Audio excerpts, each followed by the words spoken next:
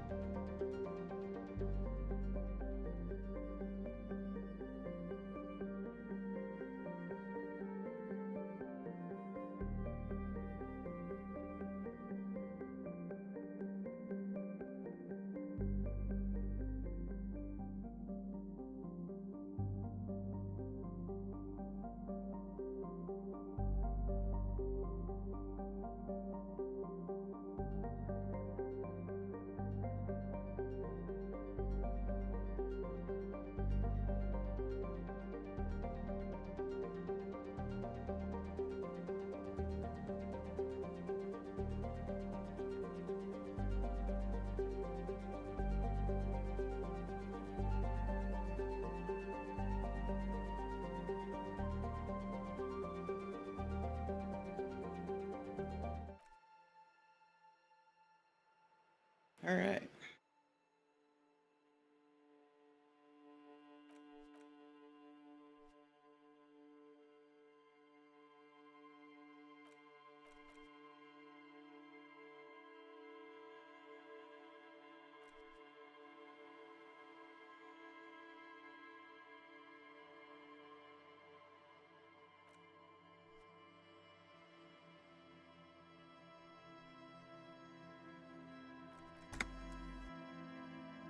Let's do this.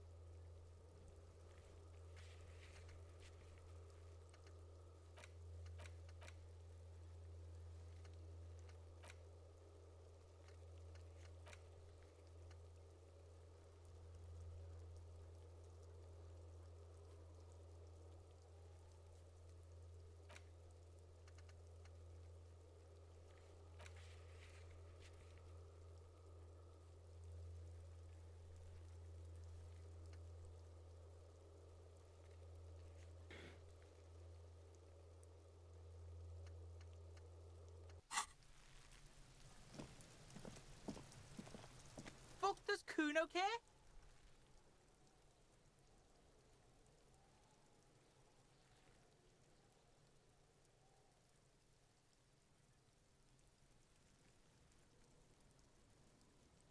Fucking right, pig. Kuno's filling bathtubs with that shit. Kuno's a kingpin. Don't be yanking your shit in front of the Kuno. Kuno's always serious, always rolling. Big kilo, but you ain't getting any. Get the fuck off.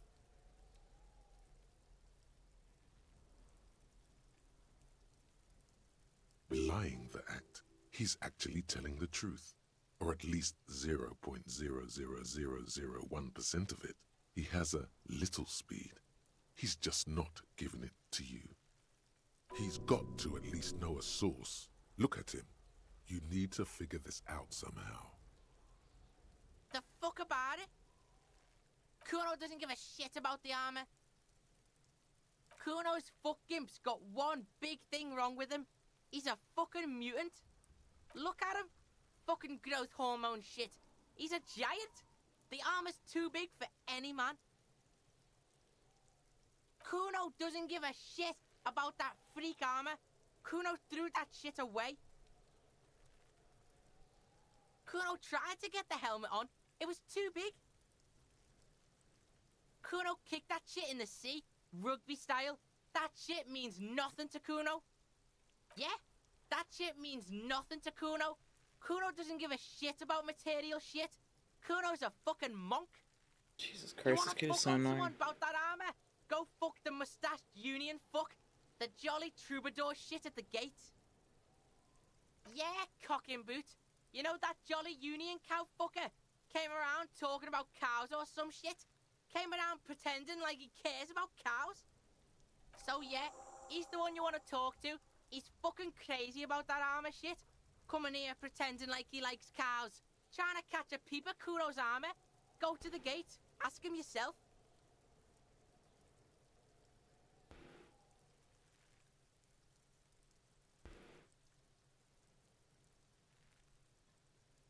Curious, my liege. Why did Kuno feed you this information?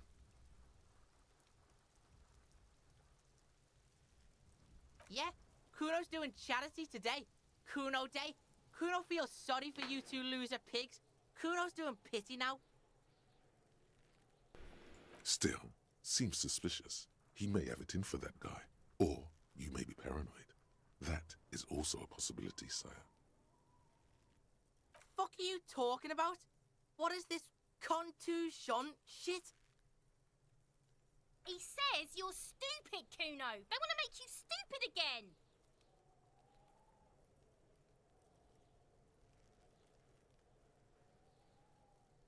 Words are fucking shit. Make you stupid.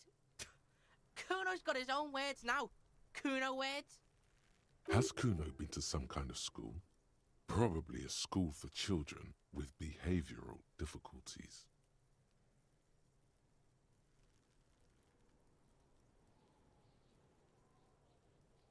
That's the past, pig. Kuno's not there anymore. Kuno did his time. Now ask about that pig corpse shit and don't go sniffing into Kuno's past. Pigs come to take you back, Kuno. Trying to dig up dirt on you. Fuck are you talk? He says you're stupid, Kuno. They want... Oh, did Kuno make your shit sniffing harder?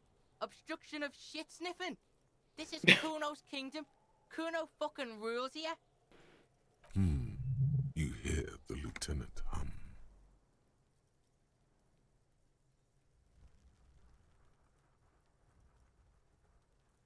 You're testing Kuno. Get lost. Kuno doesn't.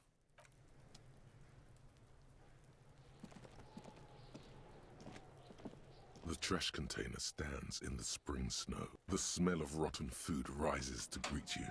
You see soggy cartons, dirty rags, and organic waste. You see milk. You've done this before. The movements are recorded in your elbows. A box falls into pieces in your hands. Batiste Soleil, not much to see here anymore. Just a burnt apron.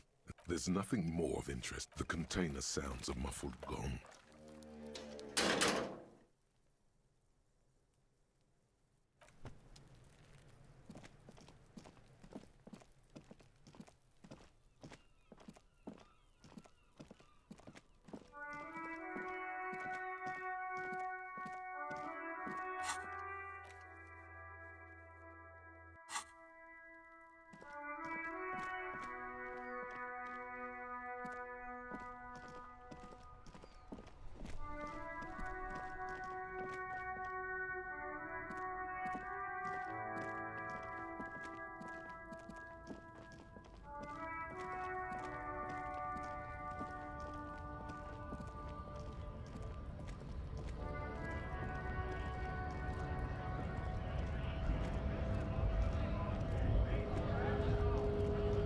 Scab? You're hazy on the notion of a scab. Smells like politics, though. Maybe it's got something to do with the flask he reaches for from time to time.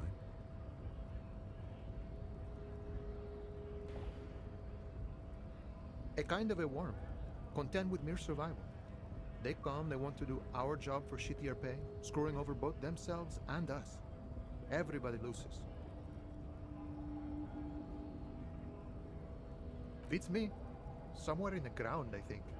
Gotta be bloody stupid or freaking evil to scab. Or I guess, scared maybe. But scared of what? Of who?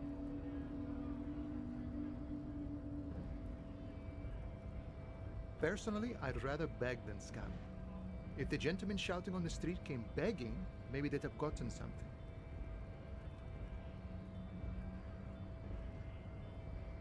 We've explained the matters, but they don't listen.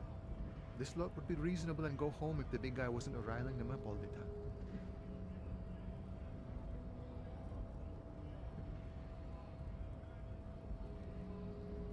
I was just messing with you. No one's ever seen a cop scab. Imagine, you cops going on a strike, but then another cop comes in and says, "Let us cop for less money." Speaking of, what brings the RCM here? To the wild north? Come to see the strife?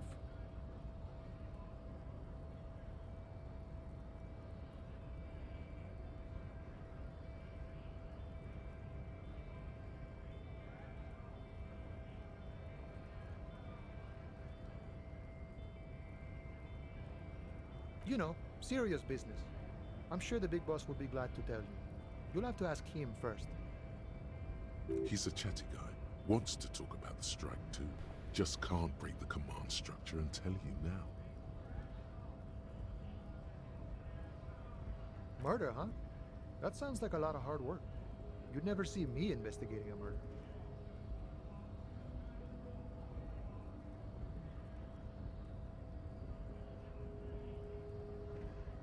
That's okay. I have no idea what I'm doing either. I don't even know what day it is. Don't tell me. It's a better day that way.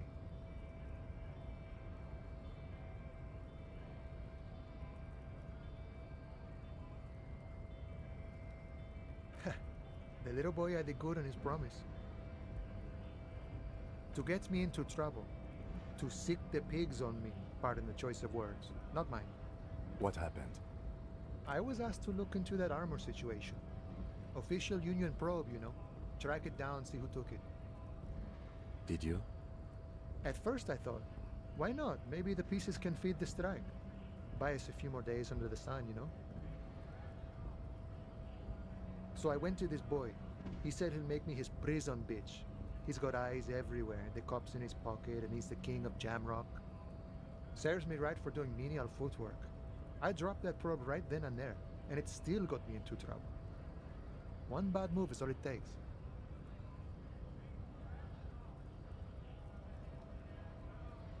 It's a minor nuisance. It's all good. He thinks, not yet. Better to get this business out of the way. Sweeter then.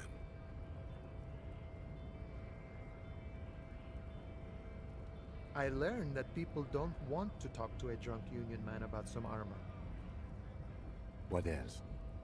Not much. Technical stuff mostly. That was the interesting part. I did some research into this armadura.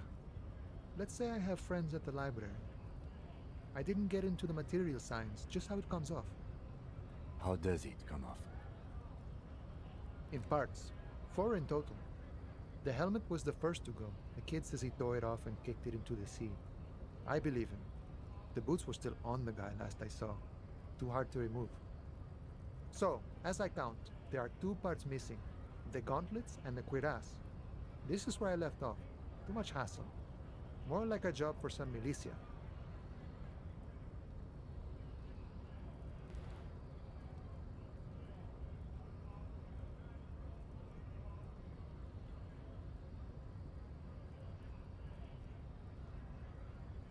Oh, they're just gone. They don't exist anymore, if they ever did at all.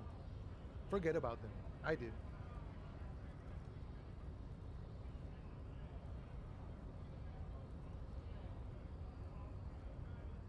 All of it?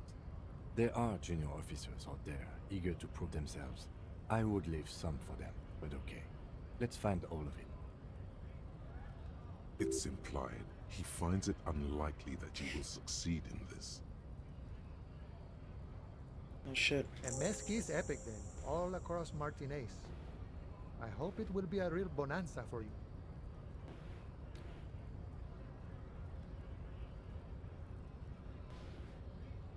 No problem.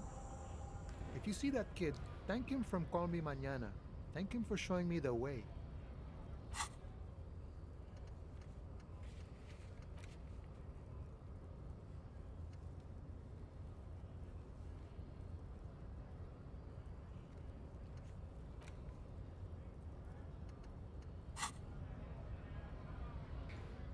My friend, I respect the right to roam. The open range awaits.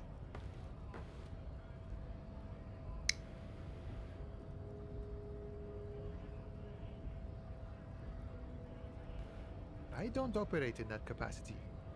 I'm not a granter of passage. The passage grants itself.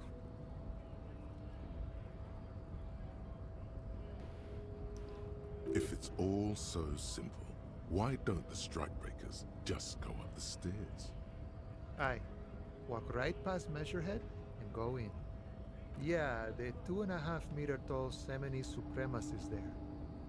Walk right past him, then press the button to unlock the door, then go past him again, and you enter the arbor through the office. Está.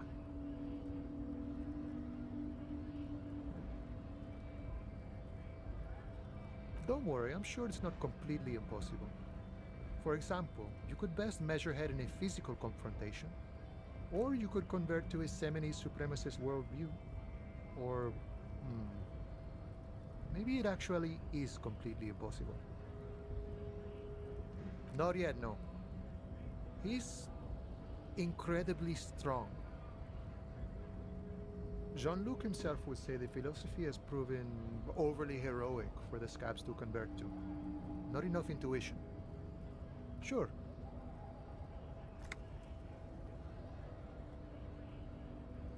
Sure thing, my friend. I can help you out. The coin lands into your hand as if it has always belonged there.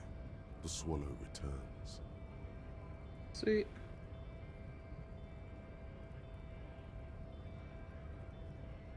Always glad to help out the RCM. Shame I can't do more. Things are meager at the moment due to... You know, the winter's fat is slowly running out and all. Still better than scabbing though. Nothing to worry about really. The jam's a bit of a mess, cargo can't get in or out. The rationing is a bit stricter is all. Supplies should last the strike though. I'm always glad to help out when possible. Not like these slithering scabs.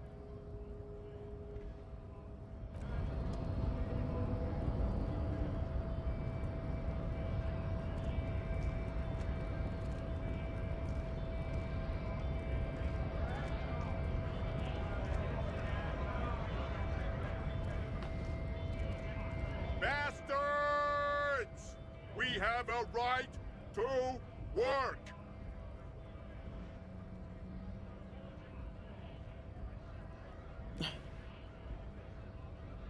Hold up and stay frosty, everyone.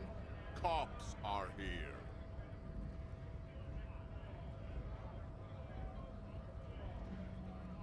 Alpha male, huh? You here to fuck with us? Beat the honest worker down.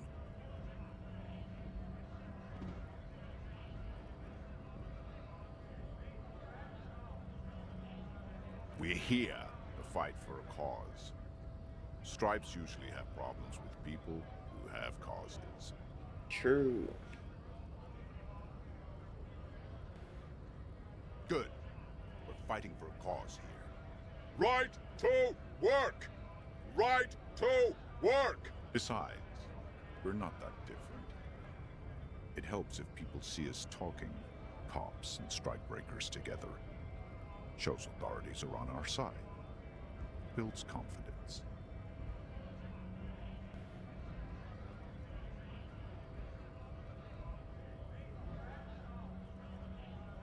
Rights of people, rights of workers, to have gainful employment, to make a salary, and feed their families.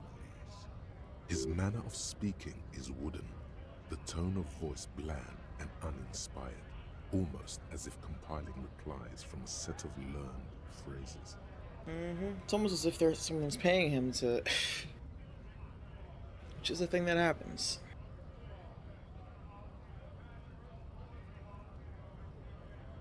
Might be time. Don't let the fat bastards tread on you. Cops tend to side with the higher-ups, but you're essentially still workers. I don't trust cops, but I can see you understand the right to work! Right to work! Maybe you should ask them the questions, like why we're not allowed to make a living here. Shame on you! We have families to feed, you piece of shit. So do we, Scab.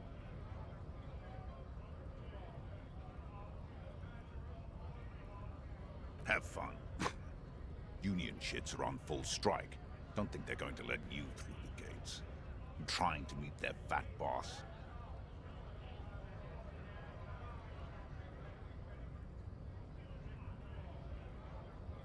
I know nothing about a murder. Wouldn't put it past these harbor bugs. They'd do anything to stay alive. Right to work! It's shameful. Cops doing nothing. You should bring backup. Open up the gates for us. Blockading gainful employment for workers is a crime. We are not picking a side in this just yet, sir. Pity. Let us work! Have fun. I know nothing. Wouldn't put it past these harbor bums. Right to work! It's shameful. Cops doing nothing. You should bring backup. Open up the gates for us. Blockading gainful employment for workers is a crime. We are not picking... Pity. When a bunch of ungrateful, lazy cockroaches can't get their act together, decide to block honest work for other people. Beats me. They mumble nonsense about boardrooms and workers' rights, while we have the right to work! There's something odd in the way he carries himself. His set of clothing looks vaguely mismatched. The different pieces of the attire seem ill-fitting. His shirt is far too small and an unpleasantly tight fit, while the overalls, held up by a belt, seem to fit a man with much more corpulence. He ignores your question, choosing instead to turn to the emaciated workers, raising both fists in the air. The clothes are obviously not his.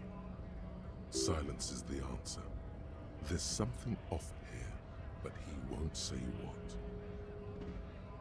Honest men and women with rights to work, to be useful, not toys for corporate interests. We came here to help the harbor run smoothly in time of crisis. If union fucks don't want work, they ought to let in those who do want work. I have a question. Why do all these men follow your leadership? You think they follow because I'm big and loud? No.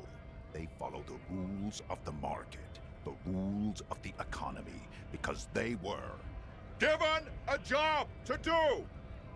You've been talking to him for quite a while now. Something is off with this guy. Ask him where he's from. What's it to you?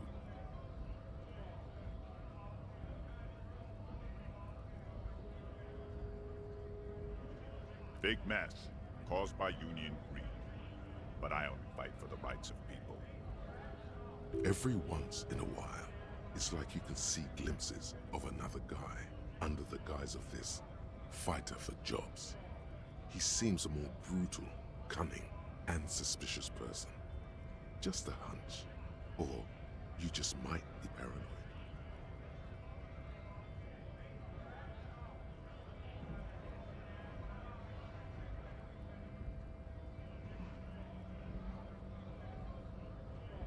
We're all workers, right?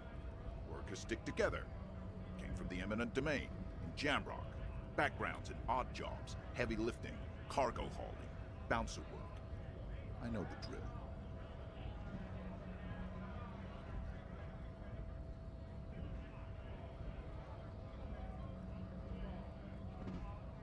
Worked at Territorial. Ring a bell? Pretty okay as far as lies go.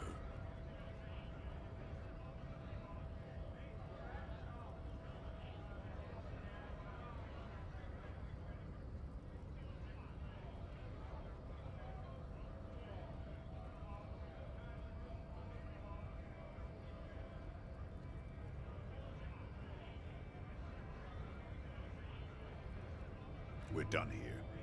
I have a strike to break.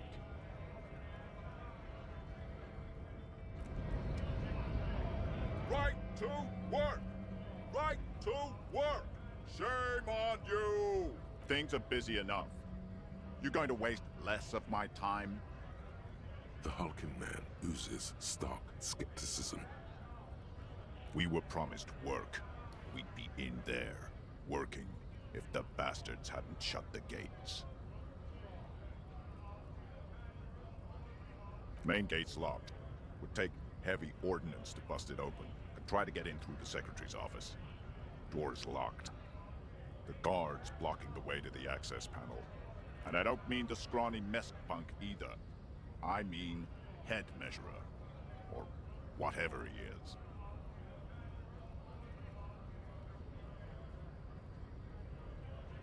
Huge Seminese guy standing up there on the overhead passage. Won't let anyone by. The access panel is right behind him. Bad. Standing on a narrow bridge, he's got a strategically advantageous position. And he's trained. I don't know how the Union has a trained killer up there. But that one's no joke. And my men are tired and hungry. They're workers, not fighters. Like civilized folk, you mean? These native fucks don't understand civilized. Yep.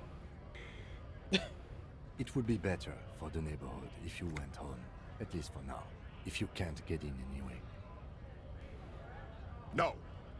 They will give up eventually. Or get drunk. Leave the button unguarded. Then we charge.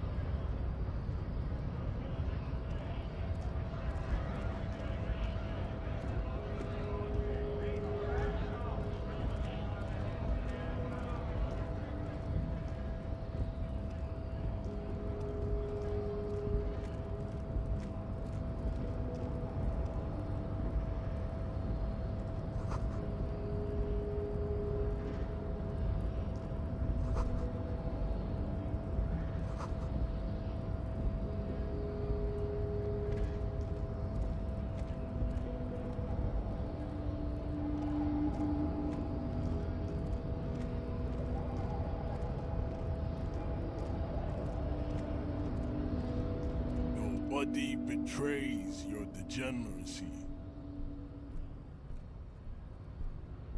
Yeah, Measurehead. His body totally betrays his degeneracy.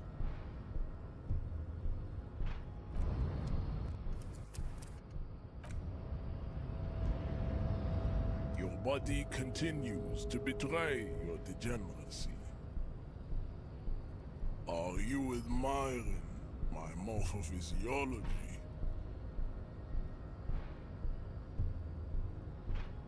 It must be frightening to stand in the shadow of this racial pinnacle. Be calm, I'm Sandwich. You are not in danger, because you are not a threat to me. What is this androgynous display of sexual maturity? Merely standing up makes you sweat profusely. Your breathing is erratic. Your own heartbeat in your ears grows frantic, and you feel your blood pressure rise. Stop it! You are embarrassing yourself in front of this woman and your pedomorphic friend. Yikes. This display of weakness may appeal to older women with a stronger maternal instinct, but it is a liability here on Battlefield Martinez.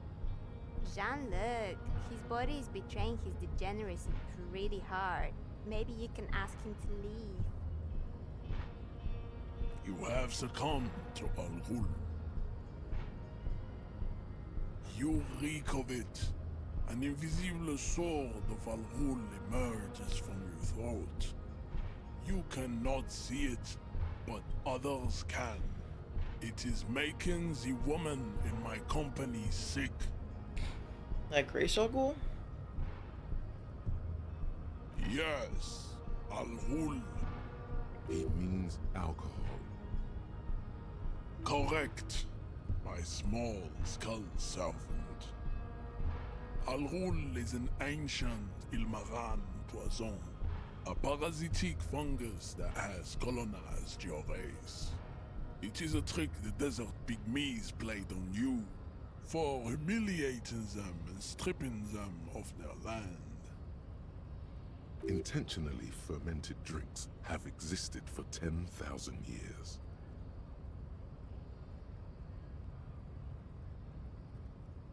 This is a fabrication the alchemists of Yizot and Bashir and the Rolam al-Ghul have fed your people. Go on believing in it, race loser.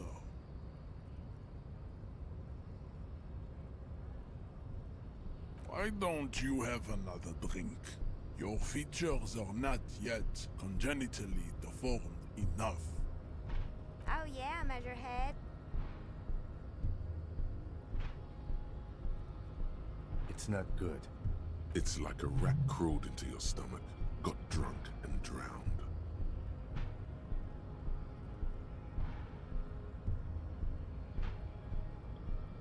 No, you don't.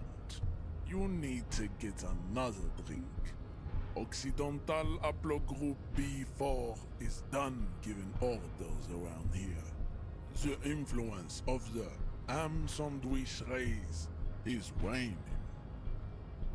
Does this remind you of someone? The guy down there?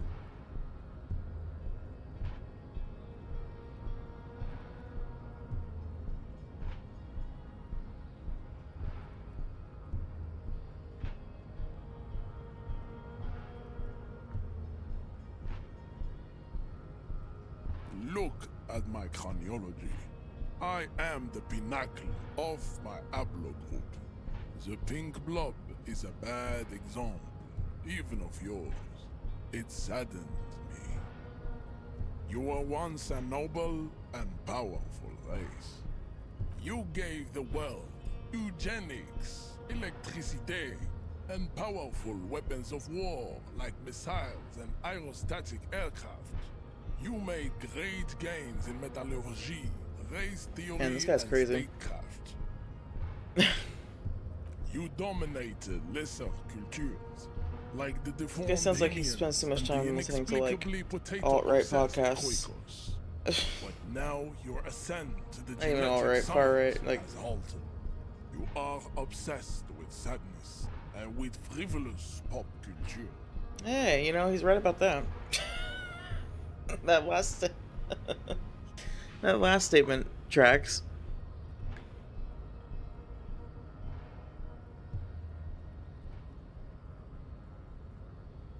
You will be superseded. Isn't that right, babe? It is, baby, yeah. You know it. Is she? What is her rate? What's her deal? There is a button right behind him, just out of reach. It must be the one that opens the door to the harbor.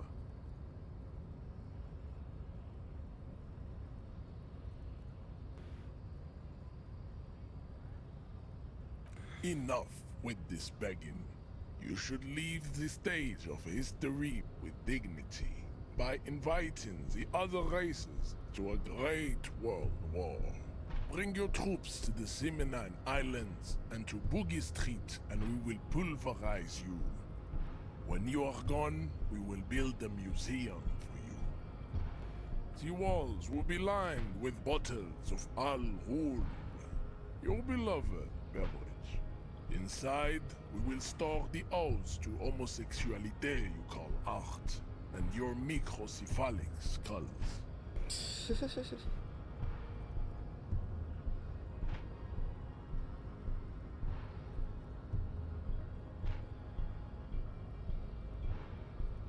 There may be a peaceful solution to this.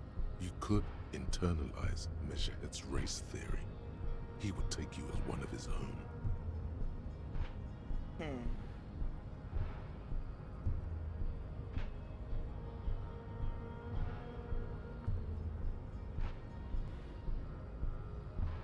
Well, not as such. What you do with the mastery of advanced race theory is up to you. You could reject the findings, sure, or accept them and become an advanced racist.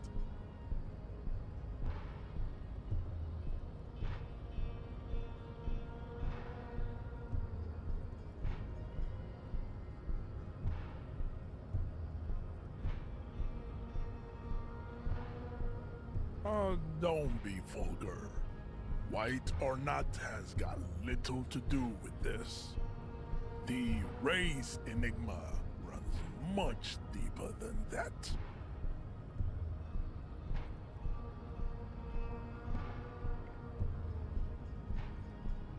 Mr. Clare is a man of vision and means. He has the will to confront international capital. Something your race, naivistic communists, never did.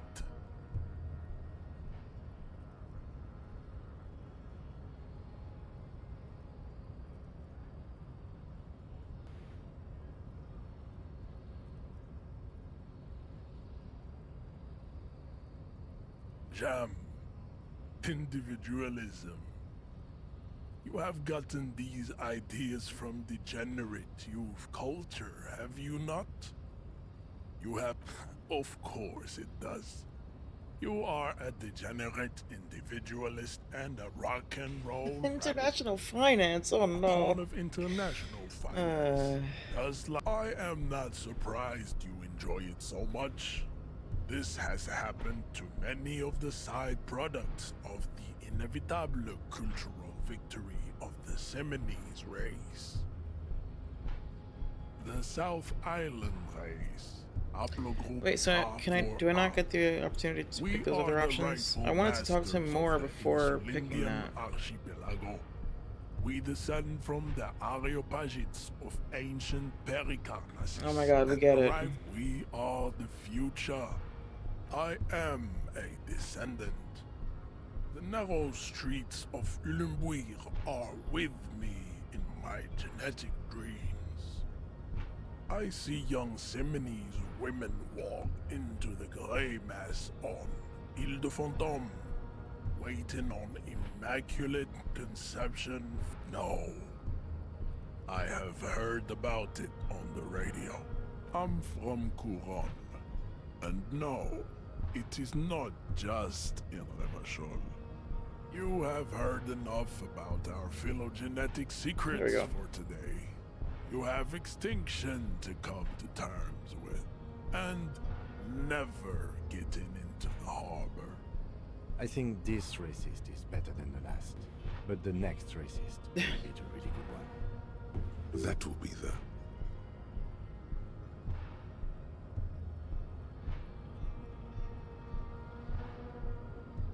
He will grant us 3 wishes. Your pedomorphic friend has quick wits.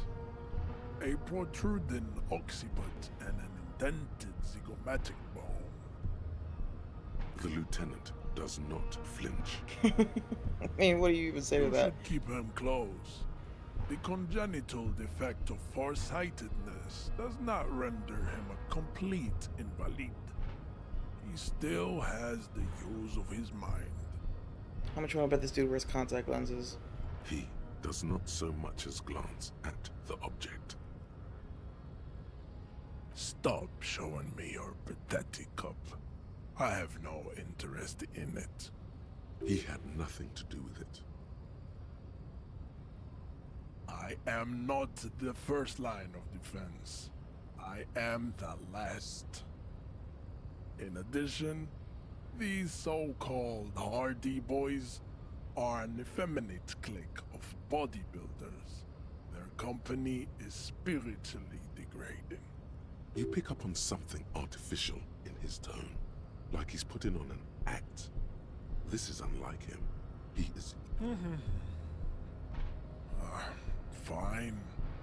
They have recently fallen under the influence of a possibly sexually perverted female vagrant and a narcotics peddler. It's shameful. Find out for yourself, endomorphic blob. Interesting. Racists are generally not very good examples of their race. I am not like them. I am craniometric perfection.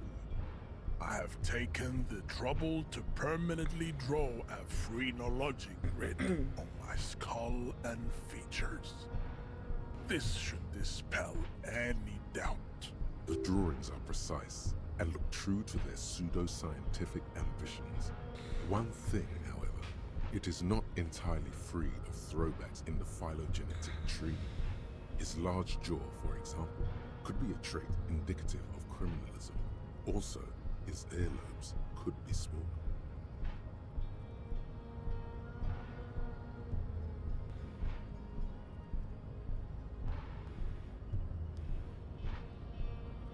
That atavistic stigmata makes pussy say yes, plenty. Jesus Christ. Babe, thanks. But I got this.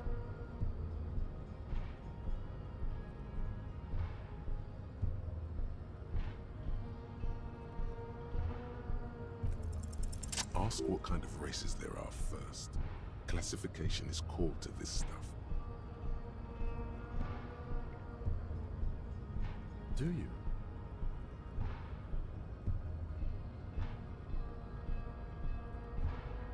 The lieutenant looks toward the harbor's electronic door, and then, to you, he lets out an audible sigh. You are obviously a liberal, Sailite. A polyculturalist. I can see it from your love of microtechnology and your sartorial choices. There are 3 categories of race. Type A, the heroic races. Type B, the servile races. And the vile CF race cauldron of pederasty. Which one do you need education on? Alright, before we get our race theory lesson, I'm gonna take a quick break.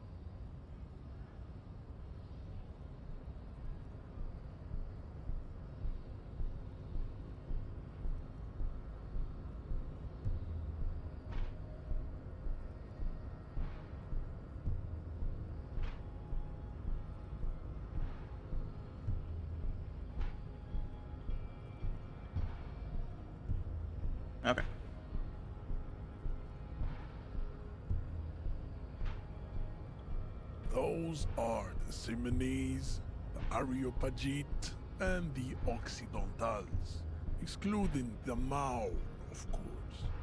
The Maun are riddled with eczema to the point where they find it impossible to smile. They are all lactose intolerant, a common result of inbreeding. Oh, inbreeding. You mean the thing that you have to do to maintain purity in races? A receding genetic pool has led the Maun on reprehensible street parades. In Maun cities like Stadskanal and Vredefort, wearing wooden clogs on their feet and little green tassels on their hats.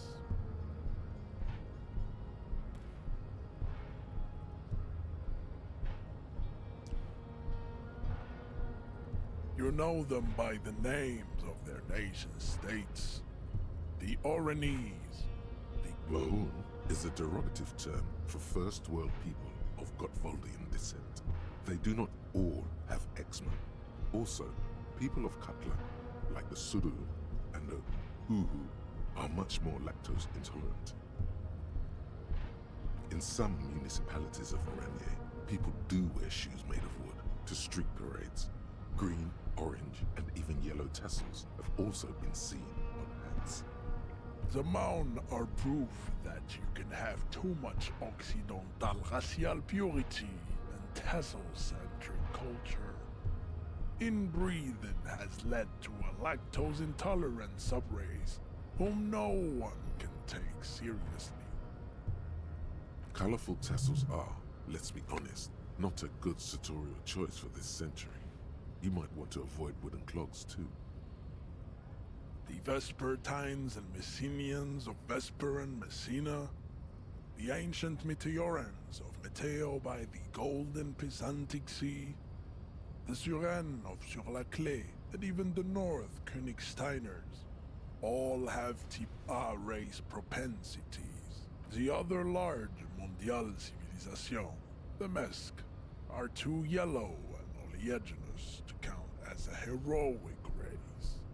True, they are violent and expansionist, but they have a glandular problem. Overproduction of sebum. Oh my god. Sebum is leaking into their brains, making them listen to El Mariachi music and eat toxic minced meat-based food, which in turn only produces more sebum. As proven by the Maun and the Mesk, Occidental type A is in retrograde. The Simonese and the Areopagite are on the ascent. The indigenous people of this, the Insulindian archipelago. The Simonese inhabit the southern islands. I am Simonese, from the stock of Ulemuir on Ile de Fantôme.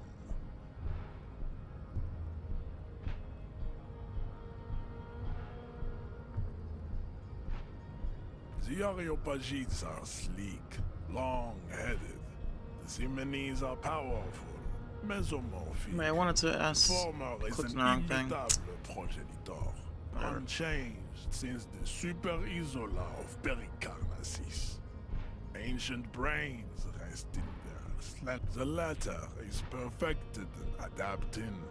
Together, those are a receding genetic pool at the Vesper. The other large overproduct, as proven by the Maun and the Areopagites are the master race of the Ile-Maran peasants.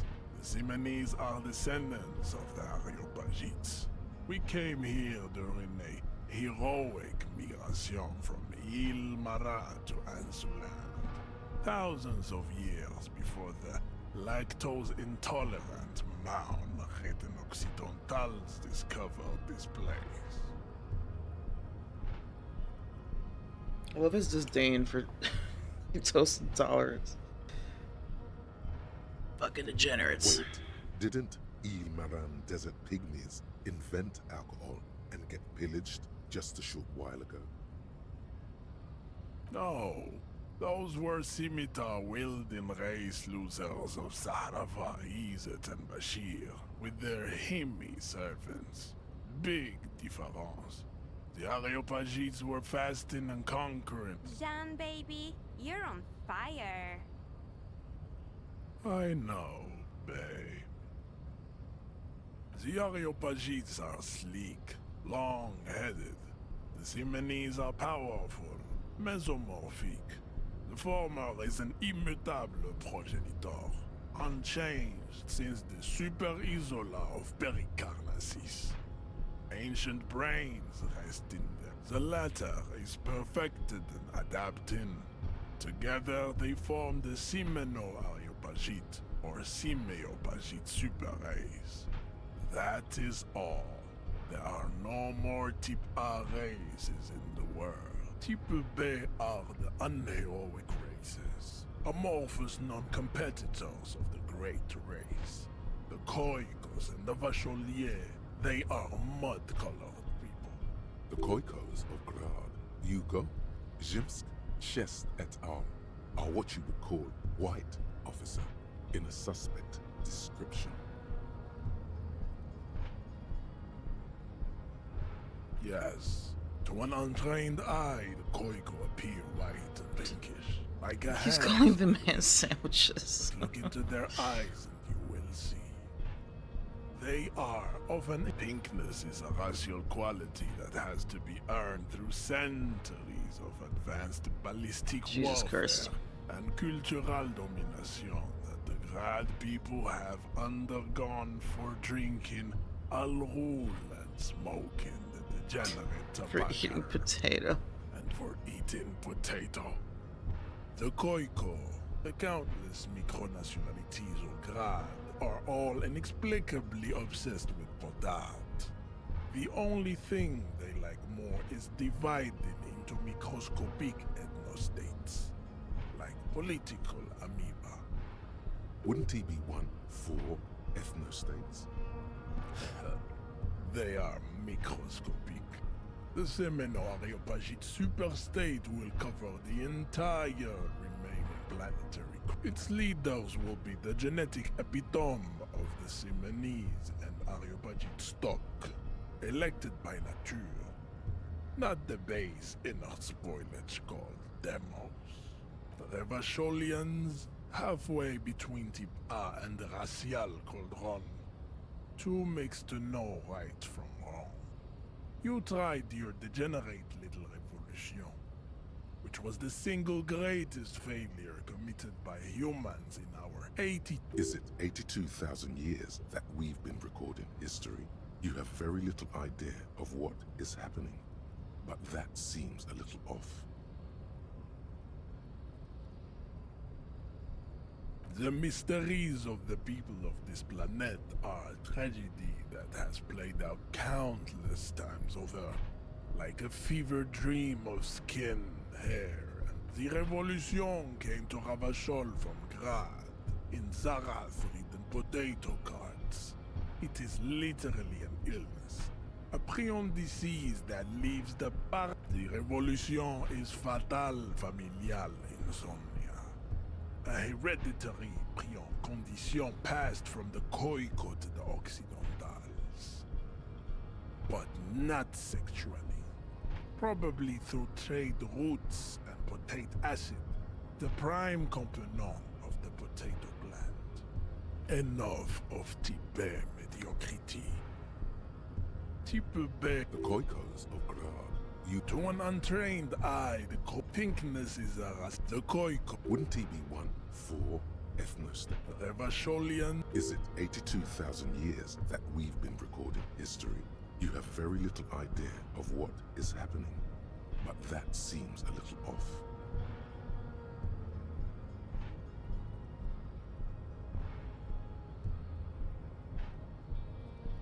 The revolution. Enough of tips. The F are a museum of failed chimeric experiments and tragic maladaptations. They are tortured creatures waiting to be put to sleep. Your morbid interest in them worries me. Lesser races like the mosquito, a grotesque mixture of a masked woman and a Simonese man. Only possible if the mother is Mesk and the father Seminese. The other way around, they fail to produce offspring. Right.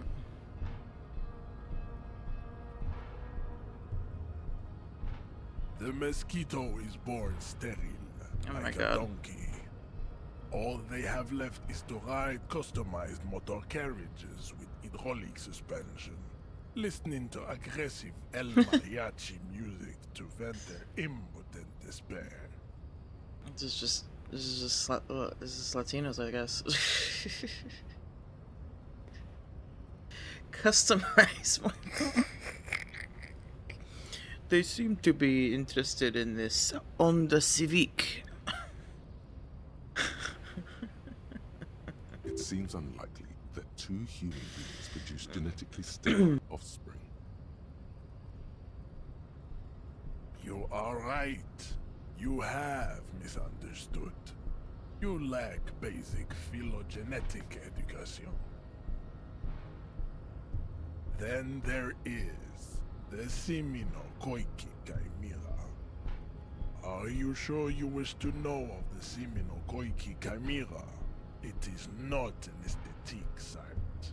The Koiko, as you know, are very servile, especially when they meet the rich man. Racial scientists have toyed with the idea of crossing the Simonese with the Koiko to produce a super worker of Simonese strength and great servility. This will never happen. The Simonese and the Koiko may have similar interbreeding problems. Oh my as God. the mosquito. We will never know precisely. No Simonese man could maintain an erection in the suffocating potato stench of a Koiko woman, or Koika. But enough. It is cruel to entertain ourselves with the deformities of Type F. Were there any able-bodied races Yikes. you needed education on? You understand nothing. To solve the great race enigma, you have to first ask yourself, what is the race enigma? You have not even worded the mystery, let alone solved it. We will see. Access to the Union is important for our investigation, but there may be another way in, without becoming a race theoretician.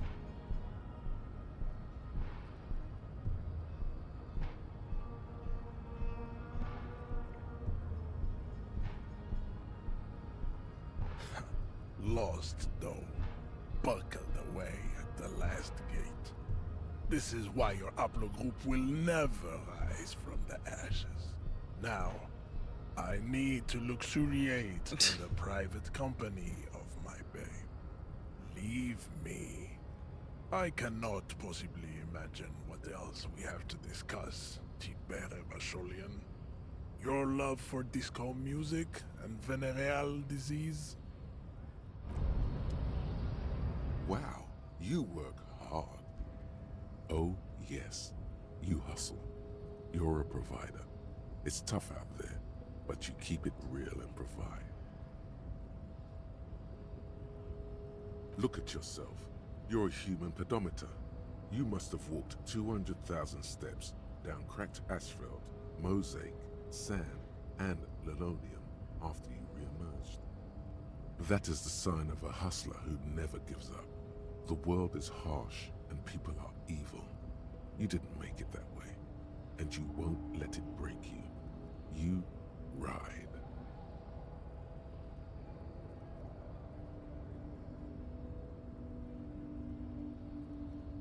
That's just what it's like. Life and death. But you got gills on your side, baby. Got those black papers with the faces of the innocents on them. You bring in the Franco Negros and the Solas. It ain't easy, but you do it. Day in and day out. You didn't make the rules, but you won't lose. You're a cop, and a sprinter, and a money printer.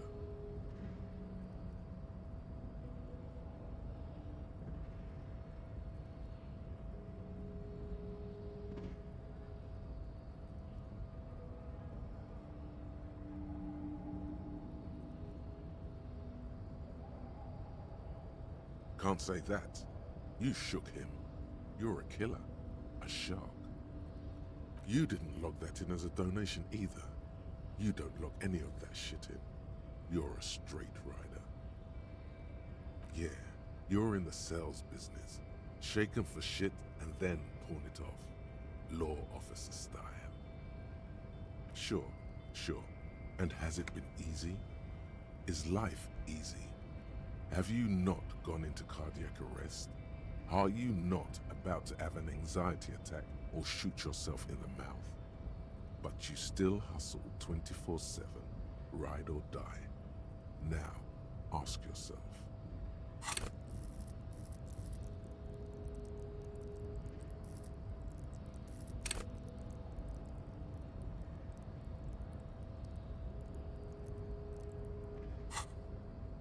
Are you rich?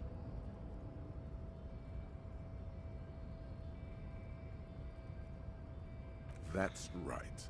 You work harder than anyone. You almost rode yourself to the grave and you're still practically a hobo. Why is that?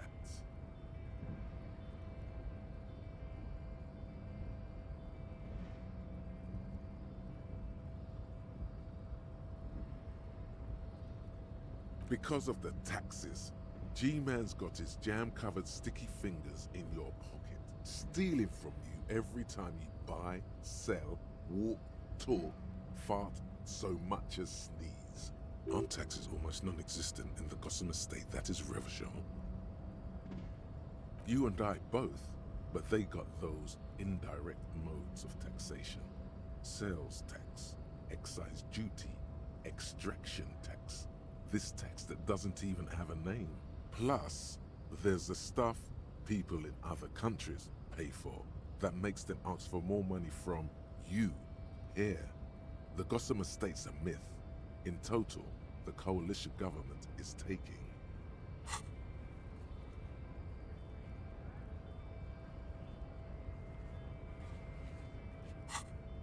98% of all your money.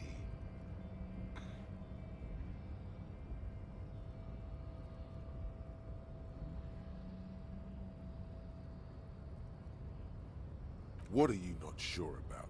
They're milking your nipples till they bleed. Can't you see? Aren't you sick and tired of having bloody nipples?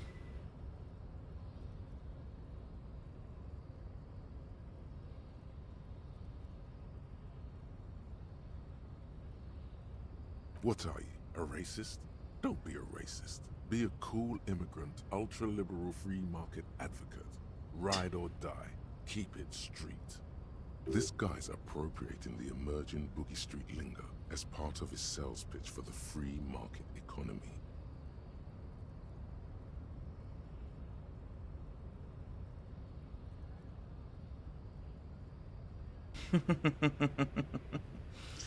Oh my god. Ain't it cool, Ryder? Ain't it street? No.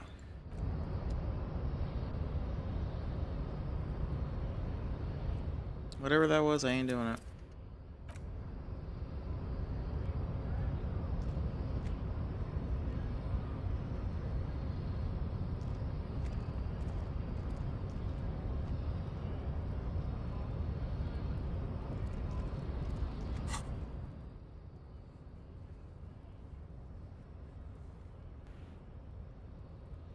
Wait, what was I at just now?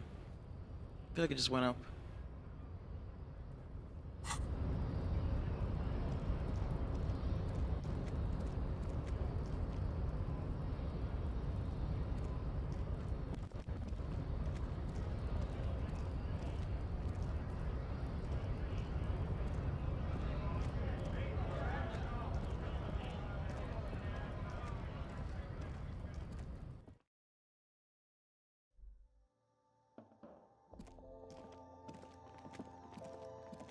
The tear machine stands in the... Your bottles clunk into the machine, and the money appears with a set. Do you know what you should do with that money, kiddo?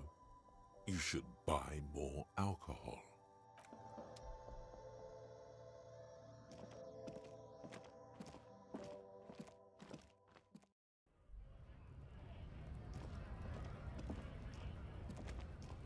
looking for something, Hunt? Come to tell me to fuck off again? Oh man, that's great. Look at that guy go. Haven't seen anything that funny in a while. God damn. Thanks for that, but no, it's not mine. He doesn't live in Martinez. Oh, not much anymore. I'm here to pick up some cargo, but the dock workers are on strike, so it's a sit and wait on your ass situation. The strike? Oh, they've been at it for a while. A month, 2 months maybe. But this here is just the last week or so. Apples? Apples is exactly the kind of thing you'd say if you had something to hide. Yeah, apples? I take it you had other questions. Oh, not much anymore. Apples? Apples is... Look, as detective. I come from a long line of lorrymen. We got ancient rights and privileges. Oh, I'm here to pick up a load of fucking apples, man. Just regular, Koiko-picked apples. Koiko may be another derogative. For a person from Grad, you think? Yep, it's one of their main exports. They grow him down South Yekokata. A beautiful place. Got great scenic vistas. In fact, Yekokata is a desolate wasteland whose name literally translates to Zone of Ecological Catastrophe. It features no scenic vistas and supports virtually no plant or animal life. Yeah? Says who? Then, I guess they grow apples somewhere else. You can never really tell with those koikos. They're everywhere, except their own homes. He means the people living in Grad. Yeah, you know, Gradniks, Gradvolk, those degenerates from Grad.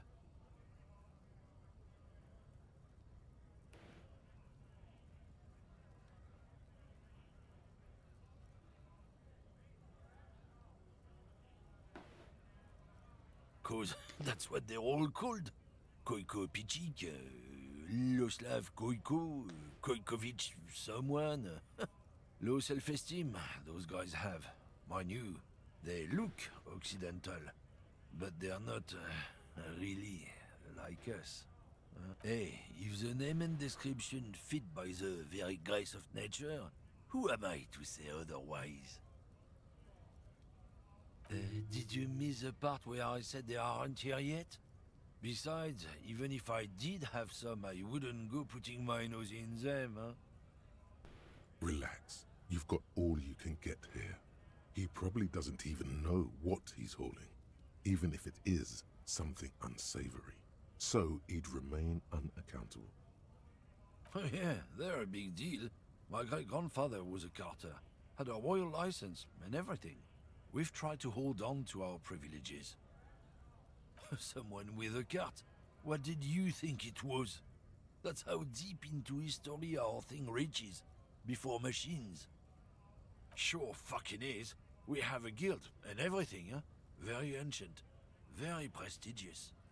Goddamn right. They've been trying to fuck us out of our heritage in the name of profit. But when they try to replace us, they'll regret it. Trusting street thugs with their goods is going to fuck them right up the ass. Mark my words. Generations of practice ain't no laughing matter. No. He's got a smoke right there, in his fucking hand. Snatch that shit out of his fat fingers. You need it after listening to his garbage.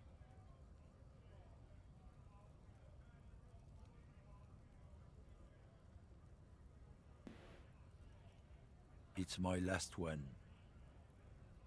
Sorry, all done. I bet. Sorry I couldn't be of any help.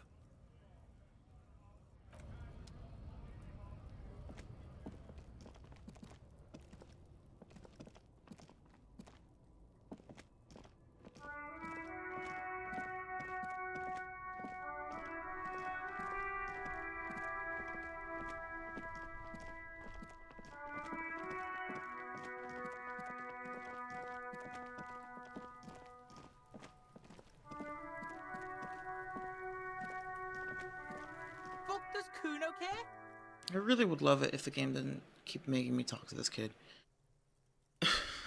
So?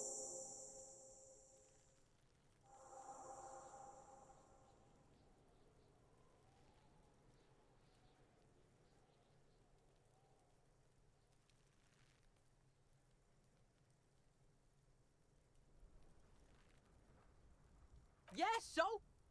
Kuno did sick the pigs on him. Kuno's a man of his word. Kuno sent your fat ass running around like jello. Look, pig. Kuno sent you to rough some people up. Kuno played you. That happened. Now you and Kuno should move on.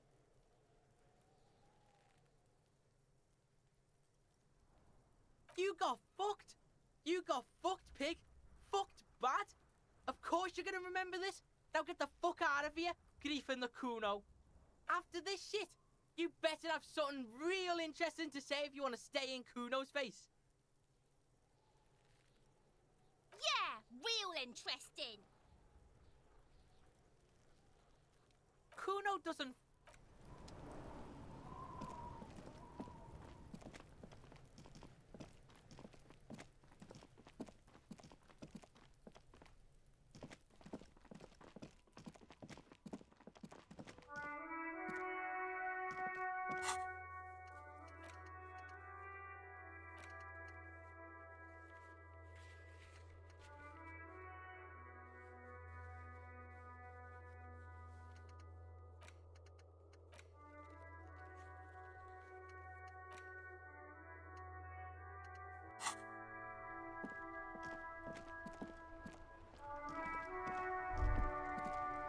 The afternoon sun shimmers off the white on blue police livery of the motor carriage. Do something important? Something murder-related? There's always something important. Doesn't mean you can't take a moment to admire this piece of machinery. This is a Caprice Kanema, the Caprice Motor Corps follow-up to their highly successful workhorse, Caprice 40, and the answer to the Lum's racing breed, Ferv series. With its air-cooled, rear-mounted 12-cylinder compression ignition engine, driving the rear wheels through a 4-speed manual gearbox, the Kanema is able to reach 100 kilometers per hour in 13.5 seconds, and go on to a top speed of 180 kilometers an hour.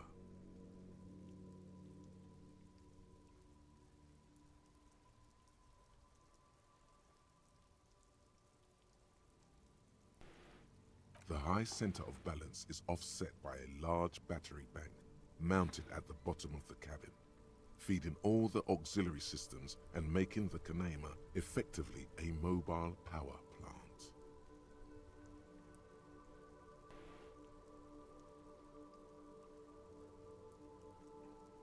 Due to a quite steep price tag, it is very unusual to see one in police livery.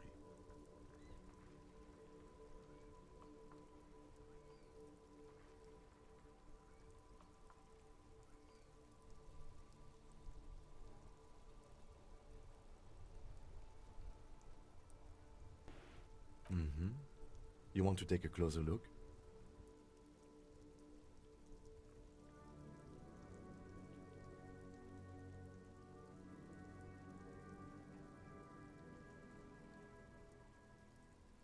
$130. I reckon that's a 7-liter V12 there.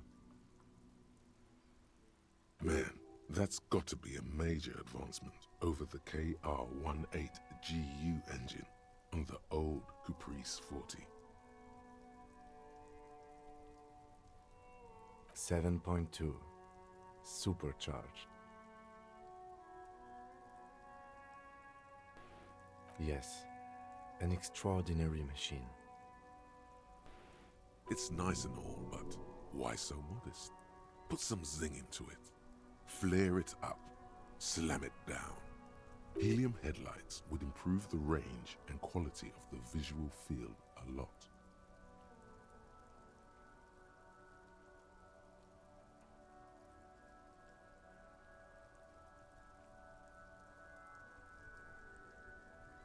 Actually, I have a pair at home. just haven't gotten around to fitting them yet. I need to lay some wiring for the ballast first. Maybe. Yes, definitely maybe. And means no.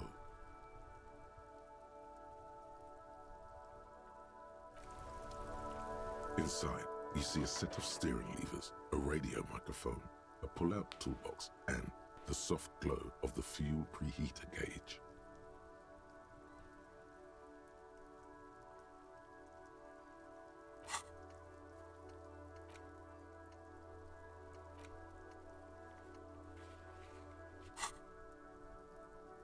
This is Precinct 57. How may I assist you? Sir, officer. What's the number? And the make of the armor, if you know it. Got it. I'll contact the ICP database immediately. Call back tomorrow. Hopefully they'll have dug up something useful by then. Cool. The International Collaboration Police, ICP, is an inter-Isolari law enforcement service, the crown jewel in the moral intern diadem, alongside EPIS and the coalition government. No, and I doubt they'll get back to me before tomorrow morning. Anything else? Oh, yeah. 57's over and out. In the cabin, you see a set of Alright, now what? Just need to figure out this tattoo. Stuck in the rain in a traffic jam, man. What's on your mind? Nope. Don't smoke. Some of the other drivers do, though. There's still a few around, waiting for the... Yup, nothing wrong with that statement. Your senses have nothing to add. You'll have to ask around elsewhere. You could also check the kiosk down the street. Frit. With 3 T's. Rebishaw's weird.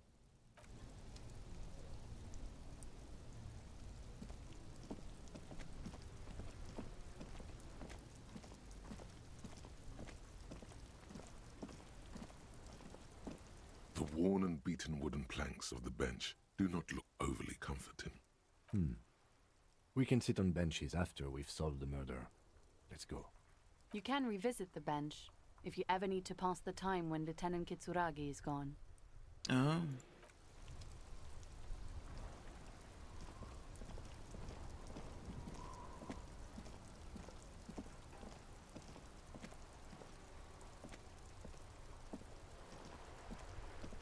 Officer, the mere sight of police in Martinez makes me feel safer already. How can I help you?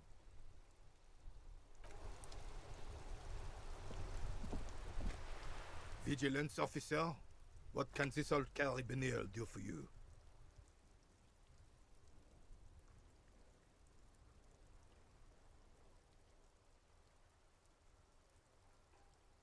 Ah, yes!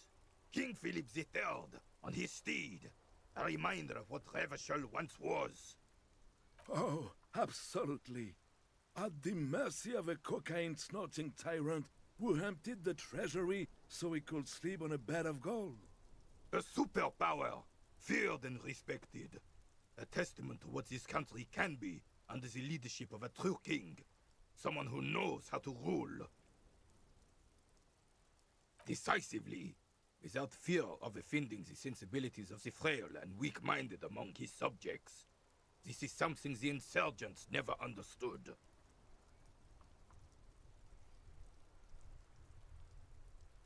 A nation is only as strong as its leader. That's why it was such madness to try to...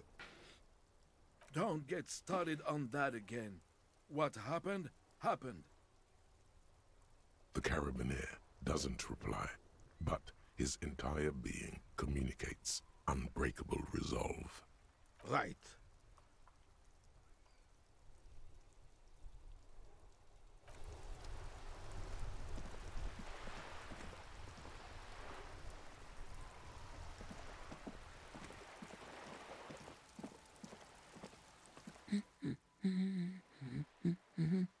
Excuse me? I don't know. The most talkative one? The what now?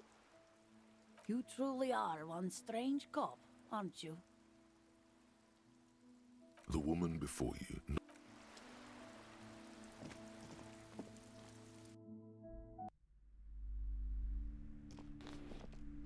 Hello again, esteemed officer, and welcome to Crime.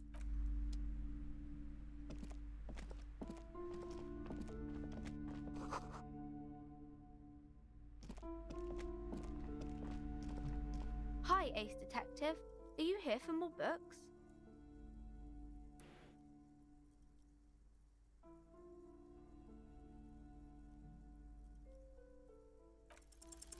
You have absolutely no idea. Familiar? How? You must have forgotten something you heard again.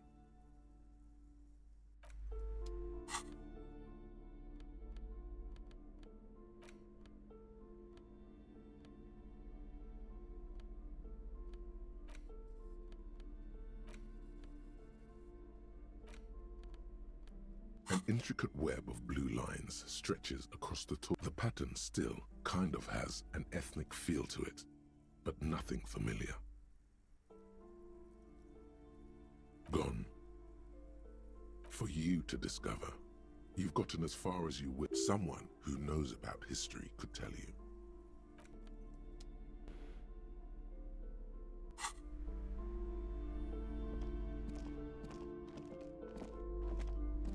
Hello again, esteemed officer.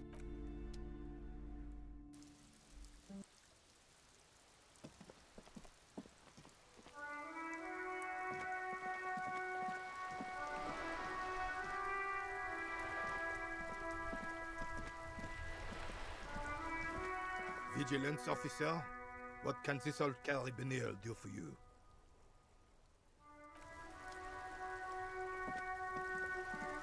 Officer!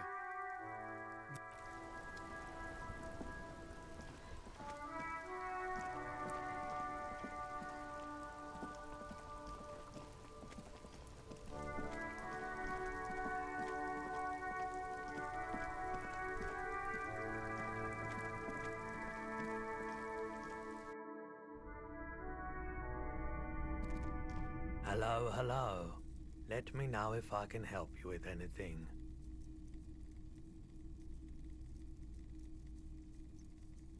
I doubt it, but I can try and answer any question. The pawnbroker's gaze is already fixed.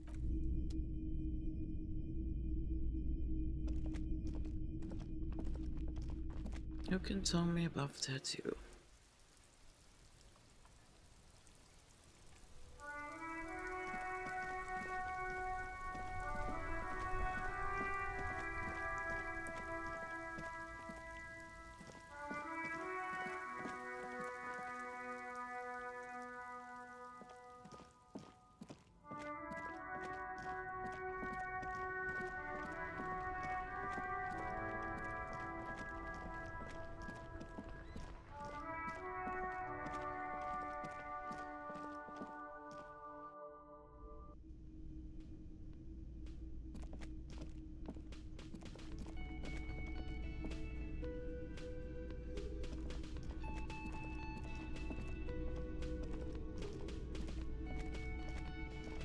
Oh, hello, dear. There you are again.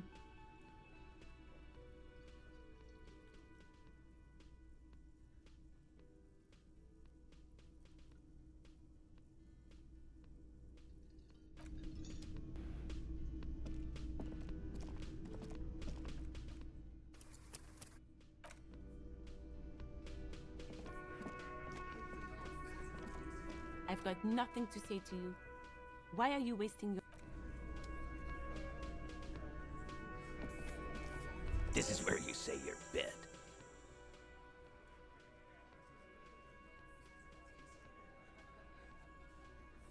Detective.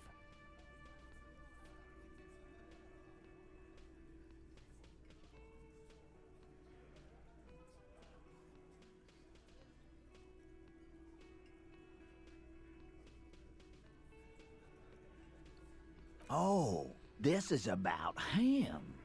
A real looker, that won't. You're sure taking your time. Waiting for him to get ripe and pretty for you, huh? Oh, he was a real pretty boy by now. Real hot stuff. Letting out that pretty boy smell. Time to go to work in the shit factory! Easy, boys. These janitors have a hell of a job cut out for them. I mean, I wouldn't go in there for $1 million. You might want to start asking your questions now. It's not going to get better than this. Do a head count first. Connect these men to the tracks you saw in the yard. Chances are they're going to match. Starting from the right, boot size 44, blonde man, in his 30s, overbearingly masculine. Sitting on his right, standard working boots, size 45 or 46, eldest in the room, probably mid-50s, smoker, quiet. Across at the other table, hobnailed working boots, size 43, gang tattoos, Mesk or Sarah Mauritian, in his late 30s, early 40s. He spent his youth in Villa Labos, a housing project in the Jamrock quarter. How the hell do I know there that? were incarcerations. Hard to say what else. The ink is fading. And then, standard working boot, steel reinforced toes, size 46, the big dick, wide at the shoulders and lean at the hips, rugby cap, fingerless gloves, and numerous scars, a little under 40. The emblem on his vest says Rowing Club. A little patch below it reads T. Hardy, Captain. In the far corner, standard working boot, steel reinforced toes, size 44, 40-something, non-alcoholic beverage in hand. You squint. Is that a plectrum? On his neck. Forget it. It's not important. It's a plectrum.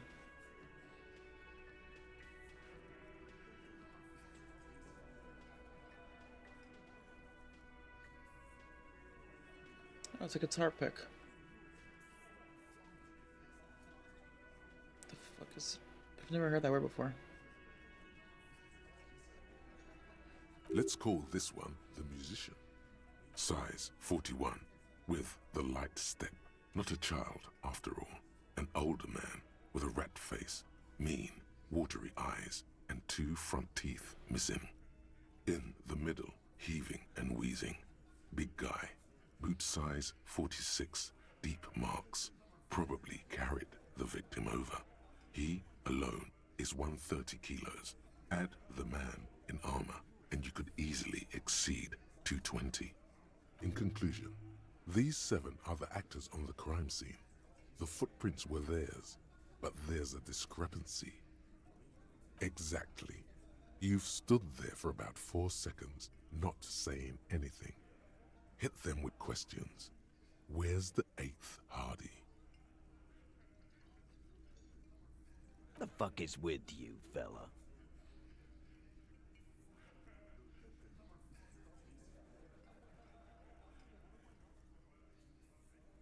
What are you talking about, madman? There's no 8th Hardy Boy. There's 7 of us and we're all here.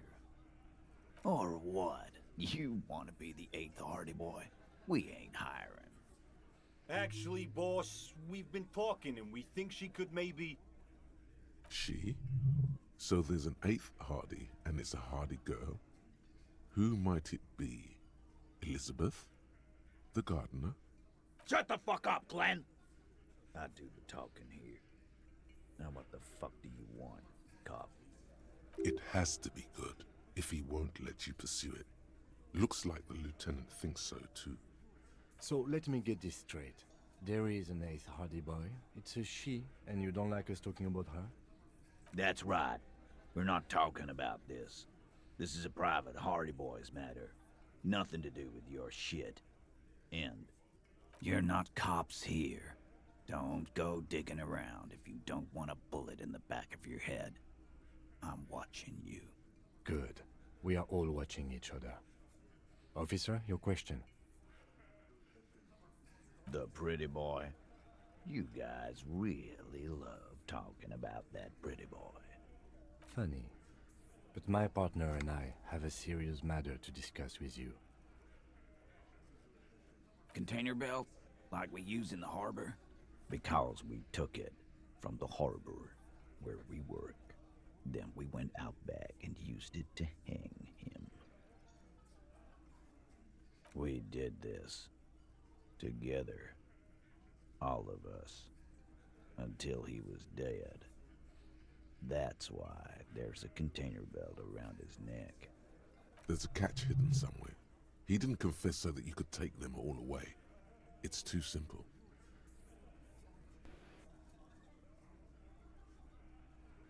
There is no catch. These 7 honest men have all equally come forth to tell you what happened, so that you don't waste any more of your time. All 7 together. They're diluting responsibility. It's an anti-arrest tactic.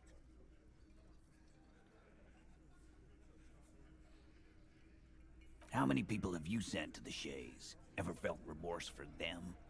Chaise électrique is the method of capital punishment in Revachol under the Coalition.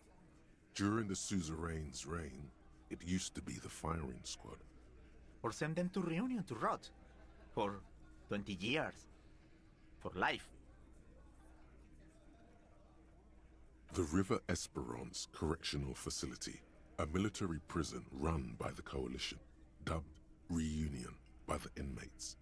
The origin of the name is unknown.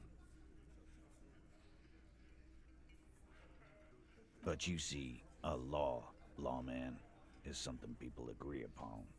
And here in Martinez, we agreed that this man had to die.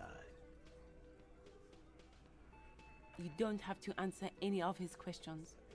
I know, Lizzie. Relax. We killed him last Sunday night. Seemed like a good way to end the week. Known him? We don't associate with scum like that, asshole. Yeah! Who do you think we are? Quiet. He came around about 3 weeks ago when that Pines cow first sailed into town. Happy? By the Pines cow, you mean Joyce Messier? The representative for White Pines? The same company you are striking against? Pretends to check his nose. I mean the Pines cow. The stupid-ass cow they sent in to fuck us over. But you know what? Why don't you ask her about the pretty boy? I'm sure she has interesting things to say when you ask her hard enough. That's enough insinuation for today, Titus. Officer, your interview is drawing to an end. Don't waste your last questions.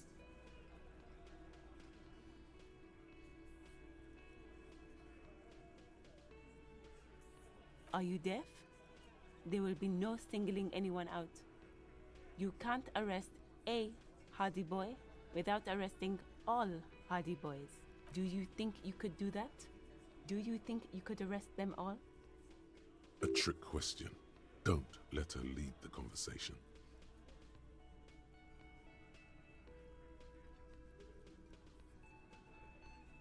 Who do you fucking think does?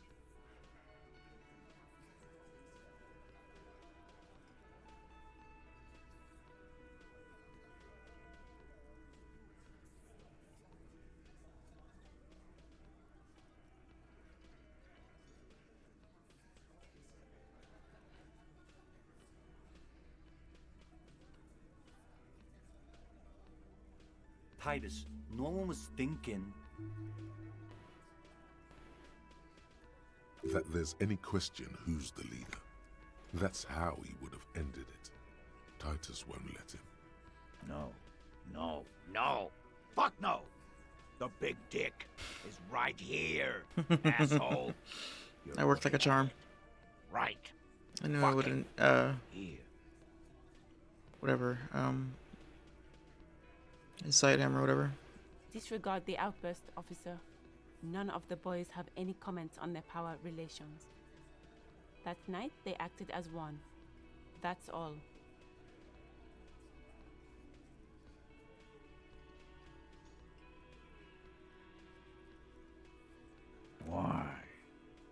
because he was worthless mercenary scum. And he stepped out alive in my town. And he stepped out of line. What kind of mercenary? The kind that shows up when you start a strike. The experienced kind, too. Had Kohoy and Semenine written all over him. Ex-Oranese Special Forces. A live grenade. Right here in our bar. I can't prove it, but I know he was sent by the Wild Pines. They hire merc shit like that. Story of every strike from here to Samara. Cause one night, he walked straight up to the mic and said, I'm Oranese goddamn Special Forces, and I'm gonna fuck you all! Really? Yeah, really. Had a gin and tonic up there, sang some Oranese paratrooper song, and said he's gonna fuck everyone. We couldn't believe it either, but he fucking did, right there. Like some kind of animal. Sire, the tale is true. This is a serious violation of the karaoke code. Wrong. He harassed women, raped one, harassed workers, threatened to kill some as a warning. From rape to harassment to threats of violence. Why the strange de-escalation? To kill us all, if we don't open the gates, if we don't let the scabs in, if we don't bend over. And that was before he started coming here. Yeah, he said it was his favorite joint now. Started coming here every night. Drinking, grabbing girls. Grab one of ours mid-karaoke, right there on the stage. Is it gonna turn out that I'm that person? Grab someone? Somehow? Yeah. This girl's on the mic. A beautiful girl. Young. Gets into the second verse of Lover Lake. The fucker grabs her legs, starts screaming. Show me your cunt! Why don't you show me your cunt? Then, gets knocked on the head with a wine bottle. Doesn't even fall down. Aren't you fucking listening? My man is talking to you. He took care of it. They got the girl out before anything else could happen. Yeah, me and Eugene got her out. Aren't you fucking listening? There's something odd here. Seems like they don't want to talk about that rape Titus mentioned. Why not? This is a serious allegation. Make them talk about it. No. You're not getting a name. That's a Martinez matter. And I'm not discussing it with you clowns. There's nothing you can do for now. He's stonewalling you.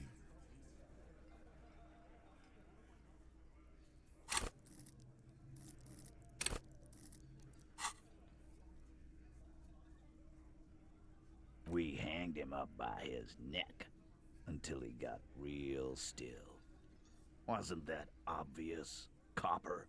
Didn't they teach you anything at the cop school, idiot? This is where an autopsy would come in handy. You have to work with what you know.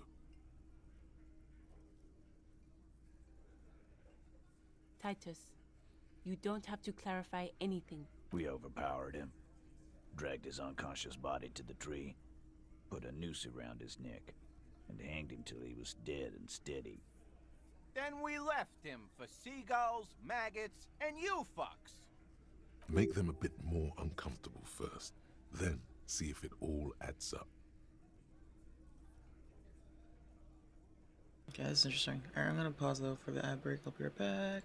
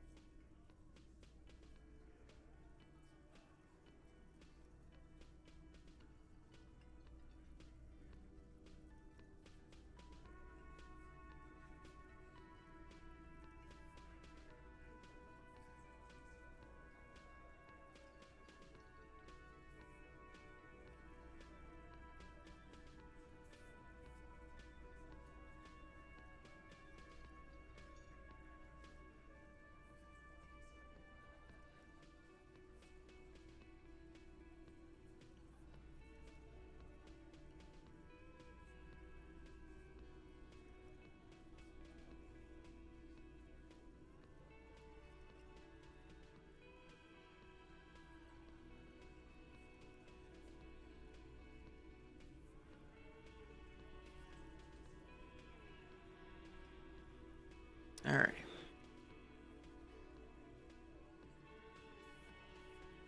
With numbers, asshole. How do you think? You're right, Lizzie. I've done enough explaining here. No, he hasn't. Not yet.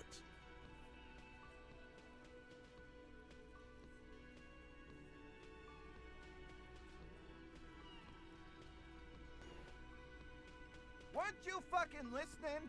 The fucker came to our bar. It happened right here. This one has a distinct style. He puts so much whiny emotion into everything he says, it's hard to see if he's lying. But he could be. Titus is solid as a rock, and so are a few others. But Elaine, who looks like he might be Titus's right-hand man, the least antsy of the bunch. Definitely not his first time being questioned by the police. This little rat-faced fellow is solid too. Always fidgety, yes, but no change there. Him neither. Mostly keeps to his tomato juice, or whatever he's got there.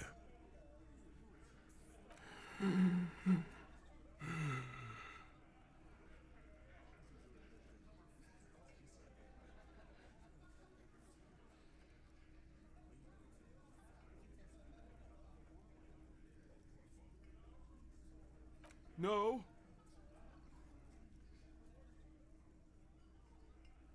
Of course he's having trouble breathing. Just look at how fucking fat he is. Fuck off, Shanky.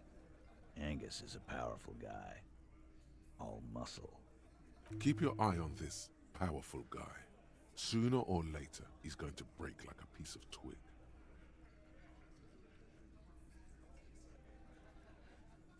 And fuck you, too, copper. Picking on Angus like this. We're done with this schoolyard shit. And just so you know, he doesn't have trouble breathing. This one is a stone wall. You won't get more out of them about the night of the murder. Not yet. Like what, copper?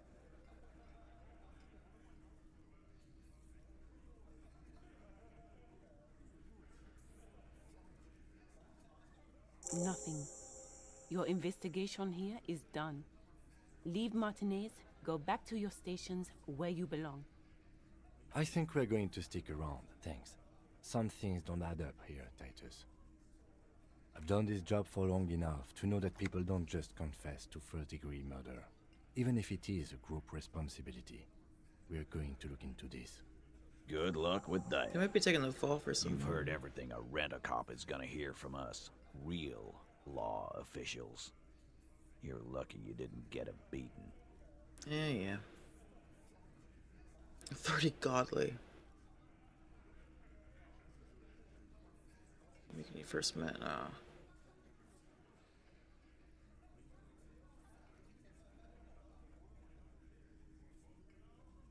Got a +1 for telling him his dick is small. That's awesome.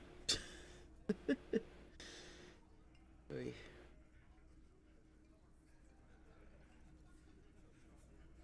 Yes?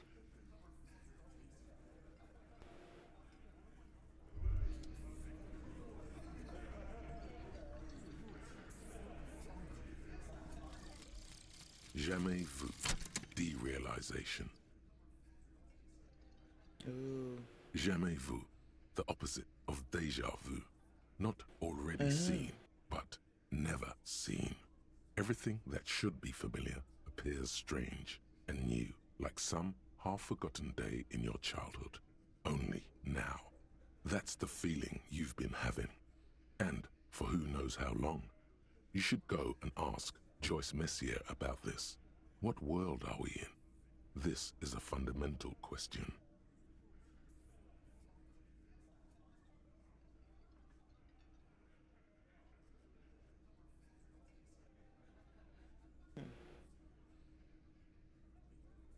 Every orb clicked. Oh, nice.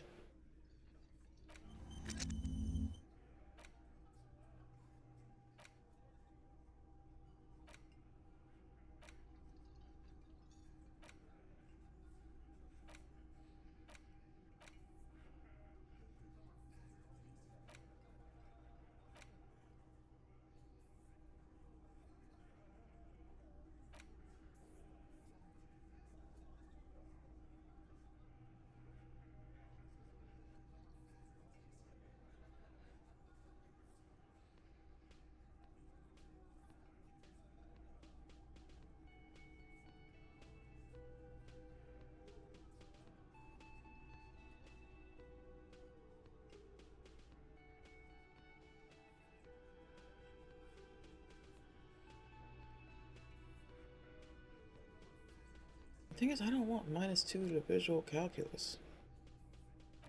Well, actually, okay, this is a temporary.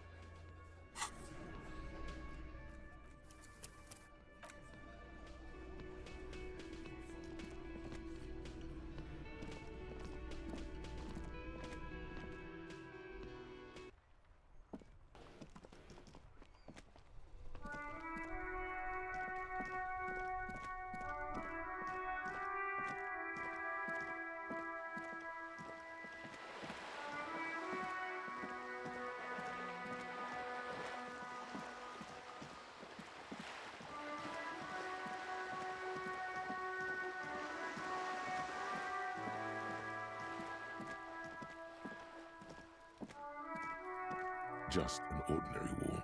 Nothing to see here.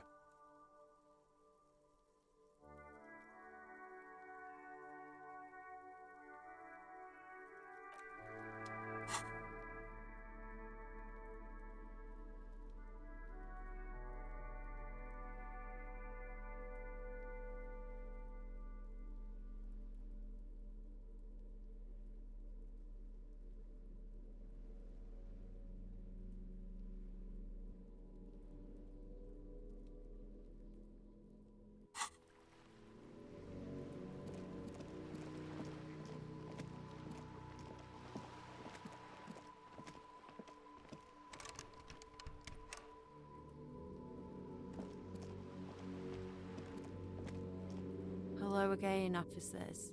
Have you come to admire my mural? What do I care about some fucking tin eggshells?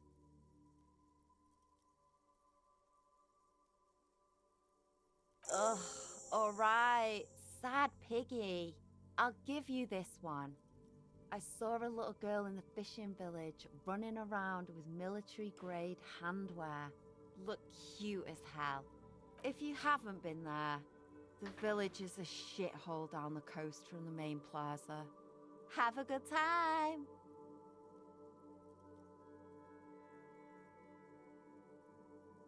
No. That's all the snitching Cindy the Skull does for today. Actually, I don't even know why I told you what I just told you. I have a weakness for animals. It's the animal thing again. Damn it. Or a weakness for police officers, miss. Thank you either way.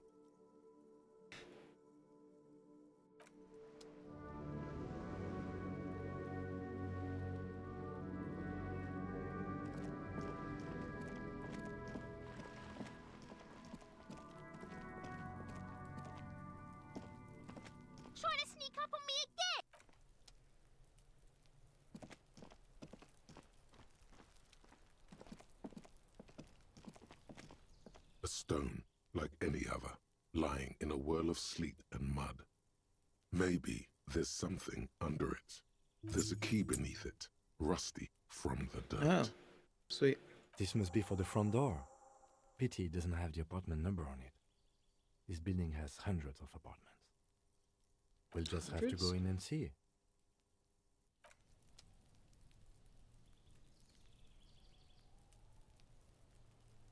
Hold on, I want to talk to, what's her name? The woman over here, Joyce, whatever.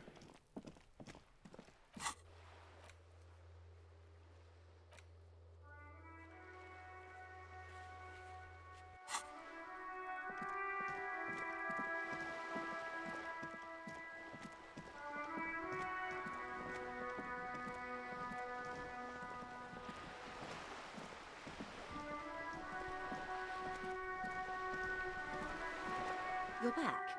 Good. What can I help you with?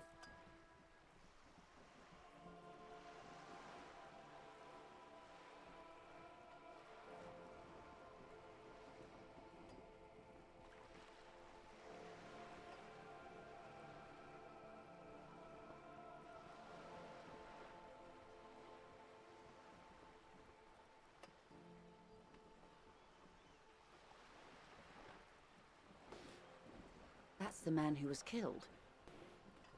I'm afraid this is a discussion for once we've cleared the lynching question.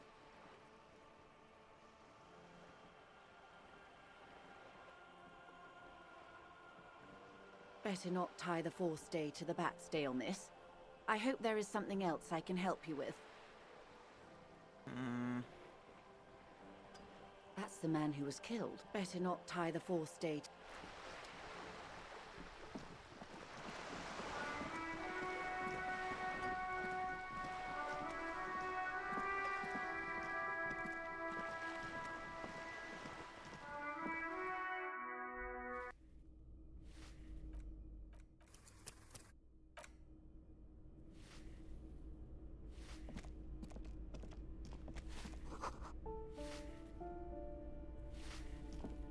Give me a moment.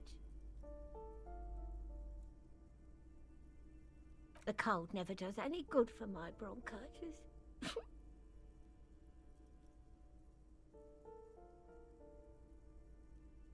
I'm fine. Fine. Don't you worry about me. Now, what do you want from me, policeman? She's the cleaning lady. She knows the floor plan and the residence. I'm no one.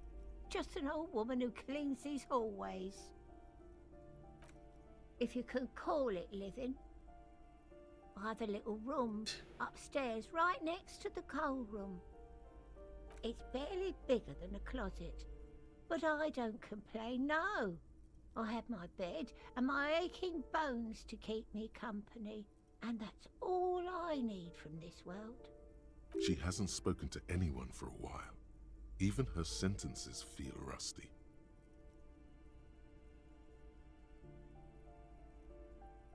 Ask away, policeman. The artiste? Nothing I can do about her, I'm afraid. She ruins the walls faster than I can clean them. Still, she leaves an old lady to her business. More than I can say for others. She mumbles some kind of a response, then hacks something into her handkerchief. Oh, hey, Goodwin.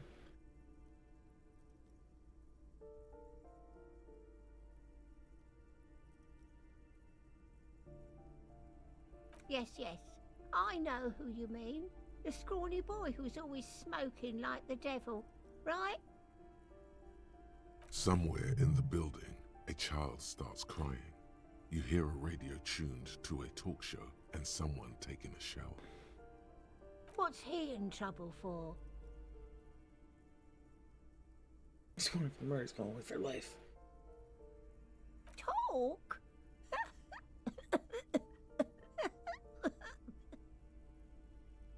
What was so funny about that? He lives upstairs in room 28. Go to the balcony.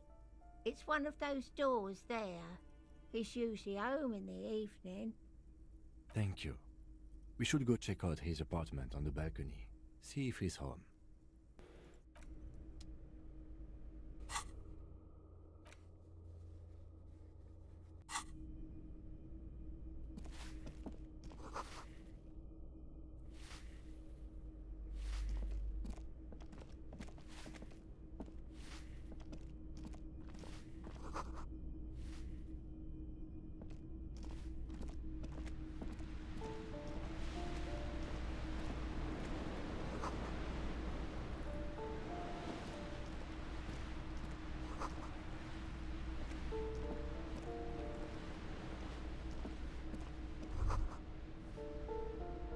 happened here.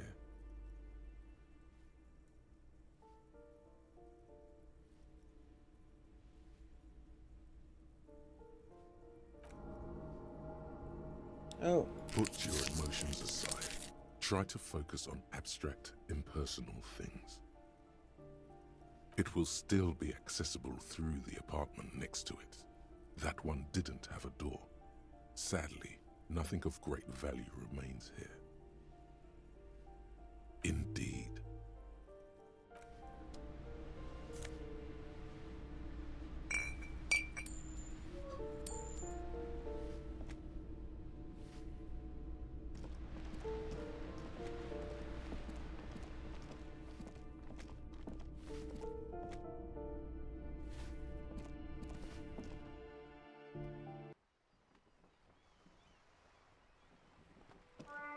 Yes? What do you want to know? Good. No response. He's having trouble processing it, believing it even. Have you tried concentrating on something other than your personal affairs? Really? You look fine to me. This psychodrama is... Clearly, he prefers to think you're malingering. You can always use the radio in my kinema to call your station's Lazarus again. What about me?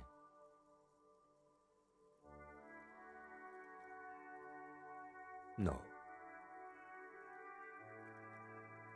Your brain sends the signal to your lips, but they refuse the order. Something is paralyzing them. It's like you're locked down. Something the matter? What's going on? It's like you're a puppet in his hands.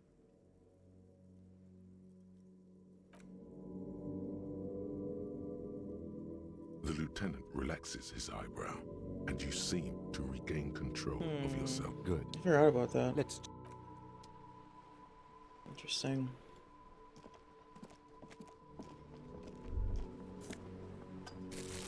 Ruination has come.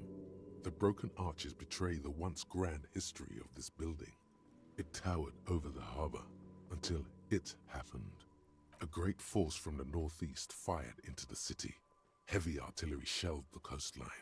Fired from the water, a straight shot into Revachol. The tenement acted as a defensive wall against the worst of the shelling until it was destroyed, and they had a direct firing line.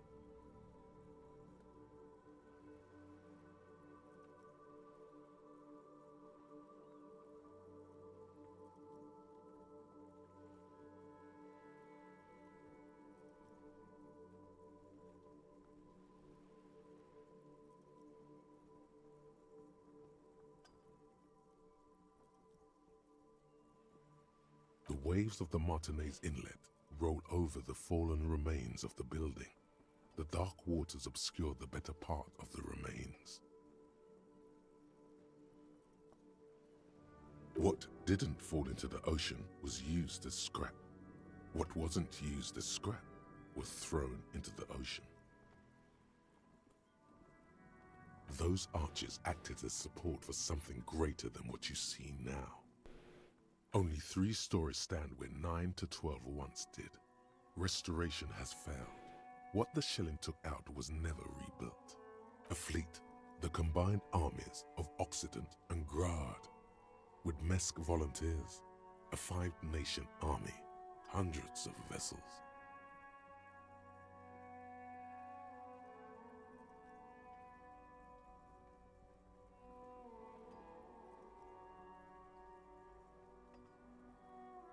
They massed airships further down in the Bay of Revachol. The artillery was so powerful. The ships not only required gyroscopic stabilization, they were anchored into the ocean floor as well.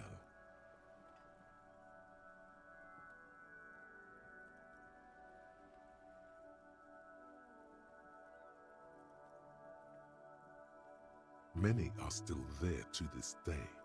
If you squint, you can just barely see the shadow on the water, far in the northeast. Cannons still ready to placate Revachol.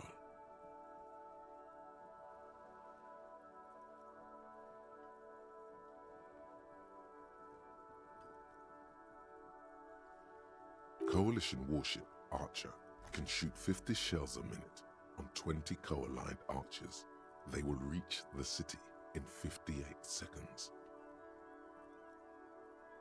The coalition. But that was a long time ago. I think we should move on. It's chilly up here.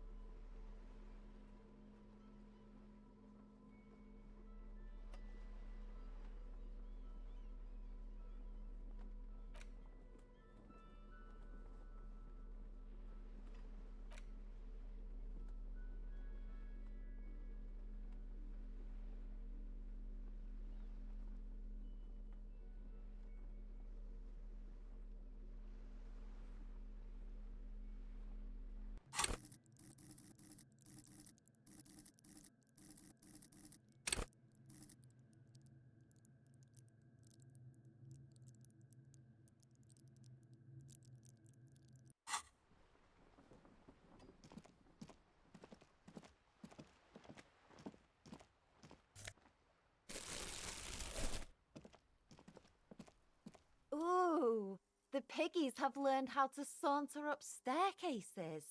I didn't think you could do that with hooves. But here you are.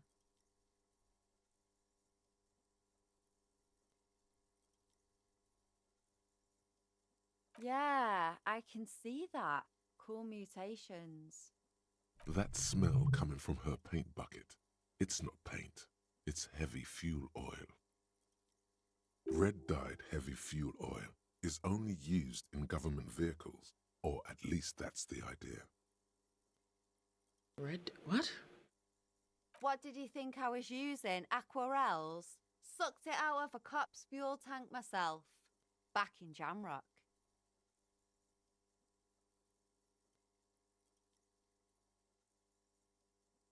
You ain't seen nothing yet, Piggy Boo.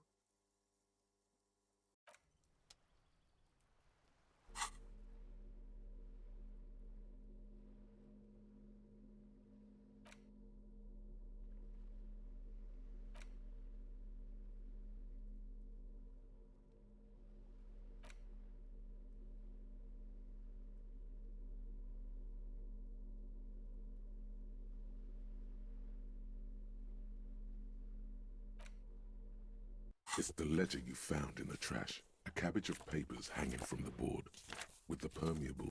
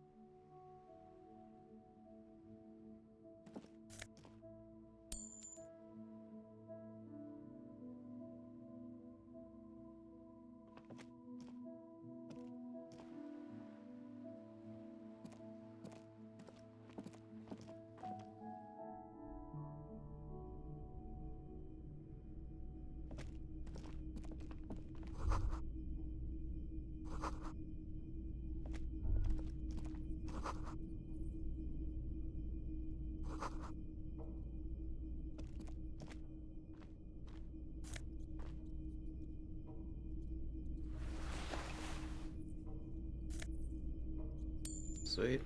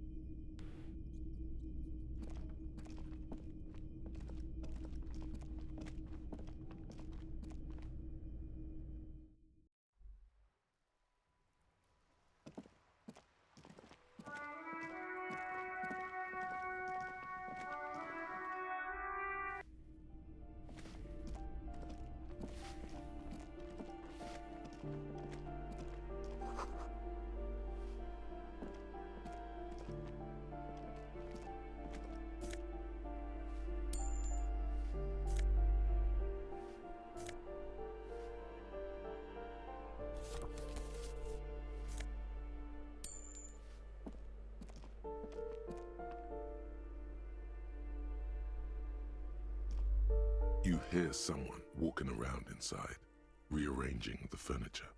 The number on the panel says 10. The walking stops abruptly, but no one comes to the door. A poor communard from the looks of it. The room is barely bigger than a closet. Do I have to open the door? Do you have a warrant? I'm not obligated to open the door if you don't have a warrant. Let's go. We don't have a reason to get inside that apartment. It's generally easier to do things if you have literally any reason.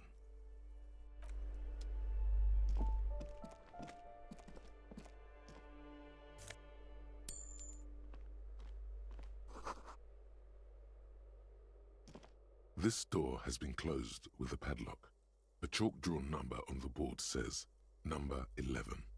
It's a solid lump of metal, but the shackle is deeply corroded. A solid pair of chain cutters would make short work of it.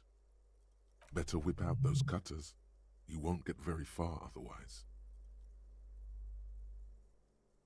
No reply.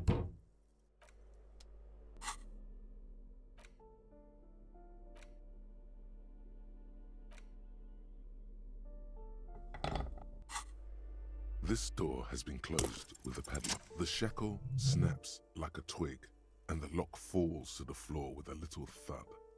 It should be possible to enter now.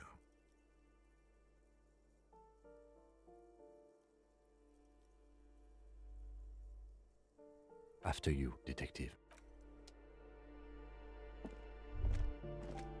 That isn't just a five-pointed star. It's an inverted white pentagram cradled in a wreath of antlers, the iconography of communism. In other words, the star and antlers was developed in the 6th decade of the last century and quickly adopted by Mazov and the communards during the revolution.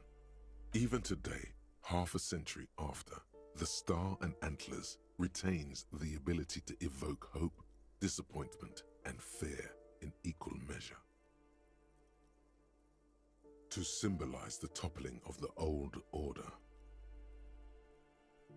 Also, some social democrats were already using it. The wreath of antlers represents a natural crown. It was about building a society that could exist in accord with the natural world, and at the same time above it.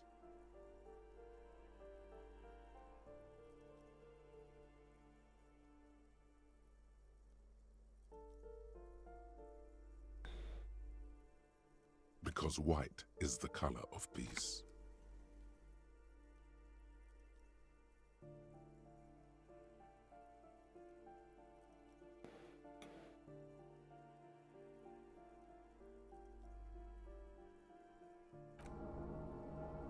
Gone is the glory of hope.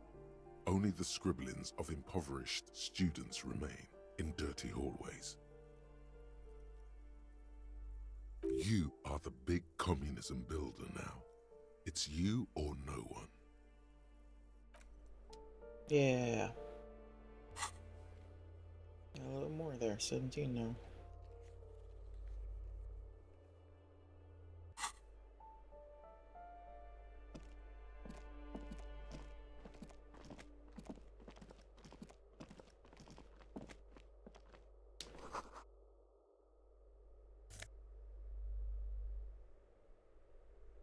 So many of these give you less minus authority.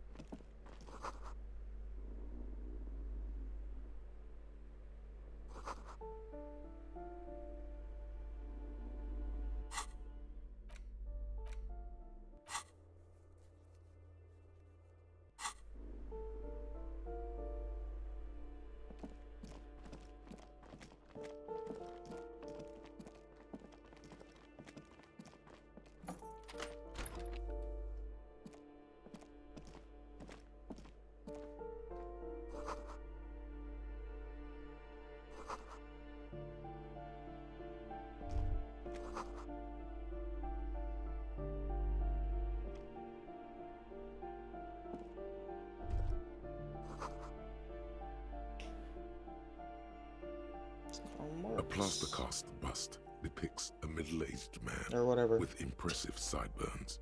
Not The Karl name Marx. on the plinth reads Kraz Mazov. Honestly, he does kind of look like you after all. The White Star, the photos on the wall. I think we have broken into the apartment of a young communard. How fitting. Hold on a second. Is this why you broke in here? To find out whether you're Krasmazov? Sure you are. Well, you both do seem to share an affinity for sideburns, but it seems like old Kras here didn't drink nearly as much as you.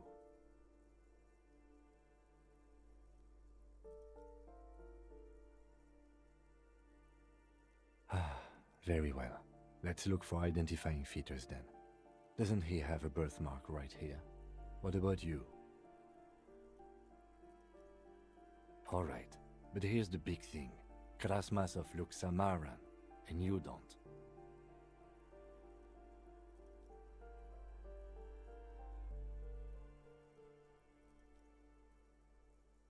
Good, so you're not him.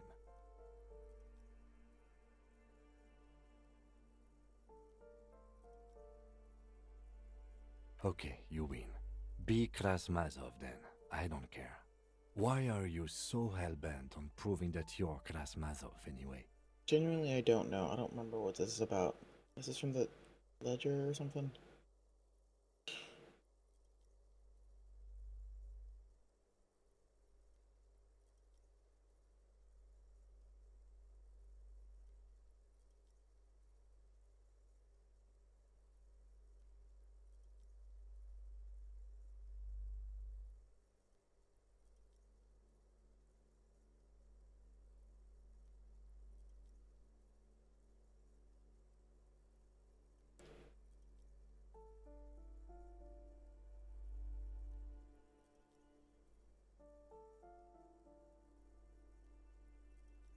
All right, Kras, if you say so.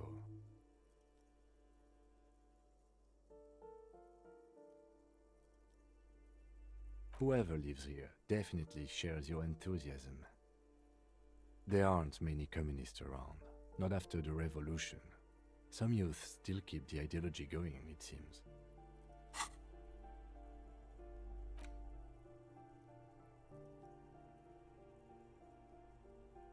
Bad PR.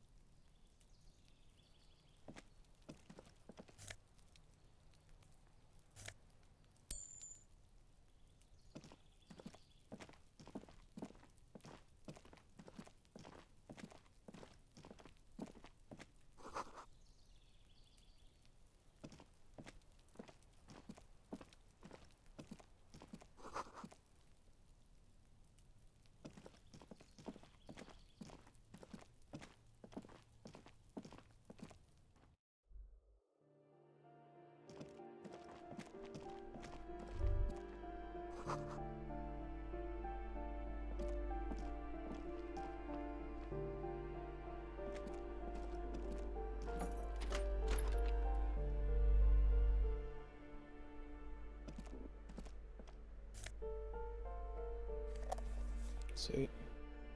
Ooh. I got some alcohol.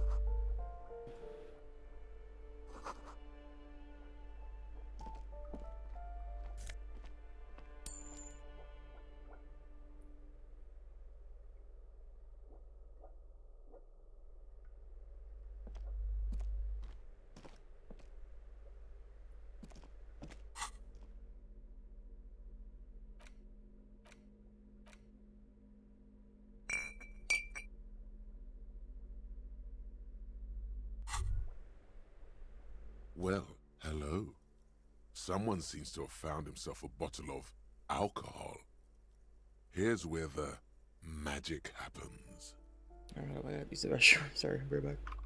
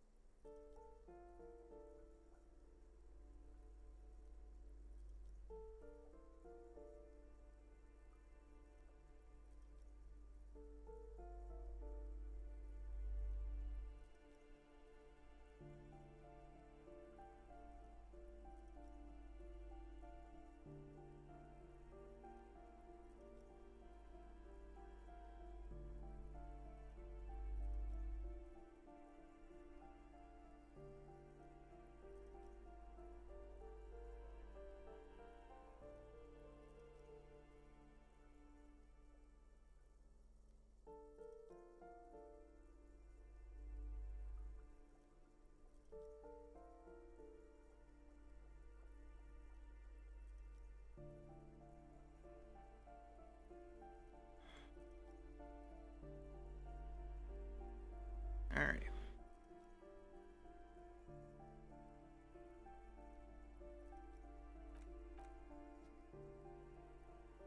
Light reflects off the green glass of the Commodore red.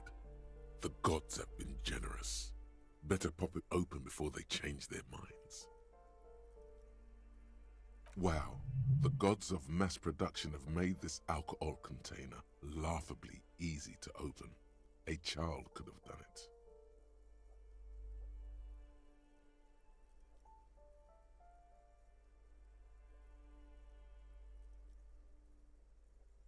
There's a satisfying pop as the cork jumps out, and the hair on your back rises like an army at attention.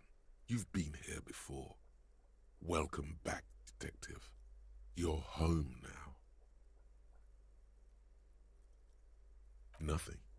Some mental stuff. Nothing to be worried about. Physically, you'll be strong as an ox.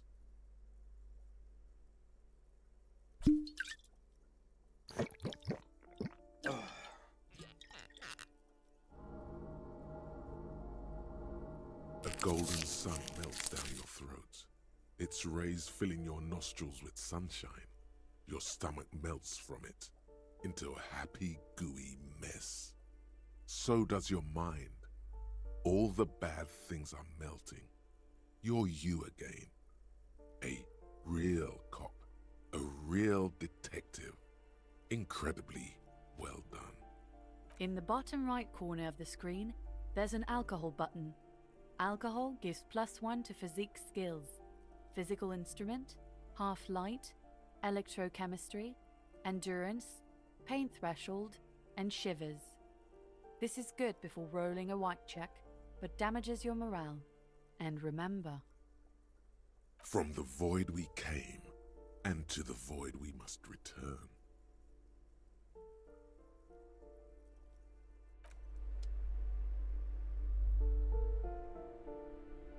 Yes?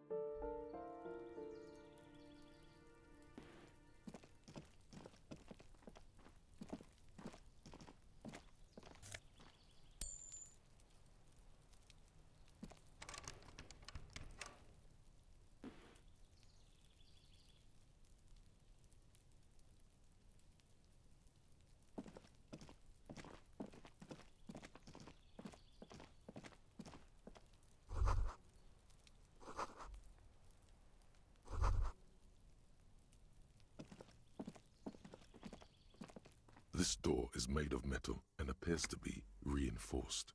Someone here really values their security. Number 28. This is where the cleaning lady... Let's see if anyone's home.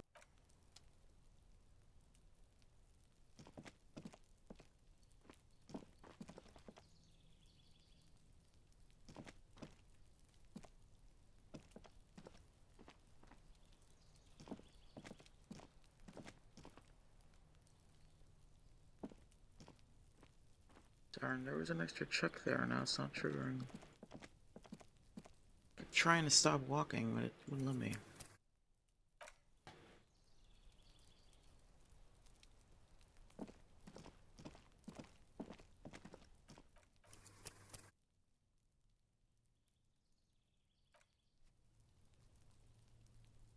This door is number 20. Let's see if no one answers. Looks like the young man we are looking for isn't home. I think our best chance to catch him is in the evening. We should return tomorrow after we have finished with our day's work. How about 9 p.m.? Sound good? The smoker on the balcony. This is why we're here. Don't worry. It's mostly all still here. You can remember things. You got this. Tomorrow, 9 p.m., right here. Apartment number 28. Good, let's go. Damn, Turns out it's quite tricky finding someone in a big apartment building. Don't worry, you'll get him.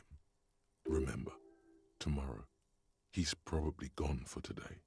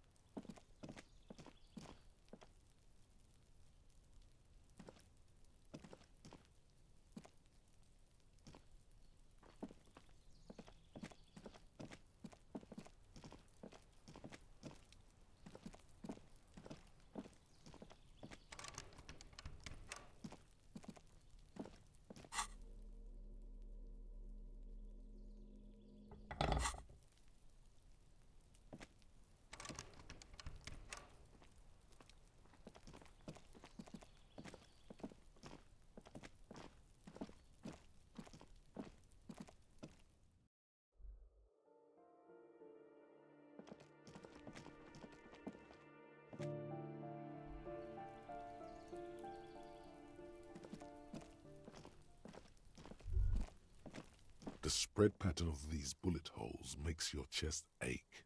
Your breath grows heavier. More old bullet holes, half a century at least, from the Revolution. You peer into the faded marks in the stone. They peer back like an endless row of tiny black holes. Sweat starts trickling down your brow. Your chest feels tight looking at them. It's closing in, caving in, ever tighter. Your breathing grows even heavier. You okay there?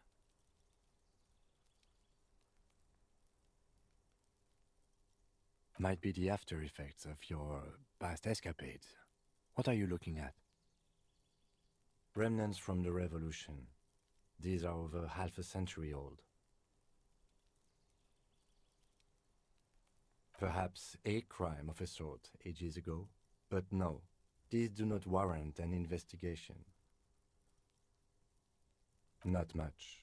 I don't have a fresh perspective on it. Should we go?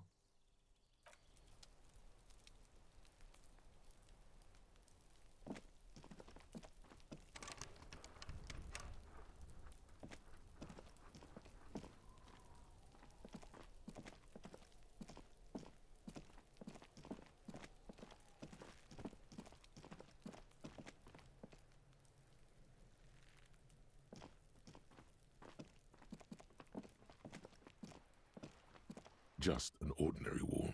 Nothing to see here. Yeah, why? It's a wall.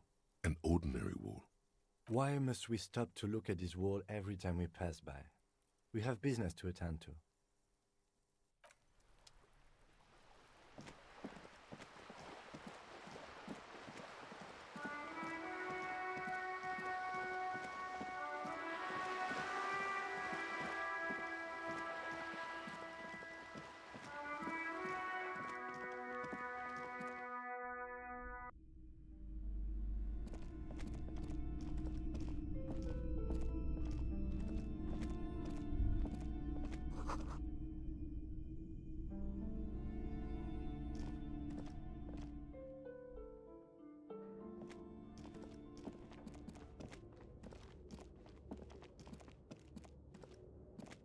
The barbell waits patiently on the floor, like a dog for its master.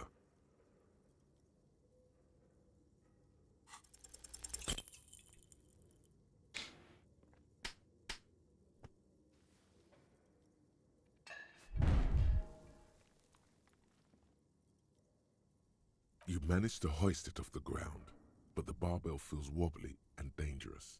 Your hands slick with sweat. Turns out you're no beast, just an old man with bad form. It was never my favorite either. At the station gym, I mean. I prefer running. It clears your head.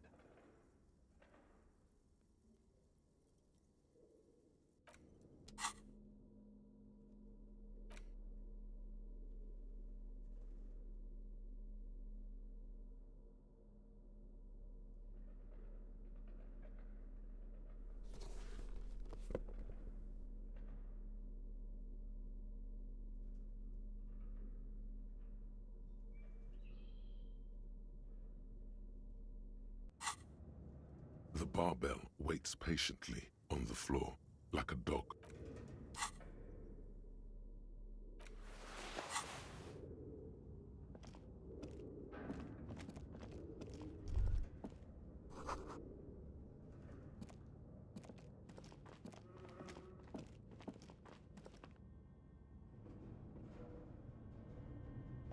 It's dark. And the flashlight works a lot better if you hold it in your hand. Right. Now let's get... Some areas are inaccessible without your flashlight. After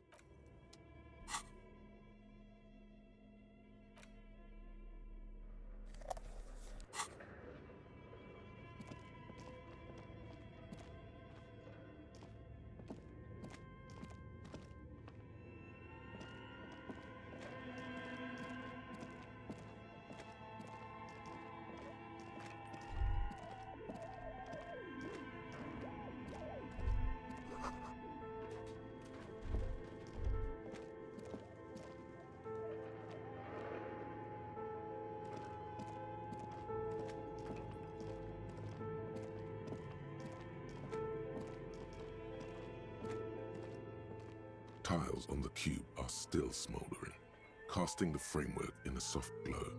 Fluorescent play, like a smooth draw, the filament slides into place. On the keyboard, the play key starts blinking.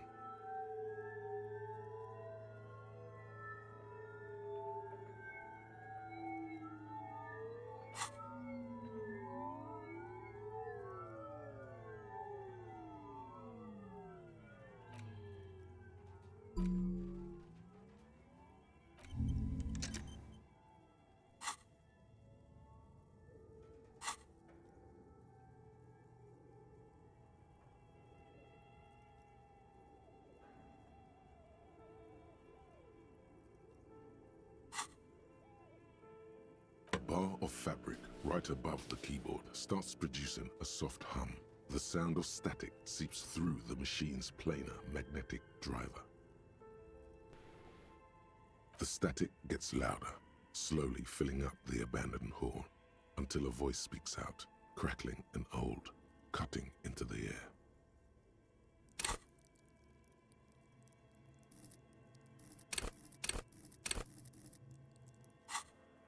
Good afternoon. Fortress accident en rue de Saint-Ghislaine. This is East Insulindian Repeater Station 1. Please repeat. Is this the production schedule? I don't remember where I got this from.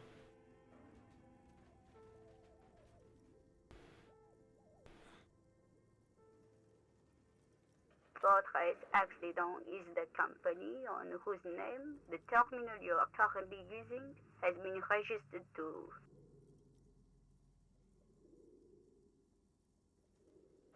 One moment.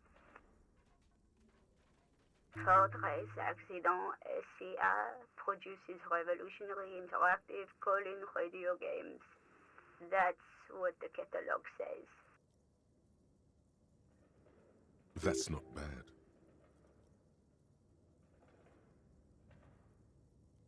Any other questions?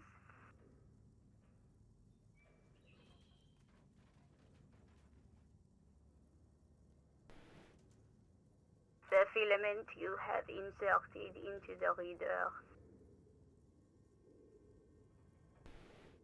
Yes. Is that the production schedule? Good. Please repeat the password. Password? Of course it would have a password. That's why there's a human administrator involved.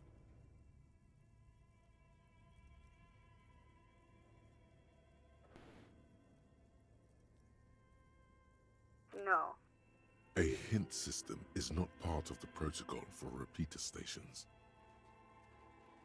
I am contractually obliged to protect the privacy of the filament holder Fortress Accident. Without filing a warrant with Lintel, I cannot give you access to this filament.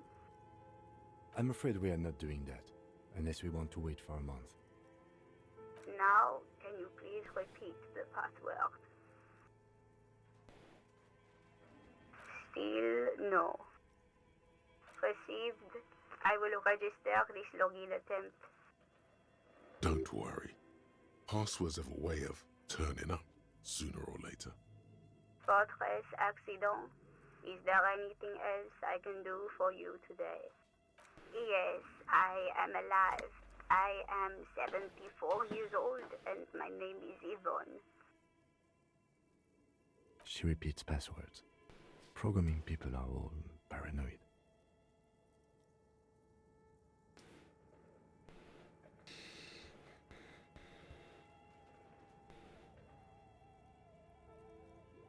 I work as a repeater at the East Insulindian repeater station. It's my job to know where you are, Fortress Accident. As for me, well, I am sitting in my cubicle, surrounded by a wall of radios. On an island on the river Esperance, a small woman, all skin and bones, sits in a room filled with audio equipment. Thousands of tiny lights are reflected back from her prescription lenses, like stars in the dark.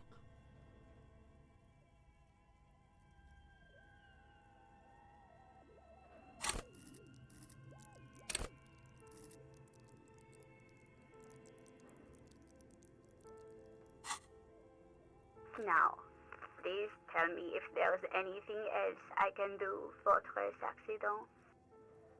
Thank you, and goodbye. Tiles on the cube are still smoldering, casting the framework. The filament slides out of its glowing nest.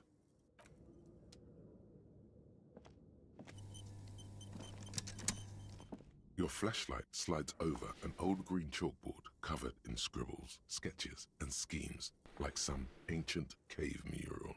Some of the writing has faded with age, but you can still... The handwriting is only partly legible, but the full text reads, "Heat death of the universe." Outside, a cold wind wraps the building in its bosom. Snowflakes in the wind. An old woman passes what the locals call the doomed commercial area. She tries hard not to look at the bookstore windows. It's unwise. These lithe, pointy-eared creatures appear to be different types, translucent Welkins, with organs. You should adopt one of those Welkins as your persona. One of the Welkins, towering among the rest, appears to be different. It's Vara Hamira, a high Welkin, the Haldor, the Twarg, the humans, and even headless men. An inordinate amount of time has gone into drawing these little Welkin creatures. Just look at those details. So much effort. This is a monthly calendar from the year 50. It looks a bit like an academic calendar, only much more brutal. Mini-Me stands for a mini-meeting. It's part of a bigger... As time goes on, the numbers in the boxes grow. Looks like they didn't make it. A note in the bottom left corner of the chalkboard says, "See the prod schedule filament for details." The photo collage. Entire oceans have been... You see primitive oil rigs built into glass, albeit dark and cold. This vision also feels cozy in its own way. A pinned postcard reads,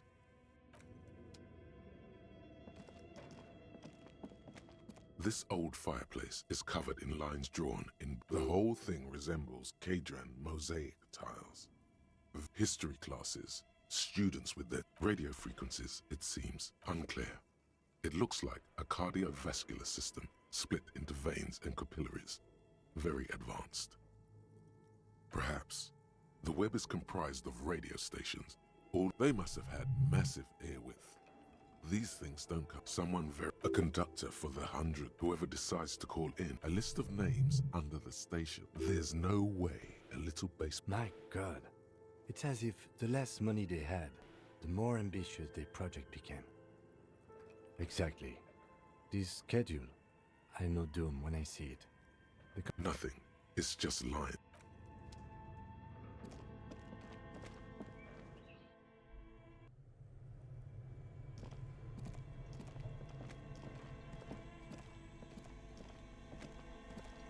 The bear's eyes are still glowing red.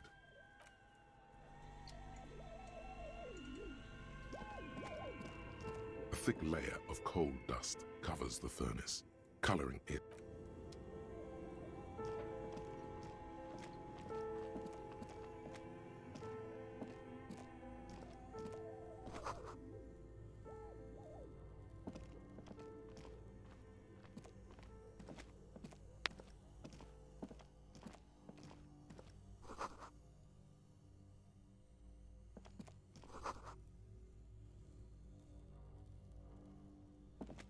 A few bricks have fallen off, revealing a compartment behind the wall.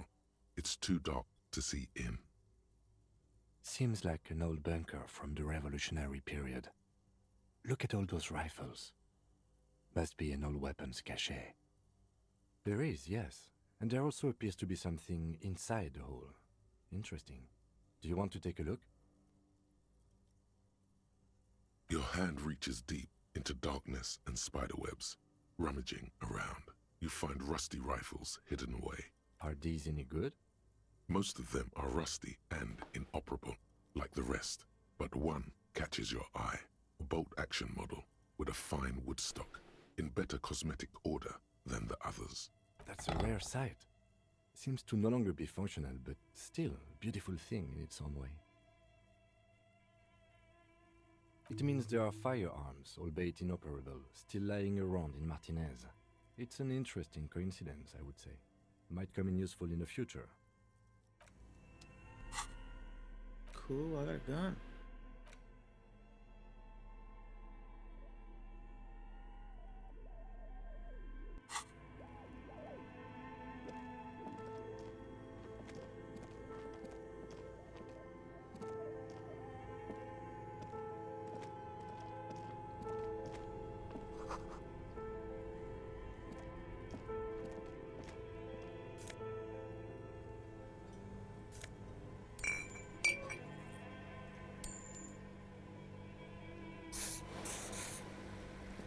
This orange machine is buzzing like an old submarine. It has a hand-cranked ice cream churner on top and an electric freezer that appears to be frozen shut.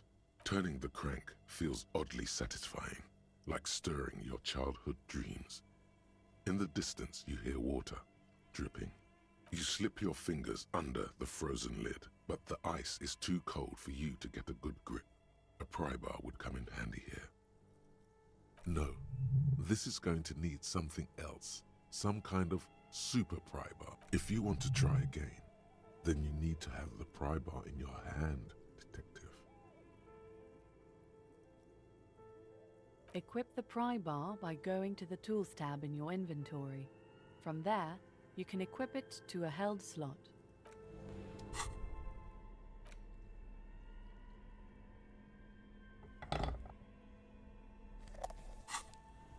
This orange machine is buzzing like an old submarine. It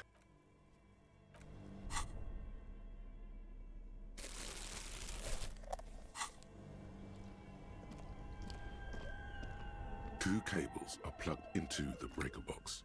The red one leads to the ice bear fridge. An electric sizzle. The room is slightly quieter now. Something close to you dies with... Why did you do that? The lieutenant raises his brows, but doesn't say anything. The electric distribution board now has one cable missing. Somewhere, a machine hums along with the current, happy and contented.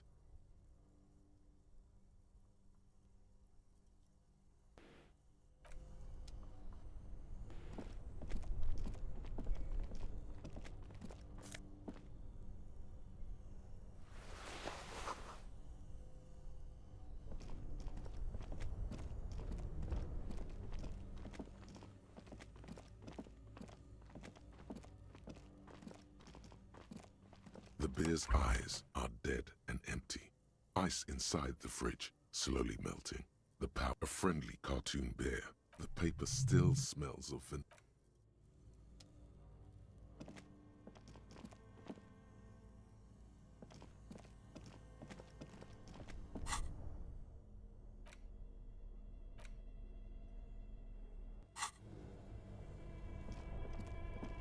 Only the black cable is plugged, somewhere in.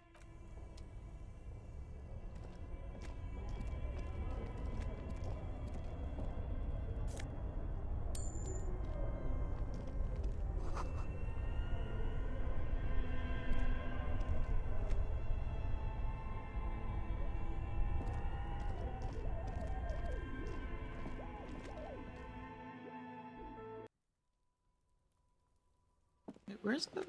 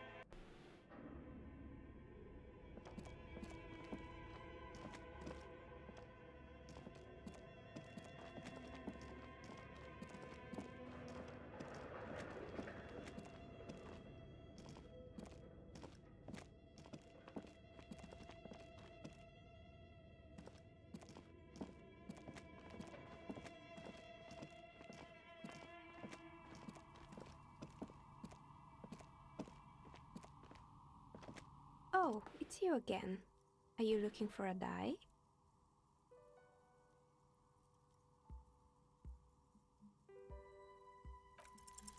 You feel nothing. If anything, it's uncomfortably warm in here.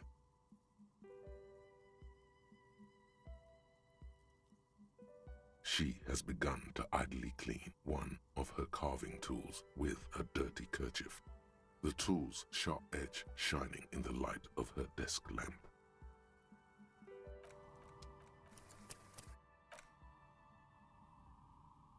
Oh, it's you. Very good. That will be 7 real for one custom die. One universal die for Wirral Untethered.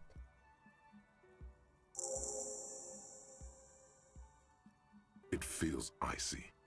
Just holding this die in your hand sends a jolt of cold down your spine. Through the dark resin, you can make out a nugget of bone hewn from an alligator's jaw.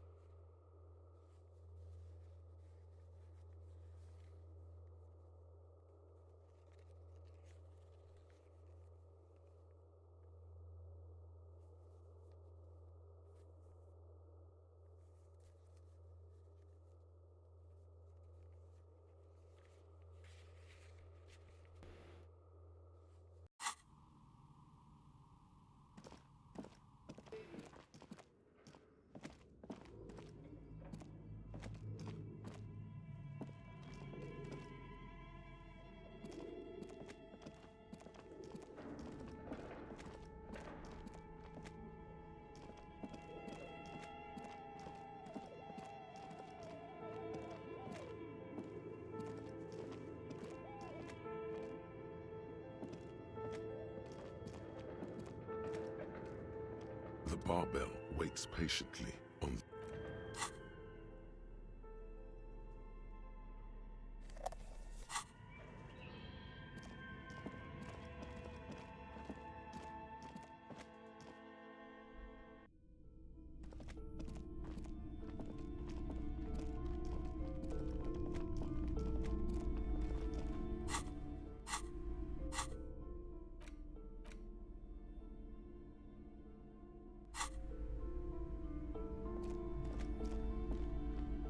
Hi, Ace Detective.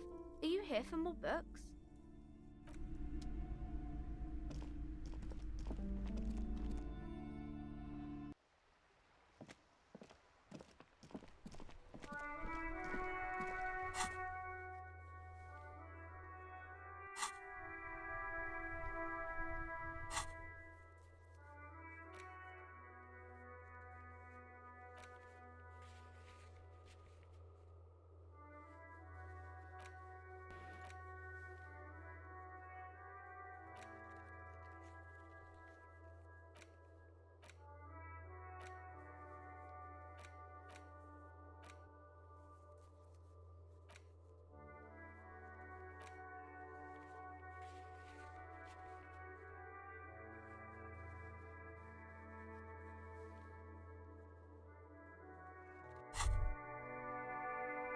All around you, rain falls on the great city of Revachol.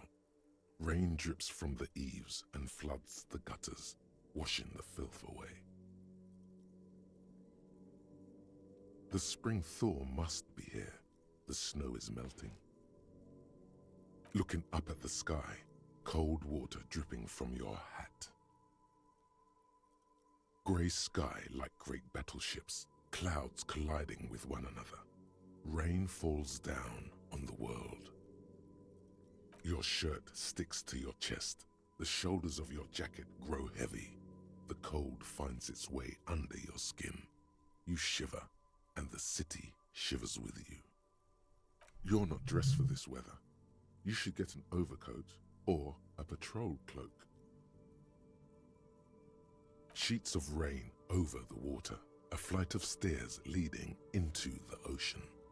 Wave after wave washing the coast of Martinaise, with its motorboats and gently swaying reeds.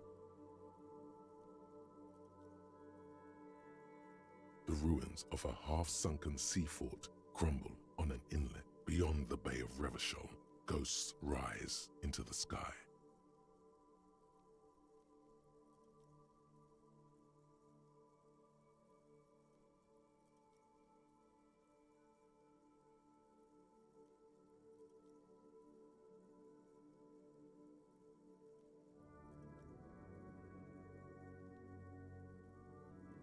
The skyscrapers of La Delta, the financial district. Faint golden light seeps from the office windows. Urban coastline, rain dripping off Eternite-covered roofs. Cinder blocks left over from half-finished construction. A defunct research and development building, once seized by revolutionaries. An old wooden church stands on stilts above the water. Coal City, end of all lines. Your hair is an oily mess flecked with ash from neighboring coal plants. Smokestacks rise somewhere in the distance. There's a fleet on the corner. A plastic coat is folded into a small triangle under the counter by the window. Beyond that, the strikebreakers have gathered. The great gates of the industrial harbour are locked. A chill runs down your back. You shudder like an animal trying to shake water from its hide. Behind the gates, heaps of supply crates, red and blue metal shipping containers, slick with rain. The Greater Revachol Industrial Harbour is an artificial mountain range. Immense wealth resides within, and immeasurable poverty in its shadow. La Ducienne, King Dries passenger harbour. Cruise ships flanked by dock arms. Cranes watching over the mouth of the river distributary. Couronne, the lower middle class. Distributary after distributary cuts the city blocks in half. 7-story buildings trail off into the rain. A silvery curtain of rain over the houses. The class divide. You have never been there. They don't need the law east of the river. Capeside apartments. Tower blocks crowd one another. 4.46mm bullets still lodged in their war-torn stone walls. Hallways collapse from the mortar hits of a war that was lost long ago. Clotheslines go to waste in the rain. Radios play. The news at noon. A yard. Rain falls onto the roof of a woodshed. Coal leaks into a puddle beneath a dead man's feet. He swings from a tree, bloated. Droplets of rain slip from his cold cheeks. A traffic jam. Rain thrumming on the roofs of motor vehicles. Inside, drivers watch water streaming down their windshields. The statue of a king shudders. He too is cold. The canal bridge has been raised. The road ascends. A raised motorway loops above the ghetto. Beneath its concrete columns, a sea of rooftops, woodwork, and tar stretches northward. 4-story buildings as far as the rain can fall. The snows melt in Jamrock. Have a brother in the cut. Where the wood at?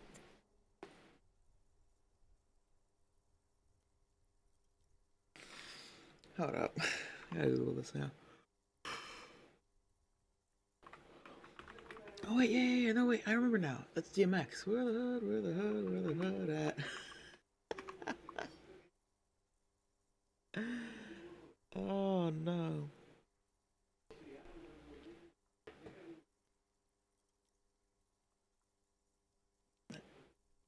If we're in the cut, where the wood at?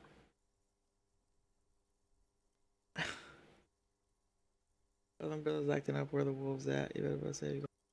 Fuck, why is there a DMX reference in this game? Oy. To be in Martinez, where no one goes, at the runoff point of a long-forgotten canal, in the whitest part of town, in the shadow of the day the revolution failed.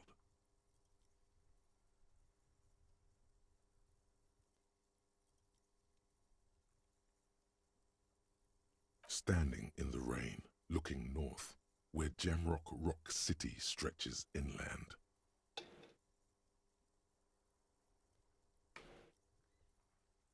In the rain-swept distance, above the rooftops of Jamrock, a repurposed silk mill stands perched above the motorway exit. Precinct 41 hunches in the rain. Your vision blurs. You wipe your face with your hand. The rain stings your eyes, making you look up and blink. Coalition-era statics hang like apparitions under the cloud cover.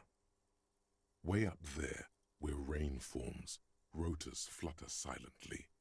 Your sight clears. This rain will not let up anytime soon.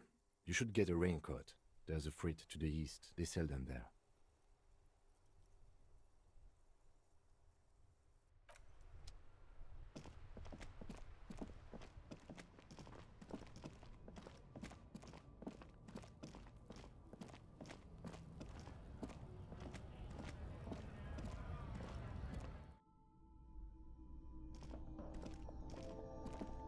You see several packaged raincoats fill a low shelf beneath a display of croissants and juice bottles. The raincoats are transparent, except for the big fritta.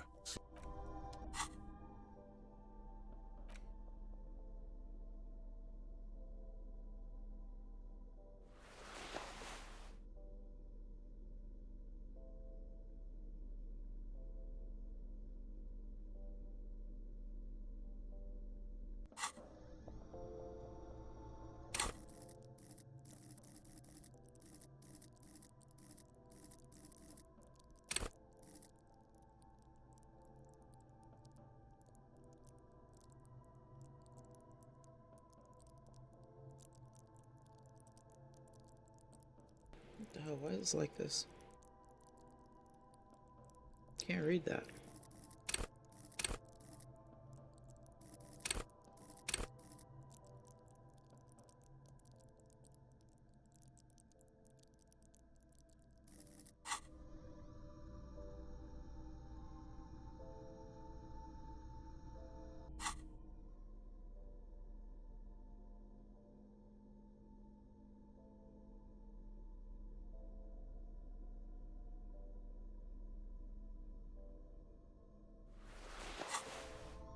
You see several packaged raincoats fill a low shelf beneath a display of croissants and juice bottles. The raincoats are transparent, except for the big...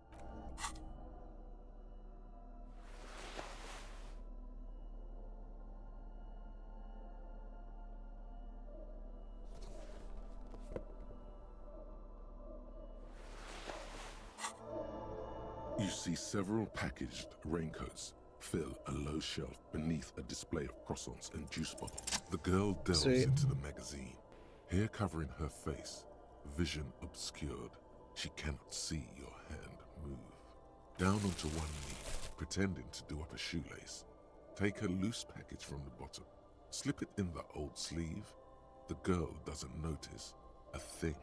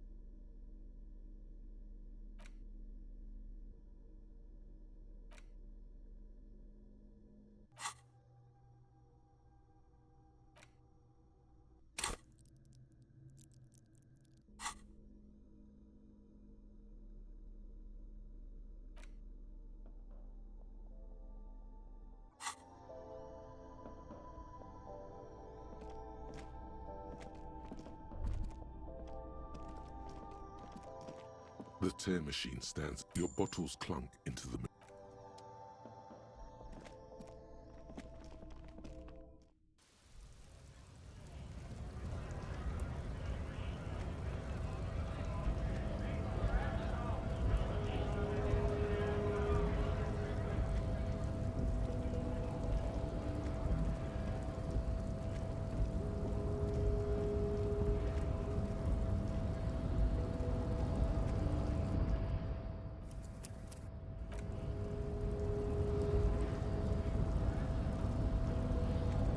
Your race descent has only worsened since I last saw you. You have really let yourself go.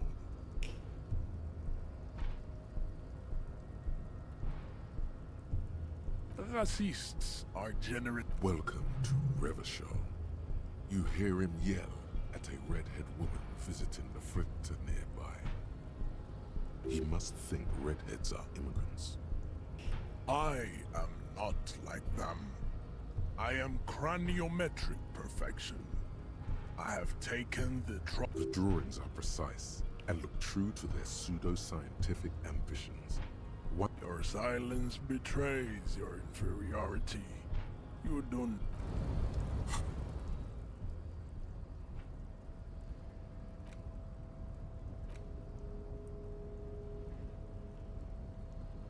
An intricate web of the pattern still kind of has.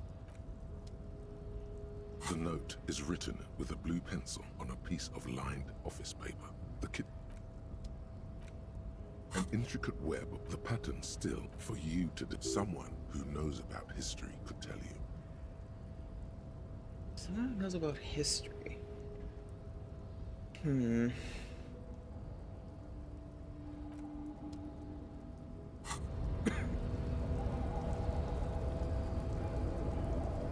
Your race descent has only worsened since I last saw you. You have really...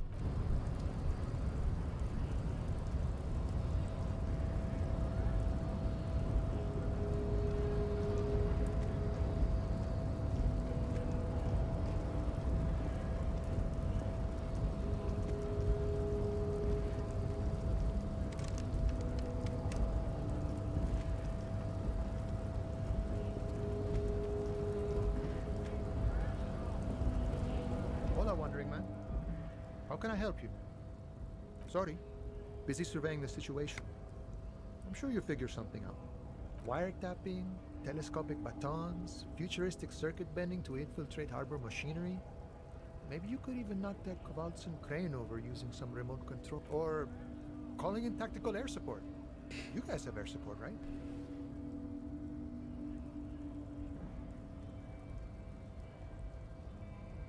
I get it.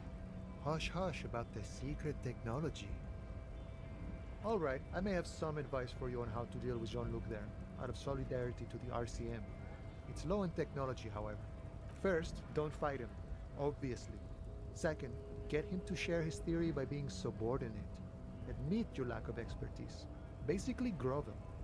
That's how I do it. You're welcome. Maybe that would work.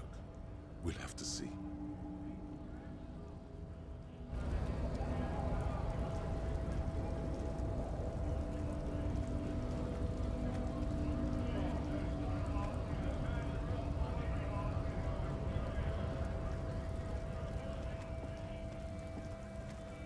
A lorry stuck in the traffic jam.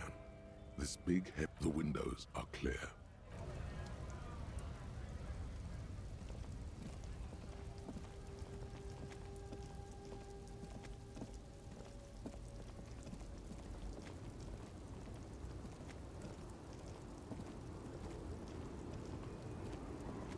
The woman still has her eyes fixed on the photograph in her hands in the background.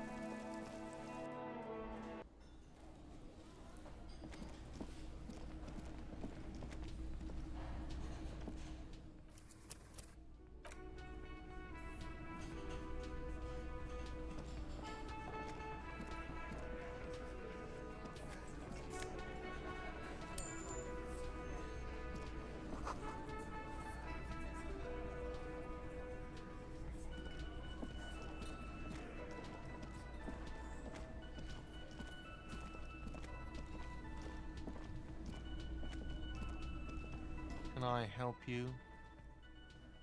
Got the 20 real?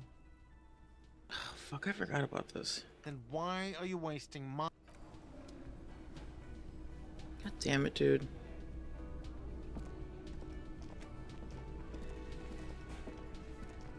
So now I'm starting to feel good about having a little bit of money on me. The man ponders his cooking ut. He looks up at you. Then, shrugging is an international sign for, no, I don't know what's behind that door. You see a heavy steel door with the cobalt blue surface feels rough. Old cobalt paint, rough on the fingers. 40, 50 years since it leads to a side building, adjacent to this one. The old building next to the door does not.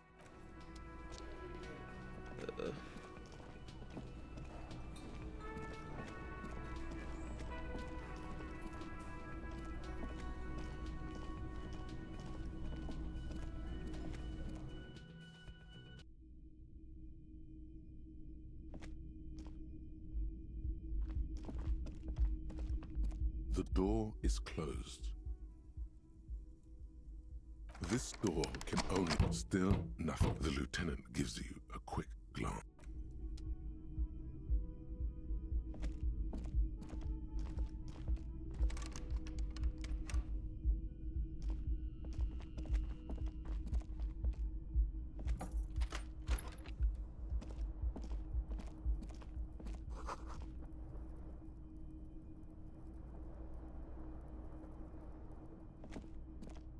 The bed is still cold from the broken window, and not... The window stands broken in its... The morning light hurts you.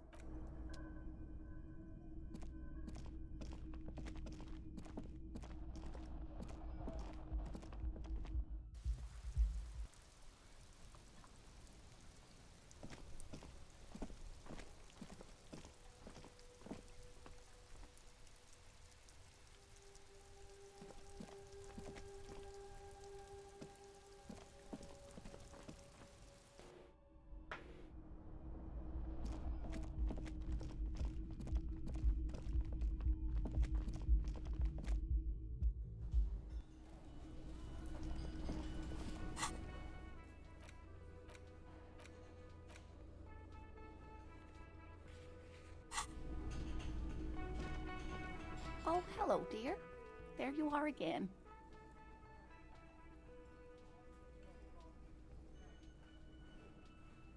Oh, yes. It's a pseudoscience that attempts... That's one. She's used to playing off. My apologies, ma'am. It's not a hot. Searching for... The quality of research at Revacholian University.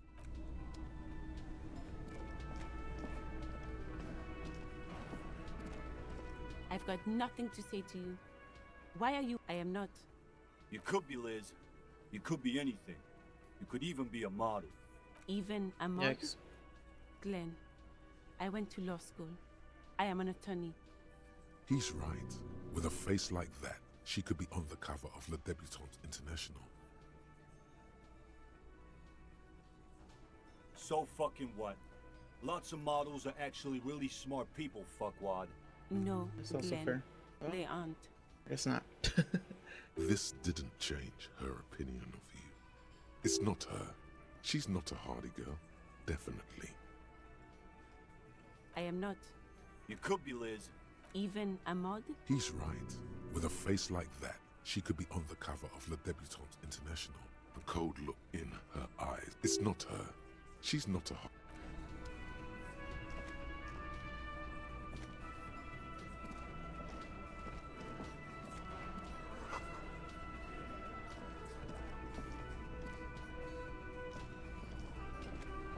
Behind the dockworkers, a ceiling height window. The hawthorn branches scrape the glass like bony fingers. It's not time yet. There's a little slide panel up there to let some air in. No need to open it in spring. It's still Okay.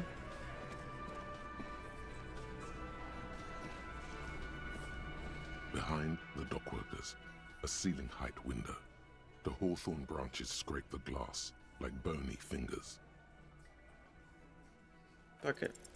Nothing. Just black tangles like the hair of an old woman. Motionless. The wind in the yard doesn't reach the hawthorn, nor does the light.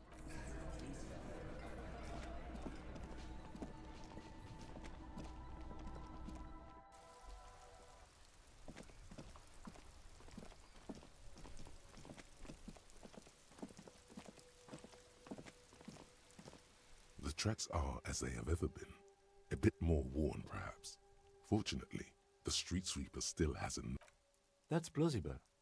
A similar reckless abandon seems to be in evidence.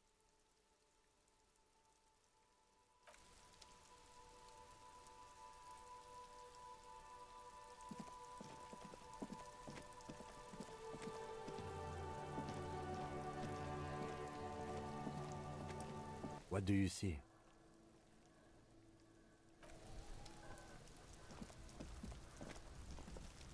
The man before you is naked, but for a pair of underpants and white boots. His skin is... Of course. You have questions, don't you? The power of your... I'm a joke. Look at me. There is nothing funny about a killer. A motherfucker. Go ahead, Cobbo. What do you mean? It's the power of your... imagination. Go ahead. Ask me more questions. You fucking love. Fuck no. You're no. Between you and me, your name, you can be anything you want. Love did me in, Brother Copo. It was love all along. Sure, Loba. Looking at my face, motionless. Looking into my eyes. Standing here. Something is on its way. Something hidden. It's coming. A miracle from the northwest, and it's almost here. You can feel it in the air. Do I remind you of someone? A child born with Muller's disease, harlequinism, grown up miraculously. You sure wriggled out of that one, Coppellini. Come back later, Coppo. Amuse yourself with my frank manners and my memento mori features. If possible, also, see me in your dreams. The steel-reinforced belt presents a unique challenge. I brought chain cutters, but I don't see a good angle of approach to the belt. He doesn't actually think the challenge is unique. He thinks it's frustrating, annoying, and harder than he thought. The cadaver is a good 1.2 meters up. Neither one of us can reach the belt without assistance. And even if we do, there's the question of cutting the airship strength material. Someone else? You mean like the police? No, I mean like a, I don't know, a welder. What was that about processing, then? Weren't they supposed to take care of the boots? Why don't they help? No. Think of the boys from processing as murderers. Only instead of people, they murder crime scenes. Processing is a wrecking crew. They know how to commission off items and how to work the incinerator in the morgue. I know it's hard, but I assure you, the others won't come to help us. And we have a growing sanitary concern here. We need to get him down, fast. Climb up there and saw the branch? There has to be a less risky way, with less falling down of trees. Yeah! Bang bang time, pig! Shoot his head off! How? Where the buckle ties the rope to the branch. That's a good spot to aim.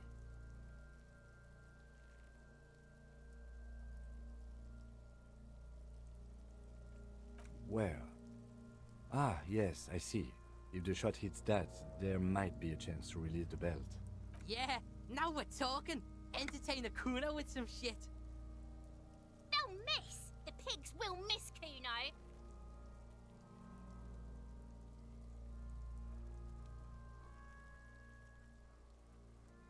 But what else can we do?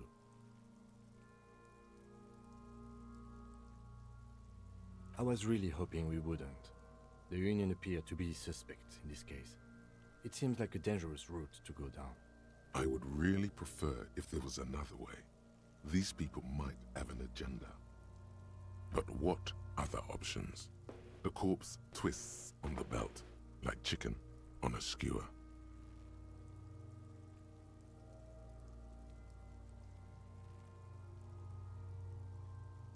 We are not getting him down already. Not getting him down is a task that's already accomplished. Sadly, it's not our job to keep him up there, but to get him down.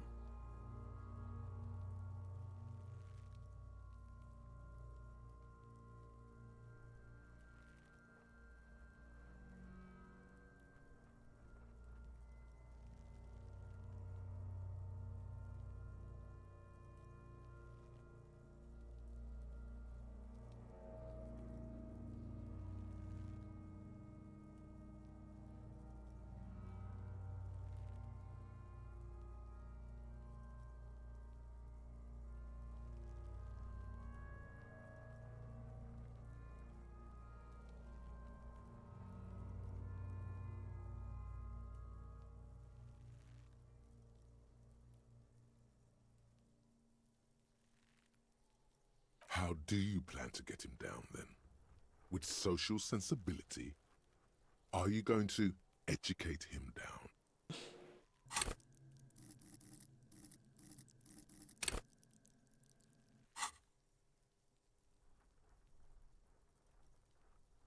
He breathes out heavily.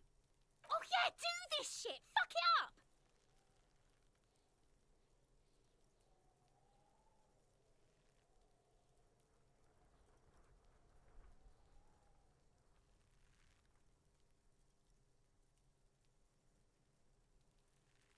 The lieutenant's brow is furrowed.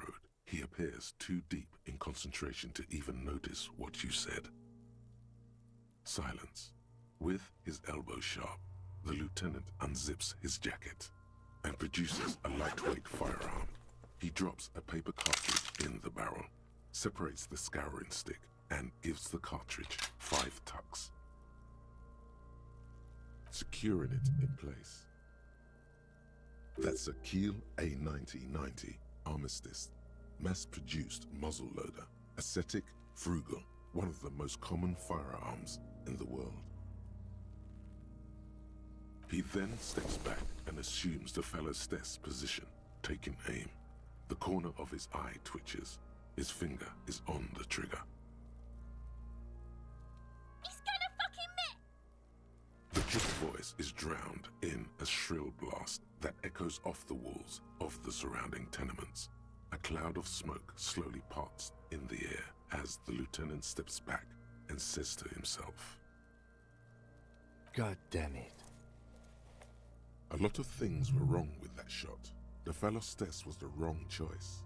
His shoulders were raised, but above all, he cannot trust his eyesight.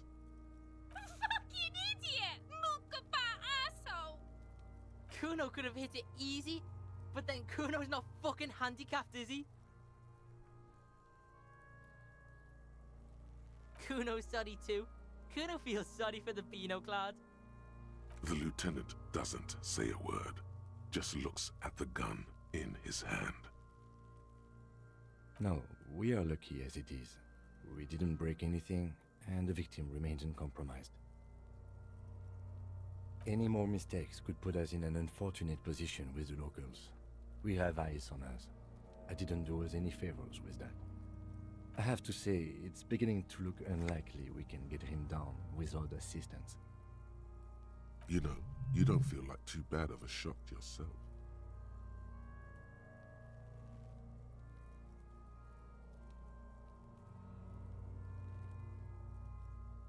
It's bad as it is, us shooting firearms like punks. Go ahead, I'm not stopping you. Just don't lose it. They only have one gun! This is the sorriest pair of pigs Kuno's ever seen. Yeah, take it, you fucking banana boyka! Take it and shoot yourself in the mouth! The cold piece of bakelite and gunmetal is surprisingly light. Your fingers fit right through the guard, instinctively resting on the trigger. You've held this, an A9 Armistice, before. At some point, it probably used to be your choice of firearm. It still feels comfortable, like you never laid it down.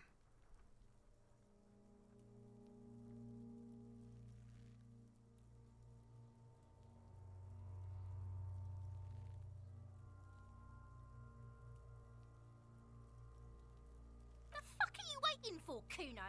Tell him to shoot himself in the mouth! The buckle comes into focus in your sights. You stand with your feet planted firmly in the ground and your left hand supporting your gun arm. Why don't you just shoot yourself in your mouth? At least you won't miss.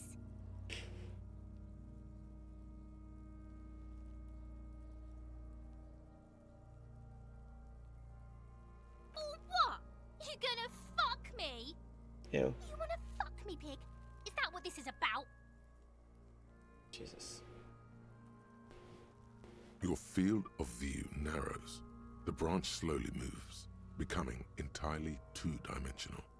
The metal buckle glimmers, catching the noon light as the corpse slowly rotates. The slow movement of the branch in the wind and your shoulders directing the gun sink up, dancing hypnotically. Look, he's crying. You gonna cry now, fucking faggoty?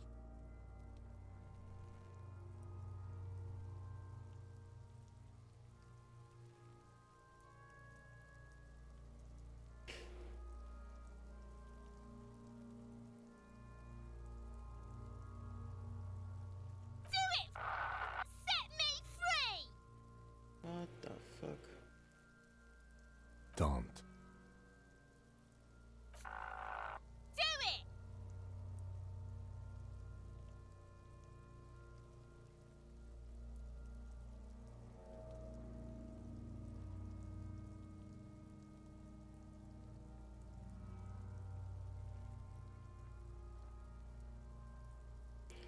This is a composure check, so it's Intense shit, copper. Fucker waved his gun! It wasn't intense, it was pathetic! oh, like nice. The buckle explodes into tiny pieces, coming loose with a whir. With your hand numb from the recoil, I don't know why I did that. I shouldn't have responded to her. Slump I down. was just curious what happened. For a moment, the man appears to kneel in front of you, looking straight at you, helpless, trapped within itself. Communism. Come on, what the fuck does that even It takes a mean? millisecond for the association to flash within your cortex. You have no idea where it's coming from, only that it's right. I wonder, okay, does he say that because I'm a commie? Is it because of this? Or does he always say that? Then the rigor in his muscles gives up, and he smashes sideways into the spring mud, letting out a horrid stench.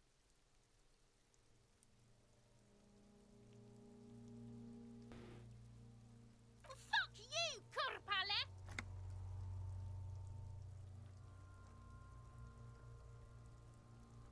Ace is high. The Ace is High, a custom invented by the aerostatic brigades during the revolution, is used to celebrate success in Revachol, especially in sports. The gesture is spread across the world, despite the defeat of the revolutionaries themselves. You could add an Ace's Low to it, if you like, by turning your back after the high and waiting for another. High five, low five? The high arrives with a sharp slap. As you turn around, there is a moment of doubt. Feels like that low ain't gonna connect. Chill. It's gonna connect. But then it does, and with furious precision. The lieutenant is not one to leave an aces low hanging. I knew these guys were Jesus Christ. Yeah. Kuno cracks with laughter. Sounds like someone strangling a seagull. It's clear he enjoys himself. I knew they suck each other off. We will perform a field autopsy and determine the cause of death. But before... Excuse me. Slumped on the ground like that has not improved the way the corpse smells. The fall seems to have released something deep inside it. Yeah, it's probably fucking mixed up. It looks like I feel Mixed like everything up. taking a break from the stench. Ugh. I'm sorry to interrupt the jubilations here. Just a little breather before we do the autopsy. Yes, the 4 phases of a murder scene. 1. Investigation of the scene. I'm satisfied with that part. The trash container, the prints, we've been thorough enough. 2. Initial examination of the victim. We were exhaustive in our efforts there. Good job. 3. Field autopsy. This will not be pleasant or easy, and it will have to be performed on the scene. Great. The fuck are they on about? Cops are gonna cut his shit up next. 4 and final, transport of the coroner's case to the district morgue. I'll do that. God, this stinks. No, you and I are detectives. The honorary rank of detective signifies our ability to handle the entire incident chain. From crime scene to autopsy to cleanup, we do it all. An honor and a burden attached to your rank. Mine is Lieutenant Detective, unfortunately. I can't tell you how tired I am of this corpse. With shooting like that? Of course you are. Your station would not have assigned you to this case otherwise. In the meantime, we should try to interview Evrard Clare, the leader of the Union. Harbor property was clearly used in the hanging. The harbor just east of here. Getting in might prove a challenge, though. I would also suggest we interview Joyce, the Wild Pines representative. But we've already done that, so good for us. 1 down, 1 to go. Yes. And those were the interviewees. Let's go.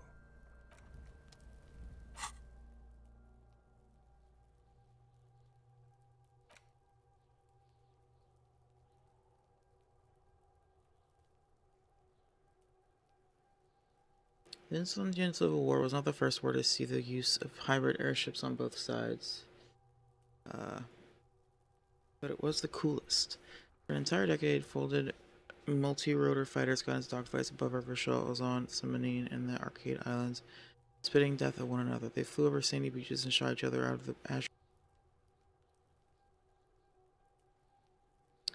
the azure sky, crashing into city blocks and setting island forests ablaze. The Aces Low was a custom among revolutionary brigades before after multiple kills. Lieutenant Kitsuragi seems fond of it. Why? I'm guessing he's a veteran. Oh, I have a skill point? That's right, I do. I want to get more shivers. The shivers skill seems to offer some interesting moments.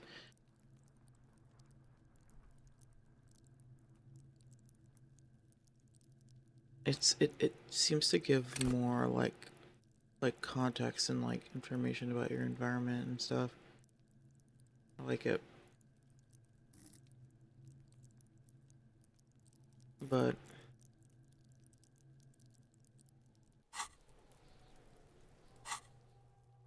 I also really like having more of these just because like they're permanent, which I hate. And you need a skill point to delete them, which is also annoying.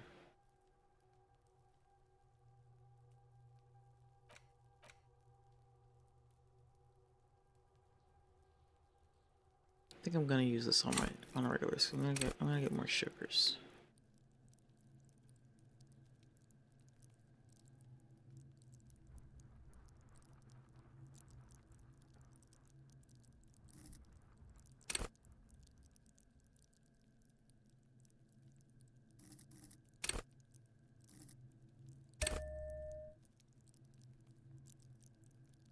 I must have another skill point.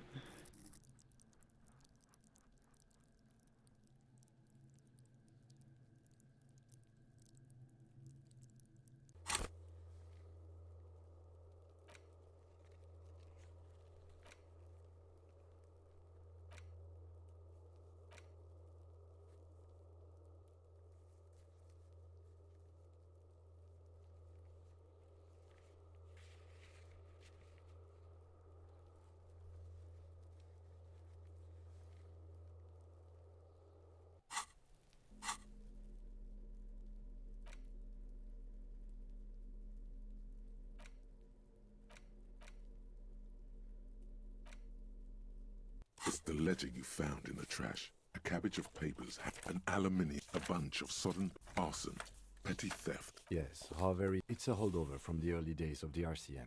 Right after the revolution, when the organization... Again, in your... I pray his loved one. Rail spiked through the head. You don't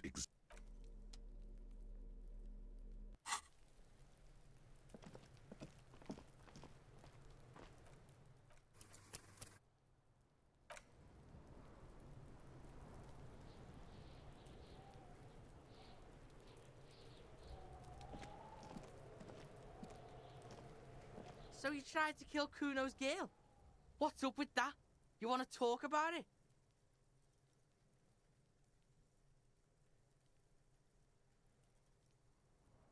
What? Bitch! You fucking making excuses for yourself now? Do this shit again, and Kuno's gonna climb in your room at night with a knife. Kuno knows where you sleep. The pig who fucked his window up. I'm gonna climb in through that balcony, put the fucking knife in you. Yeah, I've been in your room. But you and Kuno are good for now, pals. Shoot that shit at Kuno. Let's have a jolly time. The determination in his voice leaves little room for doubt in his sincerity. He means every word. Needs to be taken seriously. And you're back in business with the Kuno. Now what is it?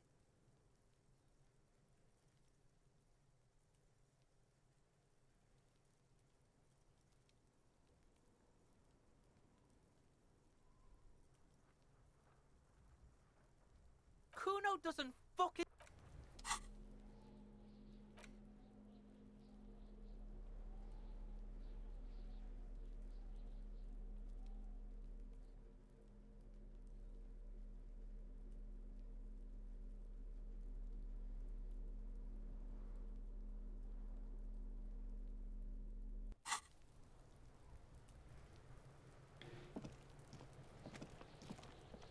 Can't believe you didn't take the shot.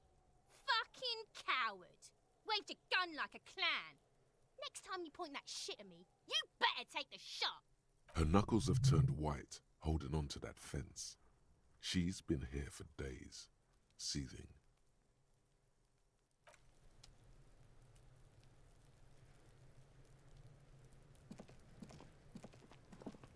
The rotting man lies on his side, with his eyes looking straight through you. The belt is still around his neck. His body is supine and open to intrusion. By autopsy, the lieutenant adjusts his glasses and takes a deep breath. Come on, officer. You know what a field autopsy is. You've done 100 of them. What you do know is, at 18.9 kilometers, the dormant shield volcano, Corpus Mundi, is the world's highest summit, and the failure of the 38 single, Et puis descend, to crack the top 20 was the death knell of disco. But what a field autopsy is, you have no idea. You must have me confused with the Copperpedia. You, sir, you are the Copperpedia. Unfortunately, no. They are better than nothing. Tell you what, I perform the anatomical side of things while you will take notes. That's right.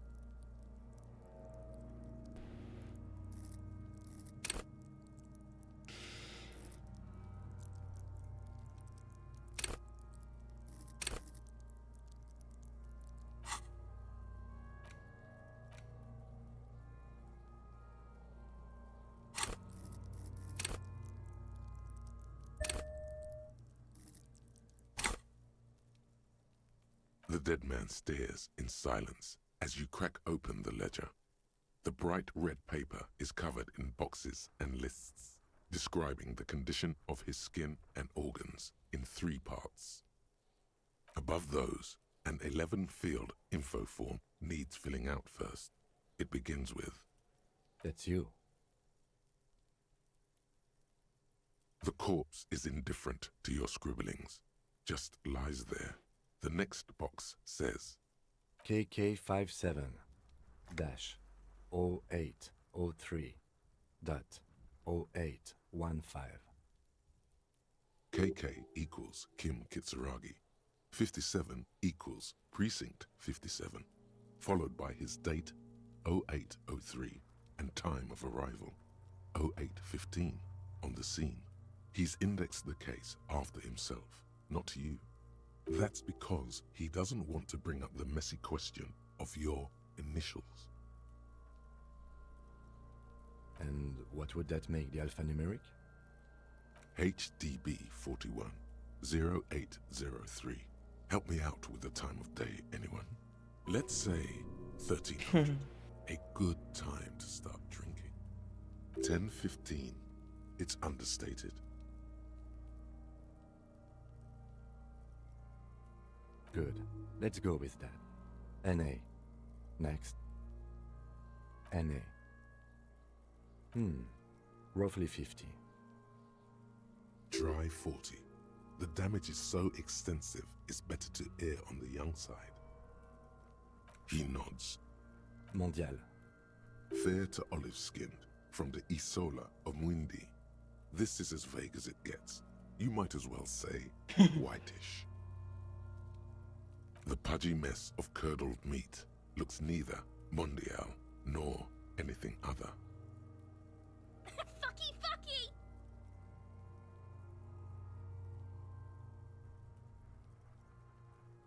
Male.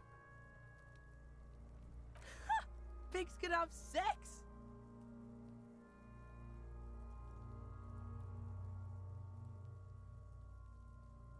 Naively, the lieutenant does not double-check your notes. We're still going with March 4th. 51. What else? 9. Body identified by is non-applicable. 10. Case number is the same as the coroner's case. HDB 41 0803.1015 listens, motionless, with the cargo belt still around his neck. Only one box remains.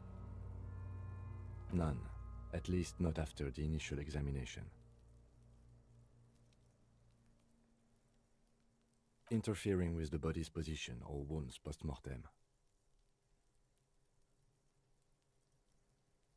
They'd have to have incapacitated and carried him over. This man was more than a match for untrained dog walkers. Your central nervous system recognizes this gesture. It's the stations of the breath. Ecclesiastic, religious in nature, a holdout from pre-DeLorean burial rites. It takes him 2 seconds to perform. Then, we should start the post-mortem. The corpse cannot feel Kim's hand on his chest. It no longer meaningfully interacts with its surroundings. A thicket of boxes and lists on red copier paper tries to answer why. Clothes. The deceased wears armored boots and white briefs. The make of the briefs is Babrodine, I think. Let's see. See, it's happening. Babrodine, yes. Inexpensive. Size M. Color white. The disappointment is palpable. The red-haired thing was expecting something more lurid. The rest of the clothes have been removed post-mortem by scavengers in order to get to the victim's ceramic armor. Officers are in search of the missing pieces. Removal of the boots is left for processing. It would be clever of you to omit the boots altogether, sire. If you are to keep them for yourself, as you ought to, you have deserved patience. After the autopsy, before the body is taken away, there will be a window of opportunity after the lieutenant has gone to sleep. I hope this has helped you, my liege. The boat has a serial number. It's E50.100.100. The lines between the plates are in the shape of the alphanumerical. The number is purposefully concealed by the design. Tattoos. The upper torso is covered in a single, continuous tattoo, resembling a national pattern. It reaches from the right shoulder to the heart. The ink is blue and white. The assistant has a color photograph of the markings, to be added to the case files as document A1. The photo is taken on the scene, using a Trigat Mini. The deceased has a belt for airlifting cargo around his neck, tied with a hangman's knot. Color, yellow. Length, 3 meters. There is a buckle on the other end. Well-nourished, athletically built, measuring 1.8 meters. Generally consistent with age 42. Preservation is good. Ambient temperature, below freezing. Body hair is light brown. Distribution is consistent with the age. The deceased had male pattern baldness. Hair is combed back, short.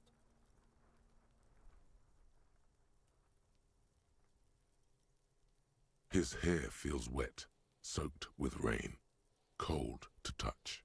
Not that different from a living person after a swim.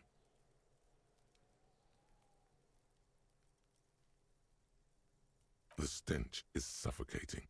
Strands of dark brown hair start sticking to your hand, like thread off a rag doll's head. There's brilliantine in there. He's combed his hair back with oil. Lividity is consistent with hanging. The head is congested. Contusions are present on the head, chest, and thighs. Consistent with stones thrown post-mortem. Low velocity. Fucking low velocity? You think Kuno doesn't know what you're talking about? Velocity was fucking max. Talking shit about Kuno's velocity. In addition, there are bite marks on the face, scalp, and chest. Consistent with predation.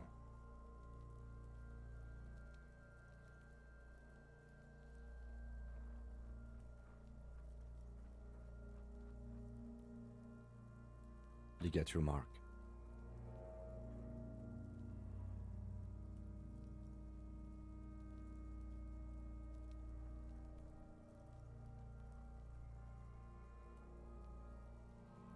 The steel wiring. There's too much of it. We need to remove the belt so we can get to the ligature mark. You got just the right tool for that. The chain cutters. Always good to think ahead. Now, we need to cut the belt to see the ligature mark below. Carefully, with as much precision as you can. See, my pig is gonna fuck his head off. No, he ain't. Your pig's a boring fuck.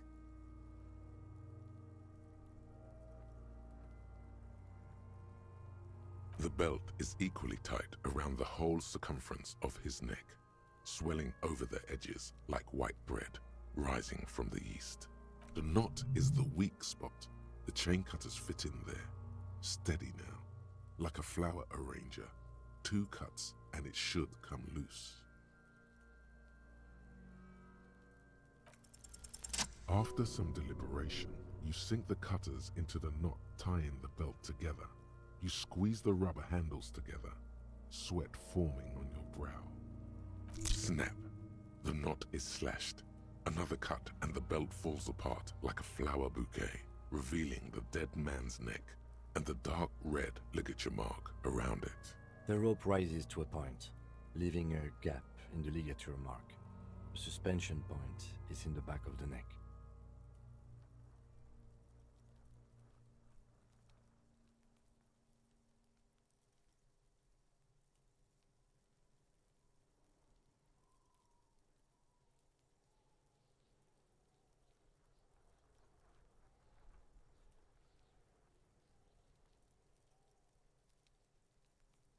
Hemorrhaging is observed on the skin, above and below the ligature mark. The mark is well pronounced, consistent with a drop from 1 or 1.5 meters. Oh, there's some like Ninja Turtles. That's cool. Chest is intact. Normal contour. Abdomen is protuberant. Pelvis intact. Genitalia. No! Let's get up and see! I fucking knew it! Genitalia is male and unremarkable. No evidence of injury. The dead man's penis is average sized, The hell? congested from the Why is downward this- collection of blood. What is The happening? testicles are uneven in length, hanging underneath. The genitalia is greenish. Marbling is present around the crotch.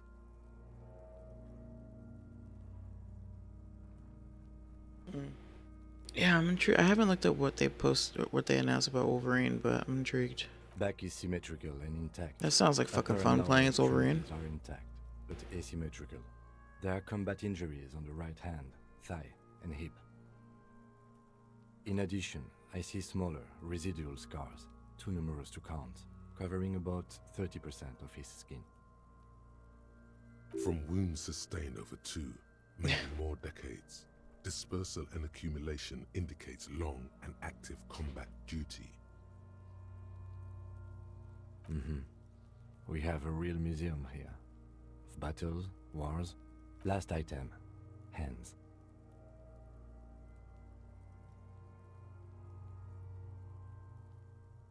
The hand is surprisingly heavy to lift, filled with decay liquids. Feels as though it could explode if squeezed harder.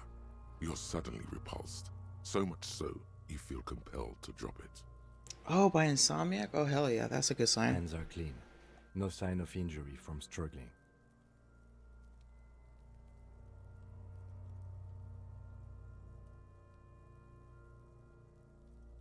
I was. Maybe I'm just not seeing them. Honestly, this stench is making it hard for me to think at the moment. Ooh. That's all for the external. Well done. What next? Alright, I gotta get a snack. Be right back.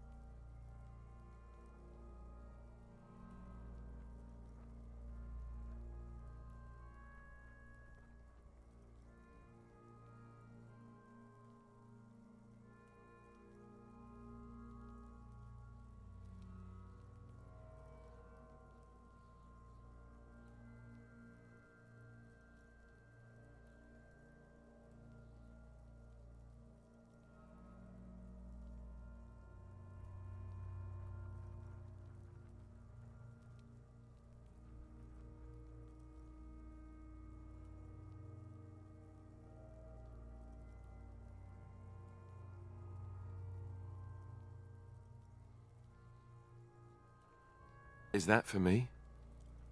Really? Wow! Wow! Cream.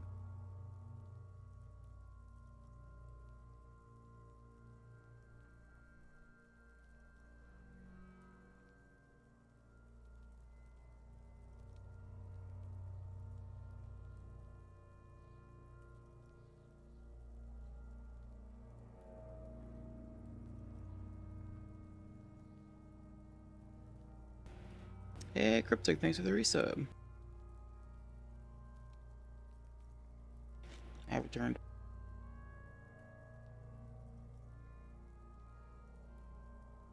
It occurred to me that because this game is point and click, I could eat my favorite snack, which is popcorn. So I made popcorn. Because I don't need 2 hands to play. Central nervous system. I have nothing. Do you have anything on this man's central nervous system? Of course, there is a moral to be drawn from it. A moral to this story. What would that be? The dead man looks, too, with barely contained excitement to hear the moral of his story. I think that may well be the moral of every story, officer.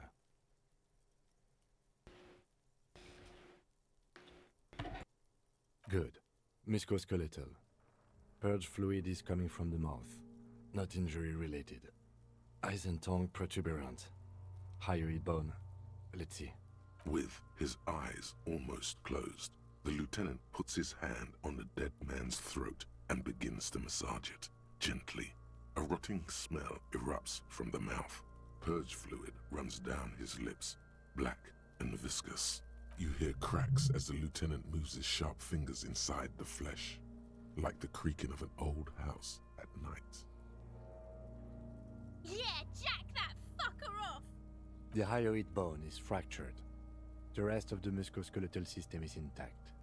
Unremarkable. Respiratory system.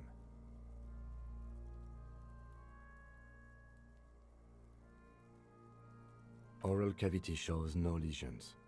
The victim has received dental implants, possibly after a combat wound. Mouth swollen, hemorrhaging present in mucosa of the lips and mouth. No scream, no sigh of relief rises from the darkness inside. It's humid there. Sickly sweet air, unlike anything living. You feel like you're about to throw up again, straight in that mouth of his. It's hard. Once more, you taste stomach acid in the back of your throat. A contraction. Your throat pumps a little something from your stomach and into your mouth. You're forced to swallow, just to keep looking. Inside, you see darkness.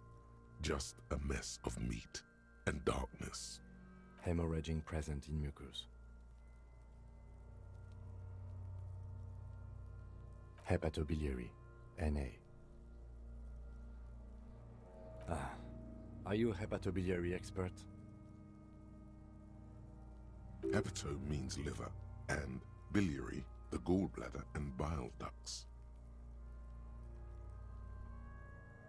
Nothing in your alcohol-soaked memory directs to having forensic expertise on either one. Neither am I. That's it. Same for toxicology and serology, Na. Unless you have untapped reservoirs of knowledge there? Reservoirs? No, but do they take obscure trivia and odd tidbits?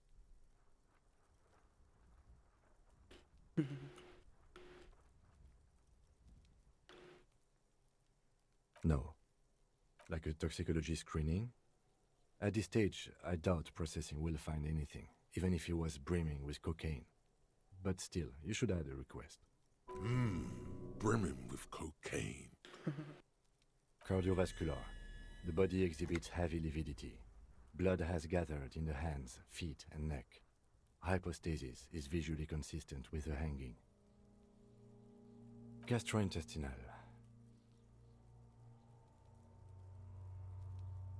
This will do. Digested semi-solid food in stomach. Voilà.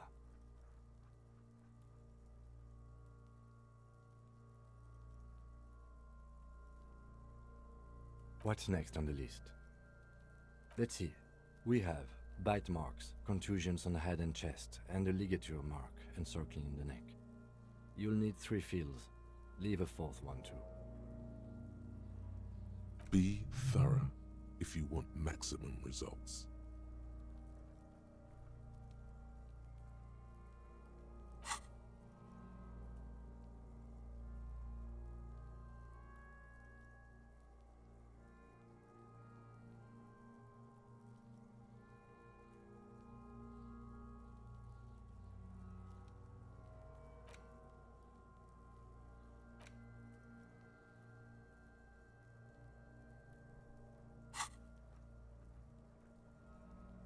Head, chest, and scalp bite mark injuries. Predation by birds has caused damage to the body. Odontologist does not need to be consulted. And your opinion, officer?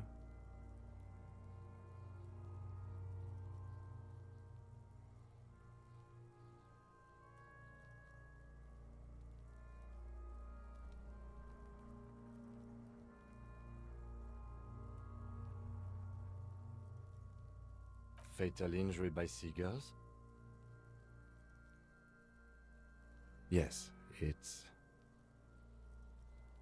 That's right. What's next? So, the scalp bleeds from a post-mortem head injury, a stone. The injury does not have the rim of an early inflammatory response.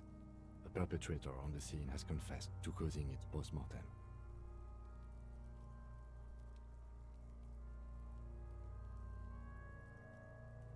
At maximum velocity, fucko!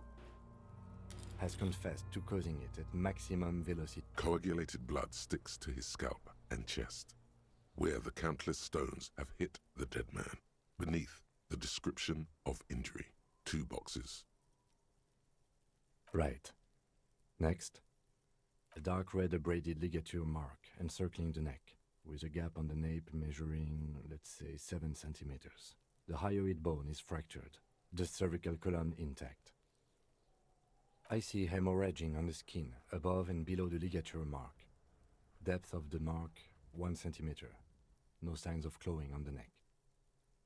Below the note, 2 customary boxes wait to be ticked. The man's head jerks to the side. The ring around his neck is visible. Think for a moment. There's time. Don't rush.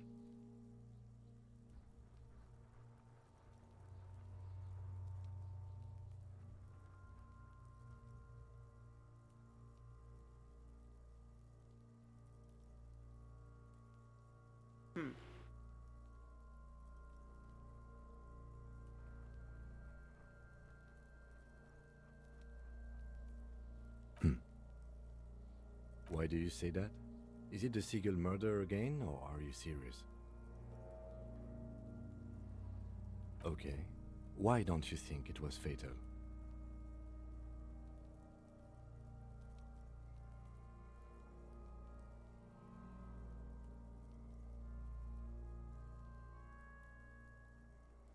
Honestly, I'm not sure there weren't marks on his wrist.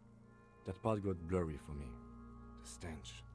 But you are right, I was ready to call this. Now I think we should leave it empty, at least for the time being.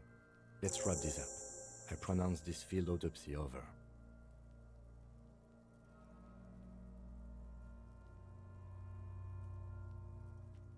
Sorry, hold on. I forgot to get water. 1 sec.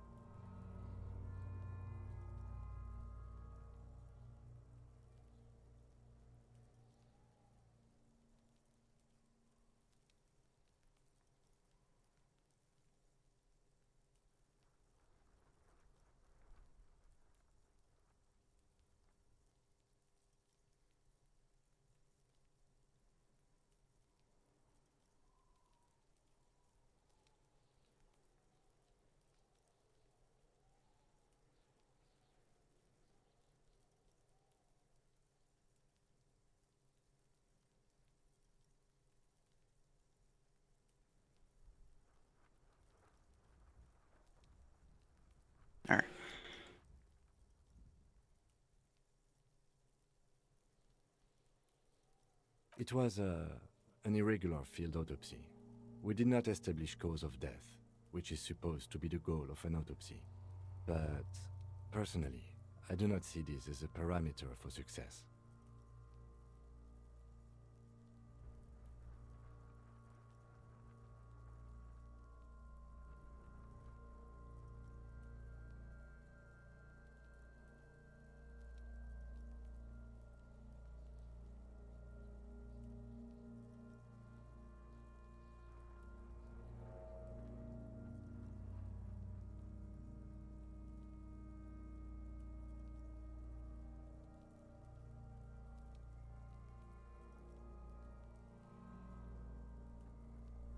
We also requested a toxicological screening.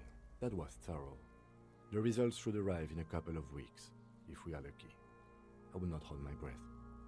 We were thorough with the list of injuries too. We described them all in detail. What is there to say? Given the circumstances, it was a professional field autopsy.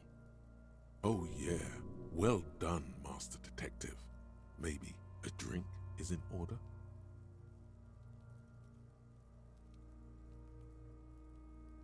Now, you see, that worries me. You will die if you drink. You know that, don't you? You are proving a useful detective. The organization would miss you. I need a copy of that autopsy form. Then I will drive him to Faubourg for processing.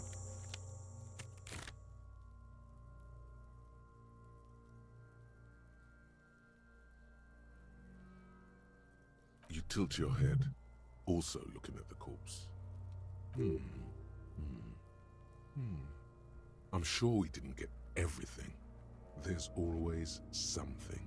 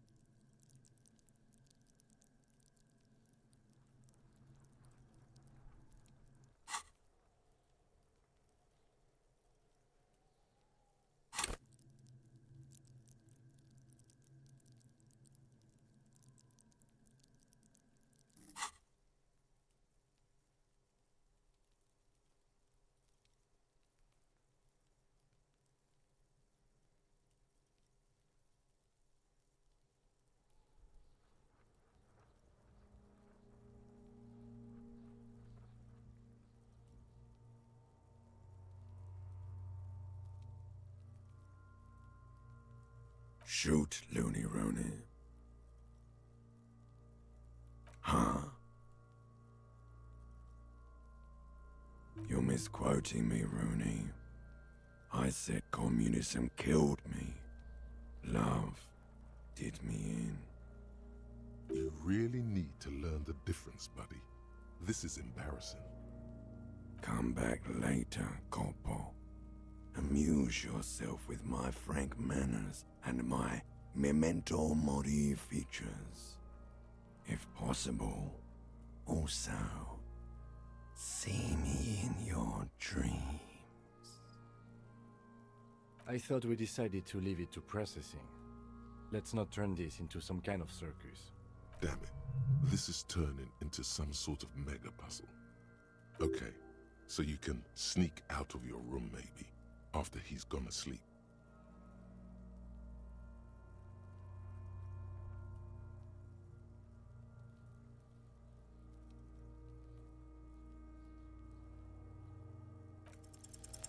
Your arms reach out and your eyes close, as if by their own volition. It's dark all around. You feel cold, slippery flesh, first with your fingertips, then under the palm of your hand.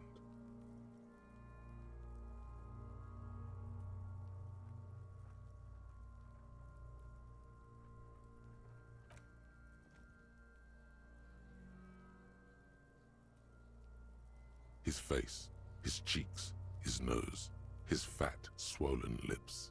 Like a spider, your hand crawls over his features. Everything is silent. They are swollen shut. You need to really push to get in. Only the little one fits. The flesh changes shape as you bore in, searching for something in the cartilage. The fuck is he doing? The thing you're looking for, it's not there. Crawl out, spider.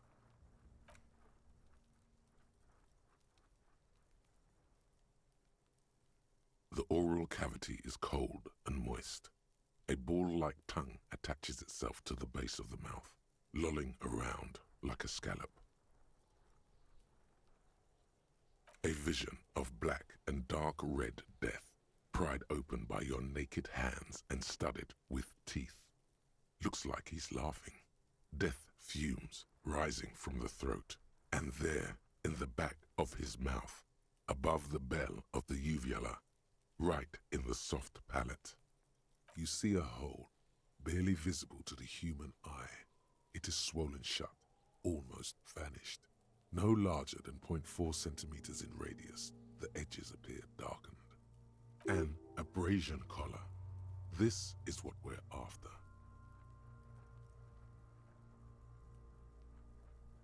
Abrasion collar.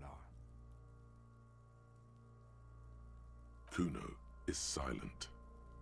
A black trickle of liquid runs into his throat from the wound. Your index fits right in there. A tight tunnel of flesh opens up. Tissue damage. What the fuck? Wide enough for 2 fingers.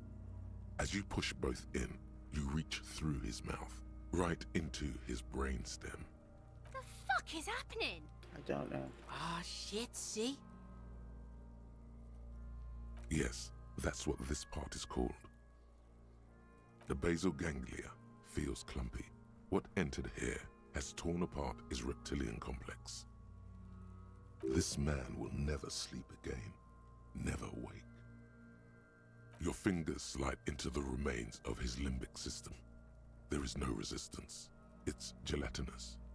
The slug-like structures are damaged too. The tearing extends deep into both hemispheres. This is what he used to regulate his emotions with. The lieutenant answers with the sound of his pen on paper.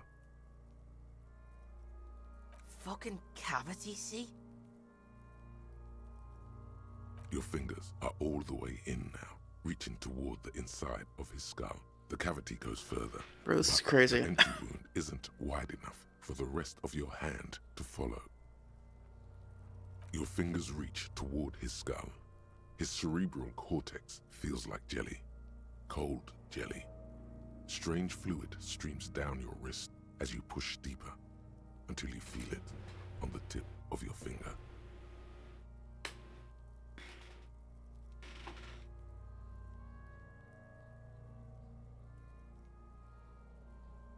Sharp, serrated material. The edges cut right into your skin. There's a tiny crack, a protrusion in the cranium, right in the back of his head. Your finger must be pointing straight at it, from the inside. The object that is in there stops just short of the skull, in the encephalus, knocking this tiny fracture into the cranium. We have the makings of a very small exit wound here. Forget about the fucking exit wound, Beano. The pig is wearing him like a fuck puppet. Can you get to it? He's being very casual about this.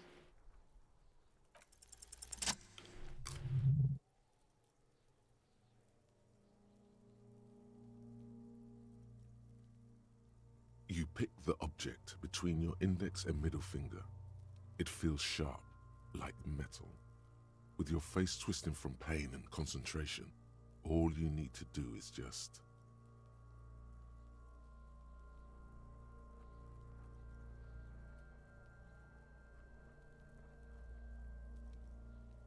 My pig's fucking got it? What? What is it? The inside of the head feels cold and smooth, like a glove. Sweat dripping down your brow. Careful not to lose the prize between your fingers. With a plop, your hand emerges from the mouth, covered in blood up to the wrist. Between your fingers, a small flower, a blossom made of lead. Fucking beautiful! A bullet.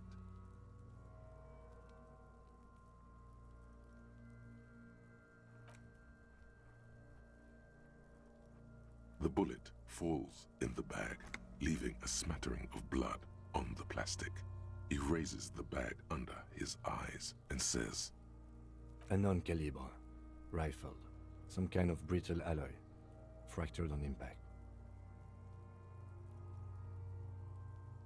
Of course, you've earned it. Oh. I got another achievement. Goodest of the good cops. Okay, come to really trust you. We need to add an item to the injury list. Injury number 4. Oval entry wound with an abrasion color. Soft palate, back of mouth. High velocity. Temporary cavity in brain tissue.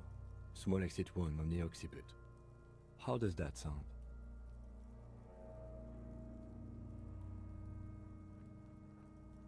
Opinion, fatal injury.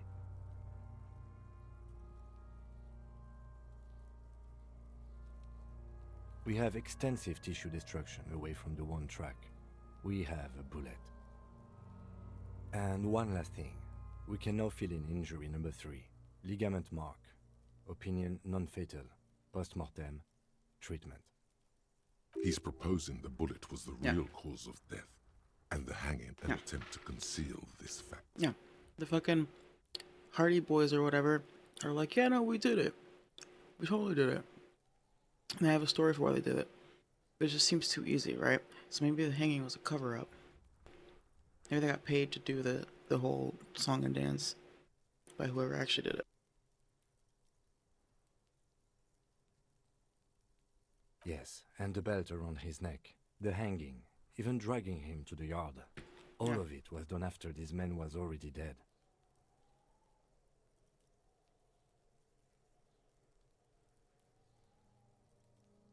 I have had my doubts since you showed me the tracks.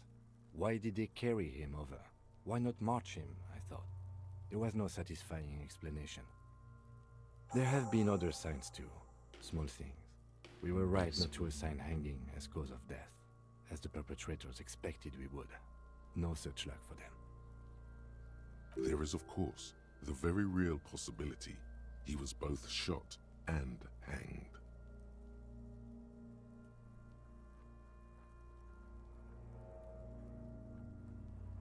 To put him out of his misery? It's possible, but it doesn't explain all the other dubious things here. Lack of struggle, primarily. I may be intellectually sloppy, but I prefer one theory at a time. And this just smacks of treatment to me. That's for us to find out. But this, it will make finding them just a little easier. To hide something. The real killer? The real motivation? What really happened here?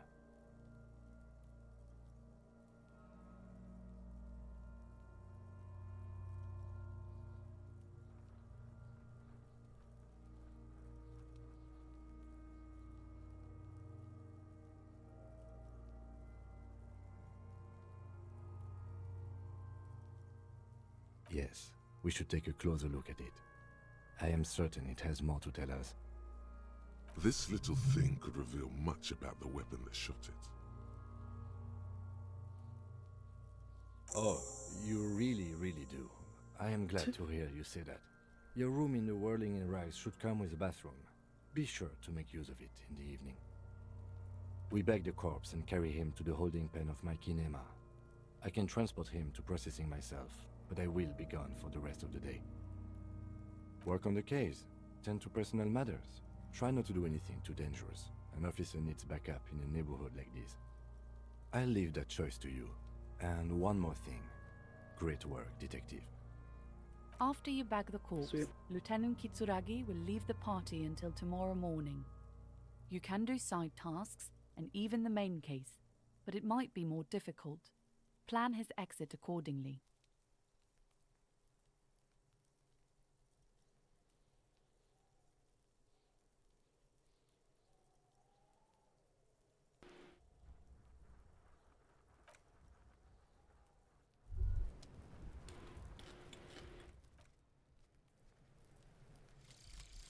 Mazovian Socio-Economics. 0.000% of communism has been built. Evil, child-murdering billionaires still rule the world with a shit-eating grin. All he has managed to do is make himself sad. He is starting to suspect Krasmezov fucked him over, personally, with his socio-economic theory. It has, however, made him into a very smart boy with something like a university degree in truth. Instead of building communism, he now builds a precise model of this grotesque, duplicitous world. Oh man.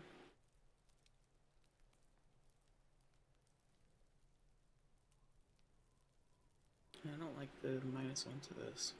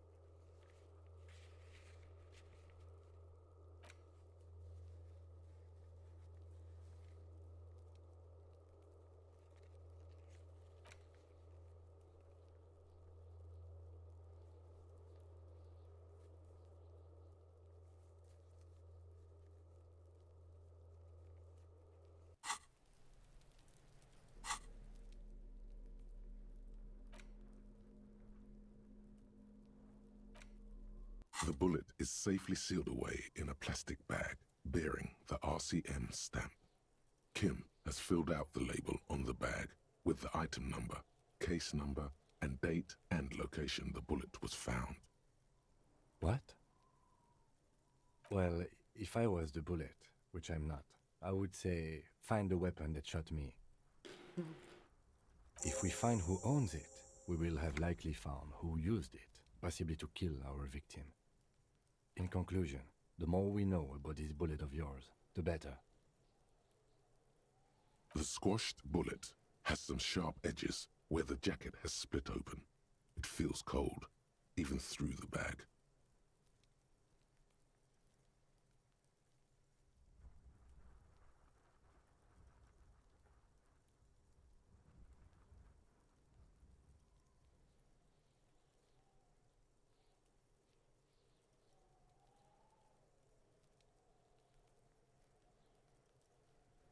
You wouldn't ordinarily have cause to handle jacketed bullets. The citizens' militia uses cast bullets only. Little pebbles of metal loaded from the muzzle, usually in a cartridge. The jacket of the bullet is made of a yellowish metal. It has blossomed out to reveal a dark grey core. The base of the bullet is close to 5 millimeters in diameter.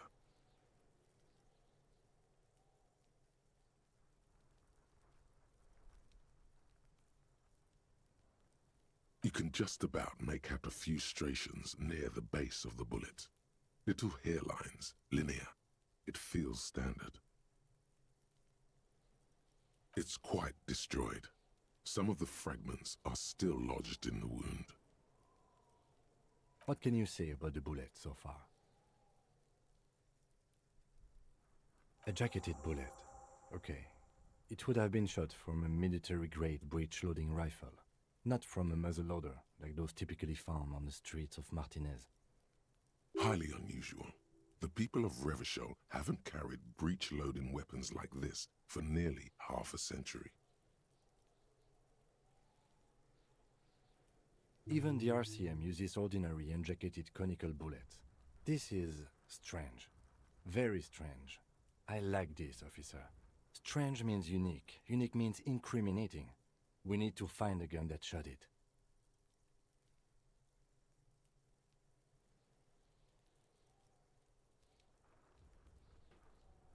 Yeah, I was about to say, is this the same gun that I found?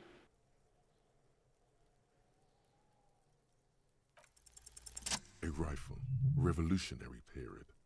Your bullet looks to be an old 4.46 millimeter from the surplus left over from the turn of the century.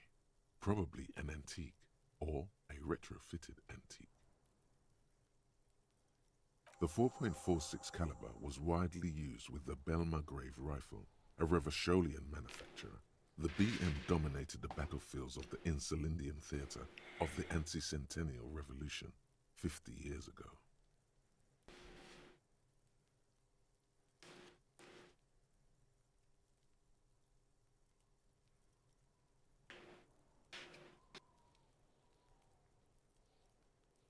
Incidentally, you have just such a rifle with you. The dusty old thing you found hidden in the basement below the commercial area. It's unusable, sadly.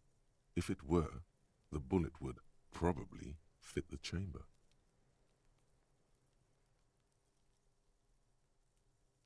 No, but Zeliger, a major firearm manufacturer, ended up with a surplus after the war.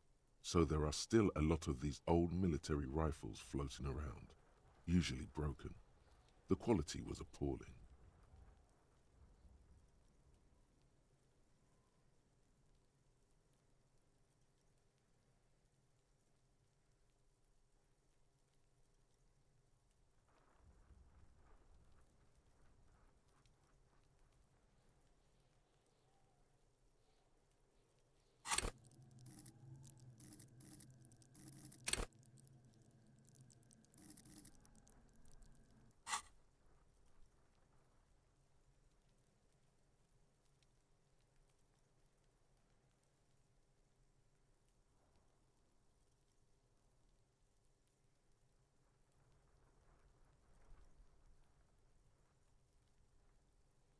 Antiques enthusiasts, guerrilla fighters in distant countries, a few lucky jamrock bangers. You're looking for the same thing you found in that hidden weapons cache, only in working order. What are you thinking? Bullet? Okay. And? An antique. That makes sense. There can't be many breech-loading rifles floating around in Martinez, or anywhere in Ravachol, really. Sure, there's some arms trafficking, but the laws prohibiting the use of breech loaders we inherited from the monarchy have been effective, from what I've seen. Some new RCM recruits get impatient with their muzzle loaders once they've trained with military-grade weapons, but they realize it's worth it in the end. Prohibiting peacetime law enforcement to front-loaded rifles is a policy enforced by the Moralist International in all the nations of the Real Belt.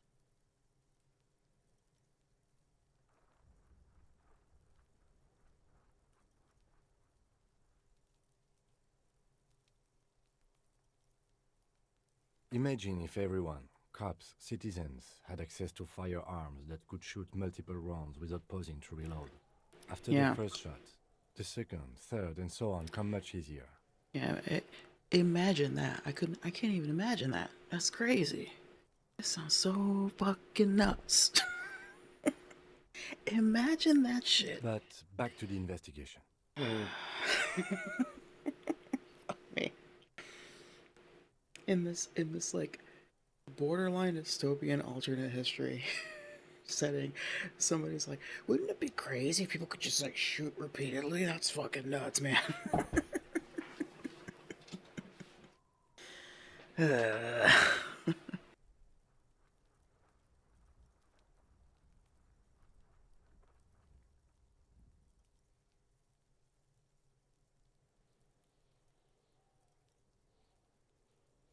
Let's find out. Next step, finding the gun itself.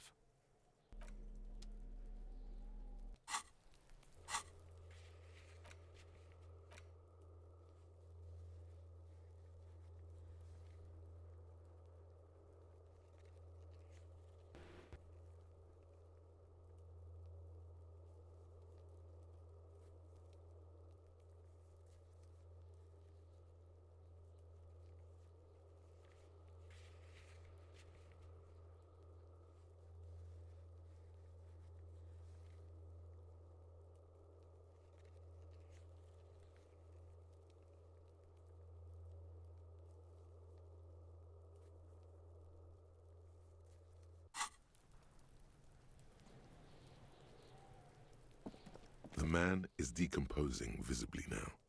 Every hour, he looks less like a creature and more like a pile of intestines.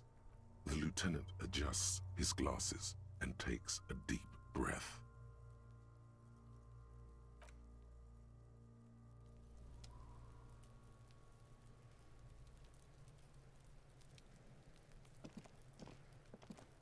Necromancer pig? That shit was dark. Going in there like that. Oh, brutal shit. Tell me. Kuno dies. You're gonna pick one out of his brain like that too? Kuno's gonna go out in a hail of bullets. Gonna look like a fucking porcupine.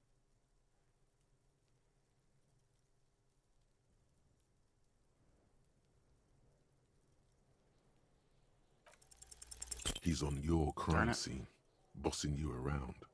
And he's been here for some time too. Damn, it's close. This is where he hangs out. You have to get more out of him.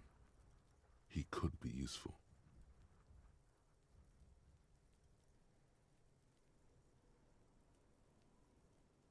Fuck no! Kuno, they've almost made you a snitch now. Ease off, see? Kuno always takes the bullet over the hammer. He'd rather die than work with the justice system. Kuno doesn't fuck.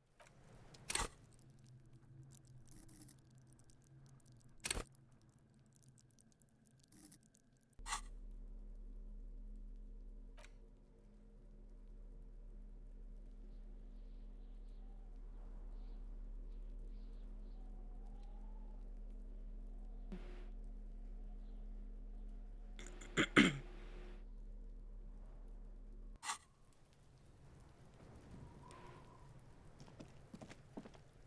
die before I squeal, pig.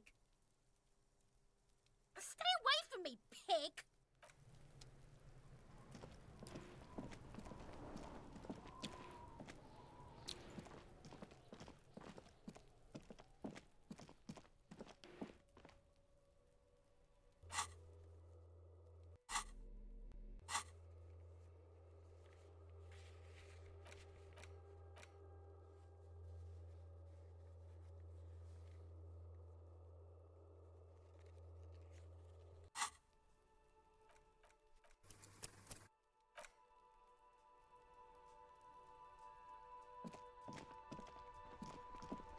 I guess I'm still gonna try to steal those boots.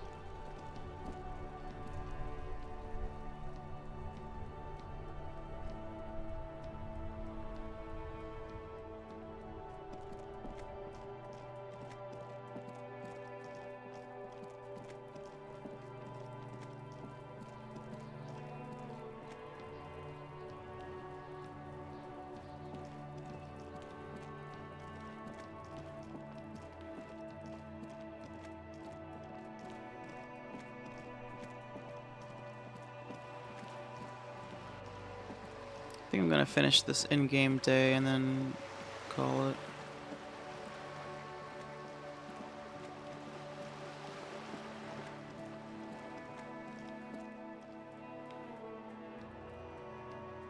Well, I guess I'm not quite sure what.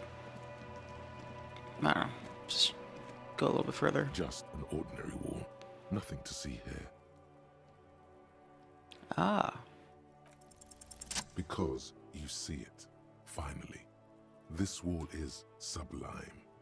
Look at it. The shadows, the colors. All the other walls on all the other houses must make a pilgrimage in adoration of this, the uncontested pinnacle of wallcraft, color peeled from the very face of God. O Wallfather,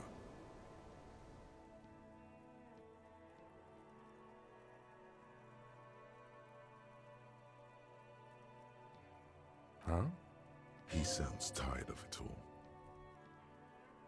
Cindy the Skull has all the necessary materials. Talk to her. Mm-hmm. Sure. If you must.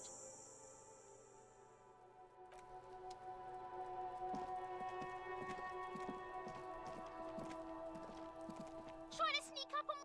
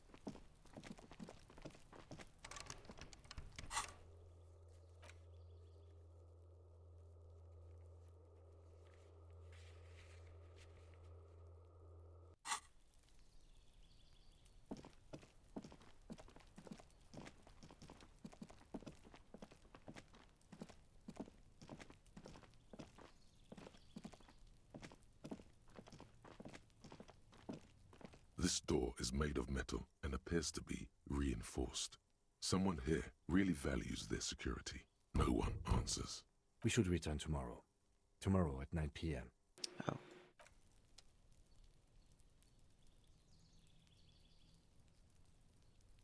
I thought it was 2100 already.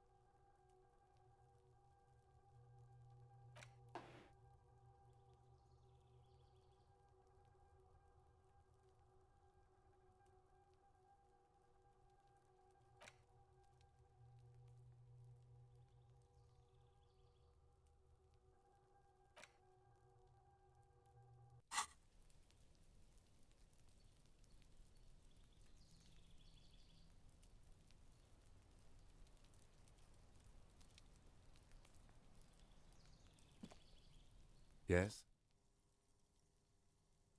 Excuse me?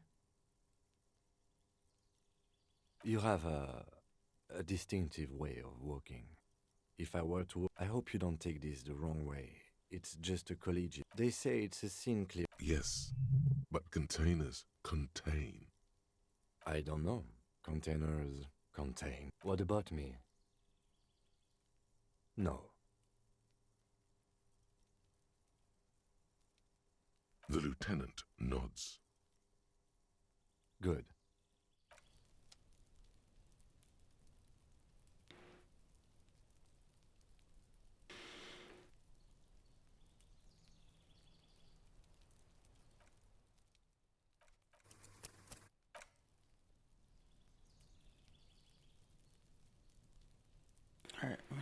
pause and wait for it to be 9 o'clock in game. Baby.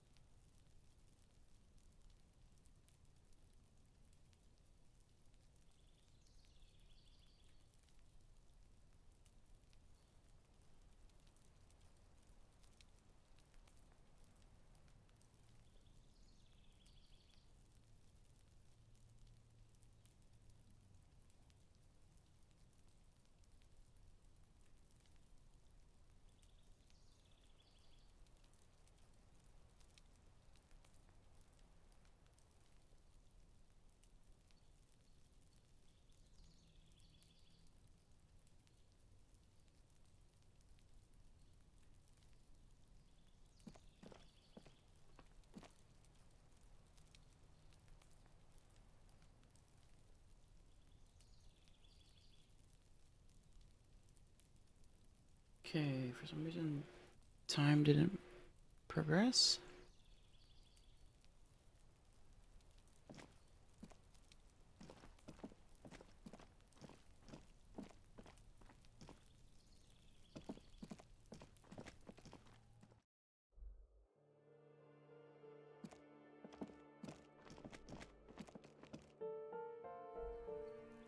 Maybe you have to move around or something.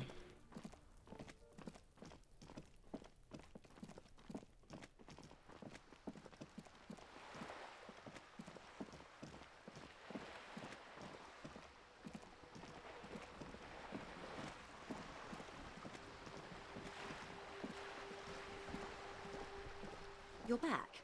Good. What can I help you with?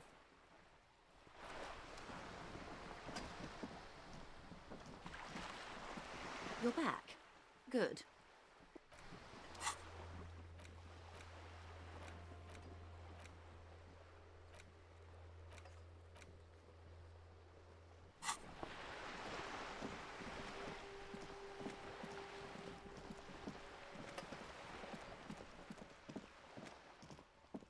Hello again, officers. Have you come to admire my mural? Ooh. Not only have you found my address, you've discovered my biggest secret. I'm a coal miner. She does have eyes that seem to be smeared with coal.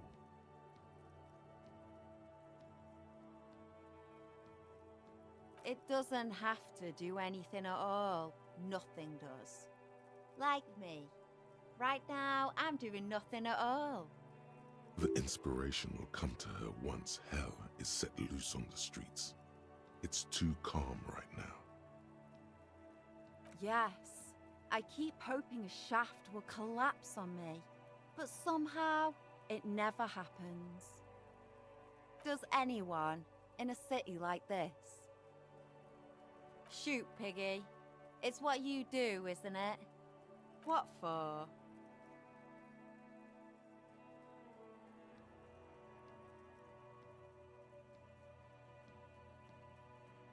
Well, if it's for art, but what kind of art are we talking about?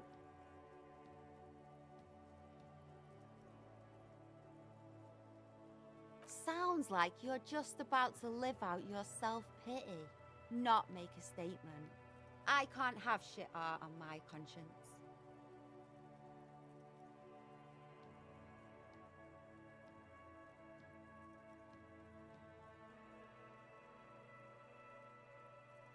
Yeah, not gonna hold my breath, Piggy. You look like you'd suck.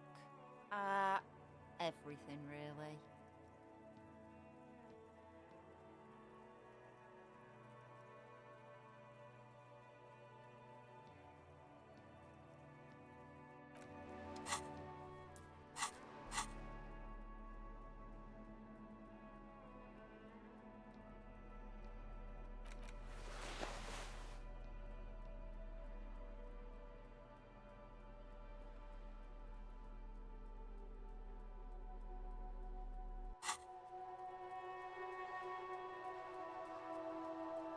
Hello again, officers. Have you come to admire my mural? They do say the painter always paints his own portrait.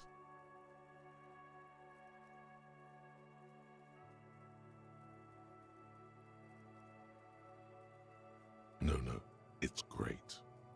That's pretty fucked up. Even for you, Piggo. You're a real sad sack. You know that? Go ahead then. Art it up.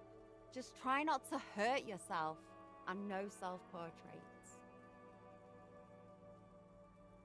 Oh, but I'm all out of fuel oil. You know what you should be able to find in your government-issued vehicle? Red-dyed heavy fuel oil. That beautiful wall deserves nothing less. My fuel oil is for my kinema. Use your own fuel if you are unable to contain your artistic impulses, but please, leave my kinema out of it.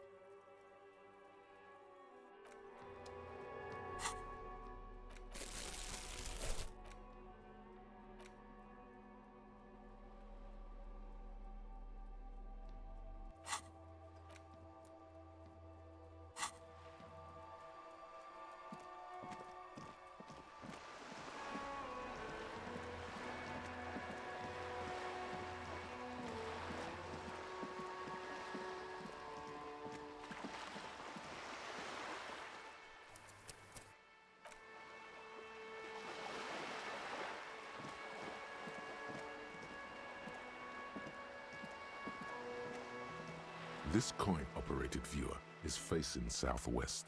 Its coin slot is full of... This coin-operated viewer is facing south. It has given up all its secrets. There seems to be a sunken sea fort on the island. Your money disappears into the coin slot. A clunk. The ring of... The curtains on the display open. You lean in to catch the view. It's blurry. Different blues and greens. The lenses shift. The ghost sharpens into an islet in the bay. In the ruins, a man-made structure is visible. A half-sunken sea fort. Its concrete almost reconquered by nature.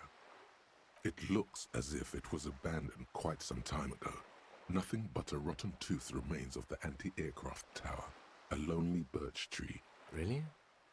I don't have the eyesight to make it out.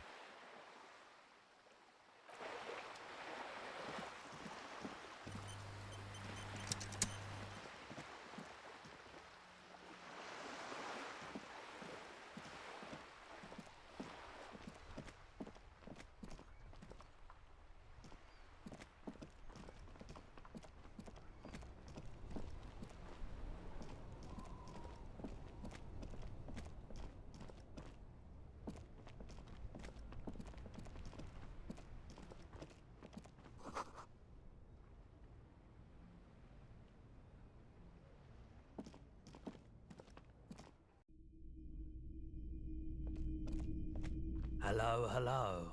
Let me know if I can help you with anything. Sure, let me have a look. Oh, no. I don't like those kinds of objects. No sale. Aphotic paths, counter-radiance networks, anti-magnetism. It's darkness. That's all I know. Sell me something lighter. You have absolutely no idea what aphotic paths are, but the tattoos on the man are not that. Another time, perhaps.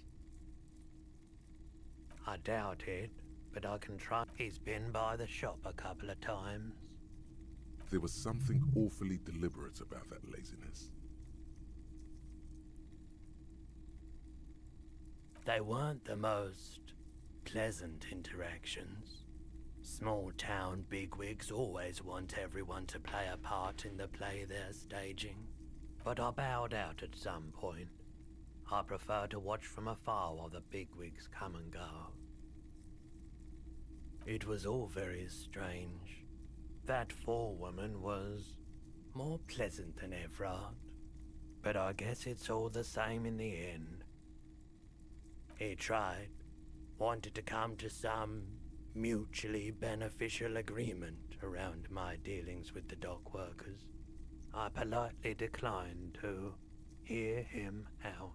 So you don't know what kind of arrangements he was talking about? As I said, I refused to talk to him. That's why he came back a second time. That's also why he hasn't come back a third.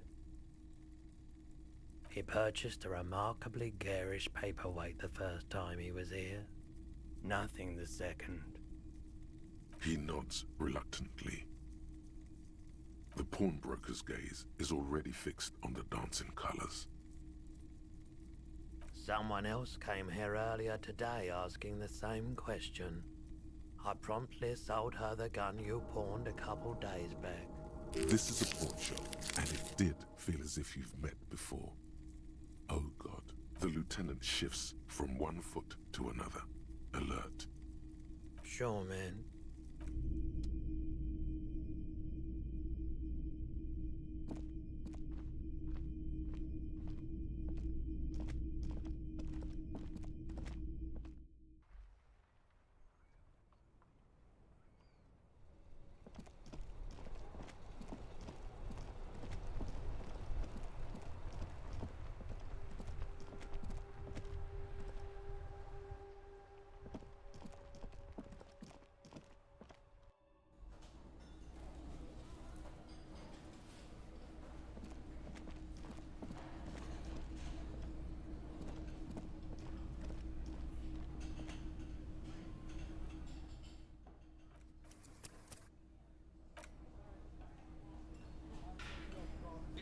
think I'll call it here, actually. Even though I'm at the end of the day, I feel like there's still a lot to do, and I want to wait to do it. But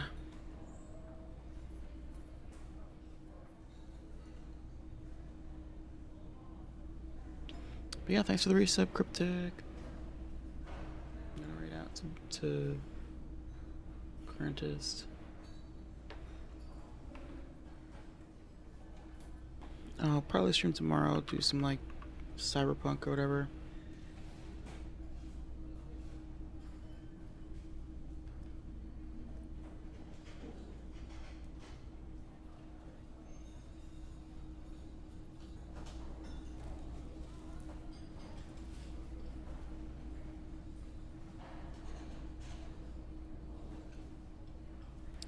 Alright.